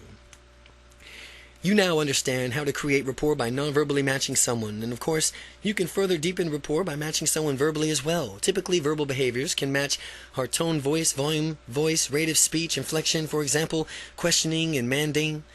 The word usage, if someone speaks rapidly, for example, you shouldn't speak much more slowly. You should keep up with that person's speech rate. If someone speaks slowly, you don't want to be a motor mouth when talking with that person. You want to just speak near to the same rate that person is speaking. Listen to people's key words, the words they say over and over again, like they call them a trigger or hot buttons, words from which you hear these words. Use them right back and notice how the rapport skyrockets. My trigger words sprinkled throughout this book. If we were to meet and you spoke with me using some more prevalent words in this book, you would notice how delighted I became and more rapport would skyrocket. Some of my trigger words are unstoppable or fun or powerful or delight or awesome. Here's an example of how to match someone's trigger words. The conversation between an artist and her friend. The artist may say, "I like my art because it's expressive and freeing. I get to be myself, and the paint landscapes there are breathtaking and wide open. It allows me to express myself in a way that I didn't get to before. Painting is liberating because I can see the beauty of things around me and express it to others." The friend can match the numerous trigger words by saying, "Yeah, it makes sense. I understand where you're coming from. It seems like it would be liberating to really lose or express yourself to others, to be able to see a true beauty in things, to point where it takes and how it takes your breath away. That would be really awesome. I can see why you like painting so much. The result of this communication will be that rapport is deepened because of the trigger words. The painter then discusses her passions of painting, elicits someone's passion, listen to the trigger words, and then use those words when you're speaking with that person. You will be amazed how much quickly you develop an excellent rapport. Verbal matching. To increase rapport, practice verbal matching with a friend. First, practice your friend's tone and volume of voice. Next, match the rate of speech. Finally, pick up on your friend's trigger words and use them as you respond to what your friend was saying. Technique 19, parroting. Parrots are interesting birds because they repeat certain words or sentences that are used frequently enough. To act like a parrot, you can increase rapport. With someone speaking in pauses, repeat the last few words of the sentence. Right back to that person. The person's word has special significance for him or her, or they wouldn't have even chose to say it that way. Be like a parrot and repeat the exact words back. You'll discover how easily this causes a greater sense of rapport. Parroting validates the person's point of view, and the point of view validated, and they enjoy being listened to, which is why parroting works so well. It proves you were listening. As a friend, Fred, for example, Fred and Carolyn. Fred, how are you doing today? Carolyn, excellent. I have a flat tire on the way to work, but I made it here all right. Well, you made it here all right. How has your workday been since that? Well, it's been pretty hectic around my office. I've got a team meeting this afternoon at 4. You got a team meeting at 4? Uh-huh. Yeah, I'm really looking forward to it. The product should be unveiled here really soon. Oh, really soon? Yeah, next week is our scheduled launch. We've been working really hard to get this project going. Wow, you must have really been working hard to get this project going. The parroting is delivered as a mere echo of what the person previously said, with the key points echoed back to the person. The speaker, upon hearing his or her own words parroted back, will either say yes or agree non-verbally, perhaps with a nod. When people are in agreement, they generally are in excellent states of rapport. Avoid active listening, which is when you change around what someone said by putting it into your own words and then spewing it back to that person by changing the words. You change the meaning and distort the true message that the person wanted to convey. People like when they get their message across, and parroting their exact words back confirms that you did receive them. So in parroting with a friend, begin conversations and practice repeating the last phrase entirely, word for word, that your friend had said back to him or her. Make sure not to rephrase it in your own words. To rephrase someone's point in your own words is considered rude. They want to hear that their point was given across. Technique 20, nodding, leaning forward, and prodding. People are masterful communicators. Nods are the listening to others. They're doing so, they invite others to relax and share whatever's on their mind. The next time you're talking with someone, continually nod to open the person up for sharing. To practice this, get a partner and have a conversation. Say as little as possible, nod as often as you can, and this is what effective communicators do. And by nodding effectively, your communication and your confidence and interpersonal skills will dramatically increase. By nodding often, disinterested communicators lean back and slouch. Excellent communicators lean forward and show that they are hanging on to every word that you said. In this exercise, lean forward, and as you nod along, as you're talking with your partner, prod him or her on by throwing in following phrases at the appropriate pauses. Again, when talking with your partner, prod him or her by throwing in the following phrases at an appropriate pause. Go on. Oh, go on. I understand. Oh, I understand. I understand. What makes sense? Oh, that makes sense. Oh, that makes sense. Tell me more. Oh, well, tell me more. I see what you're saying. Oh, I see what you're saying. Oh, I hear you. Yeah, I hear you. Well, that feels right to me. Well, that feels right to me. You'll soon discover how effectively this keeps people talking. I've kept people talking for 30 minutes at a time without me saying anything, just by nodding, leaning forward, and interjecting these phrases at the appropriate times. Nodding, leaning forward, and prodding. Ask a friend to begin telling you a story. Practice nodding and prodding at appropriate points in the story and see how long you can keep your friend talking. Technique 21. Ask open-ended questions. When you realize that you can talk to anyone, anywhere, anytime, you will have more confidence in yourself than ever before. The secret to being a great conversationalist is knowing what to ask questions that show genuine interest in the other person. Quite simply, ask open-ended questions whenever possible. Open-ended questions require more than a simple yes or no response. The person answering has to elaborate and describe what he or she is thinking. Closed questions do not further develop conversation since they are usually followed by short answers. If someone repeatedly responds to you with one-word answers, there's not much work with developing the conversation. An example of closed questions and responses: Brad, how you doing today? Fine. An example of open-ended question response is: if anything were possible, what would you most like to do right now? Well, I have a passion of sailing. I would love to be sailing in my boat around the world with my friends. I've been sailing before and I love it. I can't wait to go again. So you can see how asking an open-ended question and a closed question elicits entirely different responses. Now, as you ask these open-ended questions, be sure to listen intently to what the person is saying. While you are listening to someone, use the other methods taught to you in this book to develop an even greater rapport. You can nod and lean forward, parrot the person's words back to him or her, use nonverbal matching and mirroring and using trigger words. Doing all this at once, you might be cumbersome at first, but therefore practicing each skill individually, and then when you've mastered them all, begin to combine them for an even better rapport with others. Ask open-ended questions. Engage a friend in a conversation. Ask open-ended questions and see how long that you can keep the conversation going. Chapter 14, Your Confident Future. Whatever we expect with confidence becomes our self-fulfilling prophecy. Brian Tracy. This chapter contains a few final pieces of advice to get you on your way, and once you've started, make sure you don't stop. Build your community. As your confidence grows, others will notice the change within you and perhaps behave differently than before, and that's normal. They are used to you acting in a particular way, and then when you behave differently, they may not have a pattern for interacting with you anymore. They will adapt to your newfound confidence and develop an affinity for it. When I first began breaking out of my shell, I was concerned about how others would treat me, and much to my delight, they seemed to enjoy being around me a little bit more thoroughly as a direct result of my increased confidence. Family and friends. Enlist the support of your family and friends to help you on your confidence journey. When they are behaving in a confident manner, they can compliment you and reinforce your behavior. Tell them that you would appreciate their support as you do these confident exercises. Similarly, if they catch you falling into an old shy habit, they can politely point it out for you, which means that you can immediately correct that behavior. Some people may have a negative reflection to your enhanced confidence and zest for life, and they are not genuine friends. Your genuine friends want the best for you, and anything less means that you're not a true friend.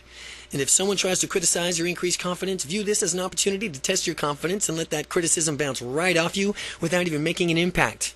Learning unstoppable confidence with others is, in addition, I recommend meeting regularly with others, like-minded people, to teach unstoppable confidence to others, to increase your own confidence. Let this book serve as a guide. It will help your group does confident exercises with each other. Getting together with other people can be an incredible, powerful way to ratchet up your confidence.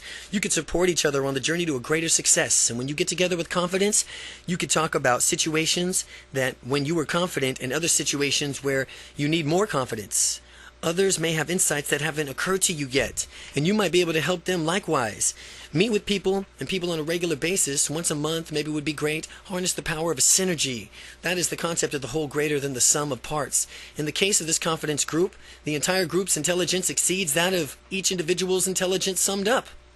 The whole group would become each member would become as intelligent as all of the intelligence summed up.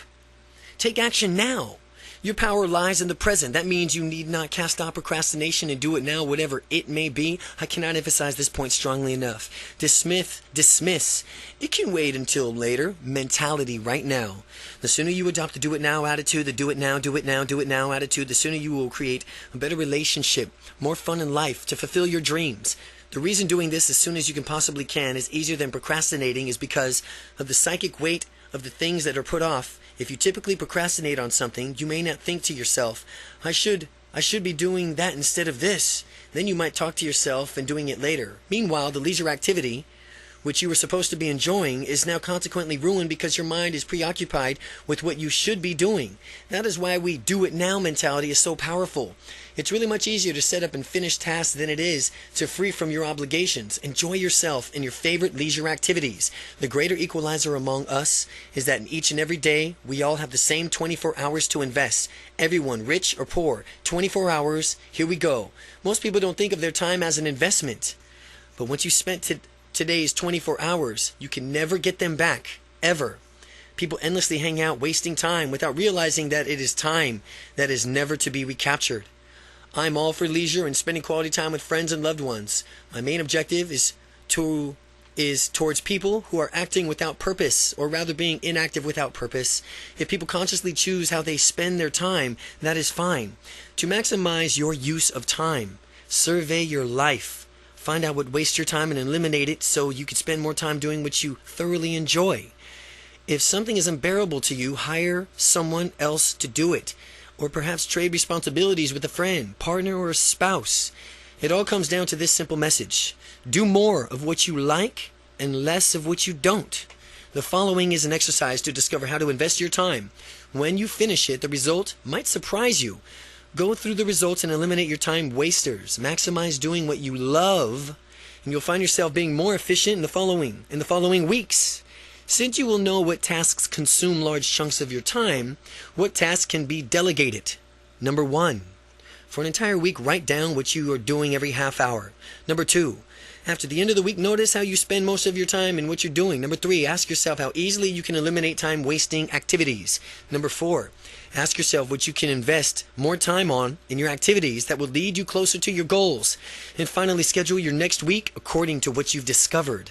And as you continue to use your time ever more wisely and productively, notice that this increases your confidence. The more actions you take, the more dreams come true, the more motivated you'll feel and do and achieve even more. The proper fruit of knowledge is action. Action. Take action. Reap the full benefits of your knowledge. Stay on track with your confidence and practice a calendar. One method to stay on track as you develop your ability to be confident is a confident practicing calendar. You can take an extraordinary calendar and schedule which confident exercises you will do on a particular day. You can also set up milestones that you expect to achieve that journey towards unstoppable confidence and compare your progress against them. One day you could practice speaking confidently. The next day an exercise you'll be walking confidently. The following day exercise gesturing confidently. Going through this book, pick out your favorite exercise and put them down on the calendar. Create your calendar and match your personality. You'll know what will work best for you. Positive reinforcement is a great motivator. There I recommend you that you praise yourself when you find that you're behaving confidently. Although you may not think it's a bit corny, I know I did at first, but I found that following reinforcement method really worked. And when I found myself behaving in a way I wanted and I gave myself small applause, a pat myself on the back, or a self-hug, many people deny themselves their due credit, even when they perform extraordinarily. Give yourself credit by consciously reinforcing your positive behavior. After all, who's the only person you are guaranteed to be with 24 hours a day for the rest of your life? You are, of course. Treat yourself well. Discover how your unconscious mind responds. As you treat yourself better, you'll discover how you're able to access parts of your memory that you hadn't before. You're able to visualize better. Your negative internal dialogue will disappear. Many people do not treat themselves very well. They have a nagging internal dialogue making their lives miserable. They think that people are out to get them. People are causes in their lives, not effects. Disempowered people let things happen to them. Empowered people make things. When people take complete responsibility for their own lives, they become empowered. They realize that they always have a choice. They can act out consciously decisions instead of blaming others and playing a victim role. They can realize that they always will have a choice. They can act out conscious decisions. When you're empowered and acting out of a choice, celebrate your accomplishments by rewarding yourself. Reward yourself in the same way you'd reward your best friend. His or her accomplishments. Remind yourself that you are wonderful. Sometimes people don't celebrate their accomplishments. They stall or wait for others to do it. Or maybe they wanted permission to celebrate or what they did. I'm not giving my permission for you to celebrate all of your successes. I'm now giving you permission for you to celebrate all of your successes. Live a healthy life. Because in order to be unstoppably confident, you must lead a healthy, fulfilling life. There's 3 components that essentially to leading such a flexibility is a sense of humor and an orientation towards the future. Leading such as a life of flexibility and a sense of humor. Flexibility, if you have flexibility in life, you'll have enough choices to be able to do whatever it takes to achieve your outcome. If something does not work, you'll have a wherewithal to realize that it's not working and admit your behavior. In other words, use flexibility until you eventually get your results. The more flexible people are, the more likely they will get what they want. There is a law of cybernetics, which is the science of effective organization that states the person or component with the most choices in the system wins. Take a negotiation, for example. If someone has many options and the opposition has few, the first party has an upper hand. The fewer options you have, the less empowered you are. Maximize your empowerment by being flexible and having many options and choices as you can imagine. A sense of humor. Having a sense of humor is essential in life. It means that you won't take things too seriously or blow them out of proportion. I'm sure we all know people who take everything too seriously and end up having health problems or smoking or drinking or as an escape from their problems. The more useful way of experiencing life is maybe laughing your way through it. When times are the toughest and you are completely stressed out, the ability to laugh out loud is truly priceless. Laughing out loud will help you center you, which will lead you into a more resourceful, problem-solving state of mind. People are excessively serious and overly formal. And they tend to get ulcers and heart attacks, strokes, and other medical maladies because they choose to allow themselves to get stressed out. People who laugh a lot, they're a lot healthier and live a lot longer. Be sure to keep your sense of humor as you continue on through your life's journey. Future orientation. There are 3 different ways that we can orient ourselves with respect to time: the past, the present, the future. Each can be a useful outlook, having strong orientation for the best path of living our life's dream. The past can be useful for summoning positive resources from earlier periods in your life, for gathering and tapping into experience, for example. Some people who are heavily oriented towards the past virtually live into the bygone glory days, however, continually rehashing them through the storytelling of other reminiscence. Focusing solely on the past makes it easier for you not to take any action towards building the future. People who get overly caught up in the present orientation live entirely in the moment and fail to plan for the future, and flawed outlooks can be in a direct consequence. These people want immediate gratification without having to think about the negative effects of their decisions. A certain amount of present time orientation is to cherishing each moment of your life and allowing the spontaneity to provide that you still plan for the future. The ideal orientation is to balance the future and the present together. The ideal mental orientation from now on is to balance the future and the present together. Knowing what you want for the future, planning for it, and taking action while enjoying yourself along the way is the ultimate ideal and ideal to strive for. You're constantly living and thinking about the future while still living and enjoying yourself on the way. And by delaying instant gratification and having patience and diligence working towards your goals as you thrive in the present moment, you will still have the ideal time orientation combination. When you find the balance that works best for you, you'll know it. Life is short, and we don't know what tomorrow holds, but we can plan for a wonderful future while we make the most of today. Plan for the future while making the most of today. You can achieve your dreams when you take action and work your plan, and life goes by so quickly that we must remind ourselves to cherish each and every moment. Getting going and don't stop. With your unstoppable confidence, you're going to want to tackle the world at once. When you consider all of what you want and you can achieve in your lifetime, you might want to go out and do it all right now. You can tackle the world, of course, but you should do it in a progressive stages. You will have so many dreams and passions awakened that it might seem overwhelming. Sometimes, when people feel overwhelmed, they do nothing because they don't know where to begin. We'll avoid letting this happen to you. Consider your most important immediate goals and pursue those first. Remember to take action each and every day, and no matter how much or how little things brings you closer to fulfilling your goals. A journey of 1,000 miles begins with a single step. Focus on taking the next step every day. Beware, though, that if you focus on the next action as part of a larger goal, you may lose sight of what you're going after in the goal in the first place. The ideal here is to have a balance. Keep the big picture in mind, remembering what's important for you and to you about the goal and why you're even doing it, as you focus on small steps that actually get you there, taking action each and every day. Being unstoppably confident means being proactive. Decide what you want, go after it, and get it. Some people say, someday it'll happen for me. No. Or, I'm waiting for my lucky break. The problem is that those reactive people are waiting forever. Resourceful people make it happen. Luck is where preparation meets opportunity. Be prepared for relentlessly pursuing the opportunities that you'll surprise yourself at how lucky you become. Go out there and make it happen, because you are unstoppable.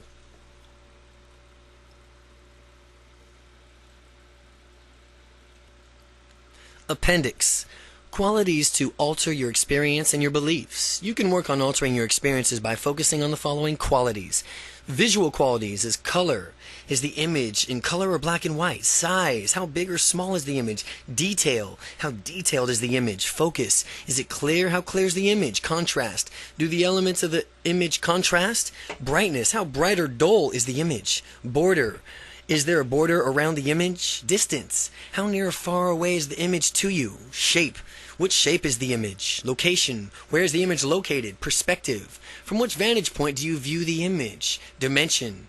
Is the image flat or three-dimensional? Movement. Is the image fixed or is it a movie playing? Auditory qualities. Location. Where's the sound coming from? Tonality. What's the tonality like? Depth. Does the sound surround you? Volume. How loud or quiet is the sound? Melody. Is the sound melodic or monotonous? Duration. Is the sound continuous or intermittent? Sensory qualities. Intensity. How intense is the feeling? Location. Where do you feel the feeling? Speed. How fast does the feeling occur? Duration. Is the feeling continuous or intermittent? Quality. How would you describe the feeling? Unstoppable confidence. How to use the power of NLP. NLP to be more dynamic and successful by Kent Sayer. If you're serious about gaining more confidence, you must get this book, Robert G. Allen, The 1 Minute Millionaire. This book will give you a boost towards success that can make all the difference. Brian Tracy, best-selling author of Maximum Achievement. Imagine having the confidence and courage to go after goals, successful careers, rewarding relationships, richer, fuller life. If you could dream it, you could do it. Using the scientific methods of Neuro-Linguistic programming, NLP. Through NLP, author Kent Sayer transformed himself from a plainly shy introvert into one of the nation's most dynamic NLP trainers. He's taught thousands how to break out of their shells and go after their dreams. Now, with this proven system, you too can harness the power of NLP to blast out of your comfort zone, shatter your limiting beliefs, and boost your confidence instantly. The step-by-step program for a ready-to-use tool, verbal, nonverbal techniques, and practical thinking exercises will redirect your mind towards your goals. You'll be amazed how easy it is to interact with others, embrace opportunities, and enjoy social events, activities, and work functions. Unstoppable confidence.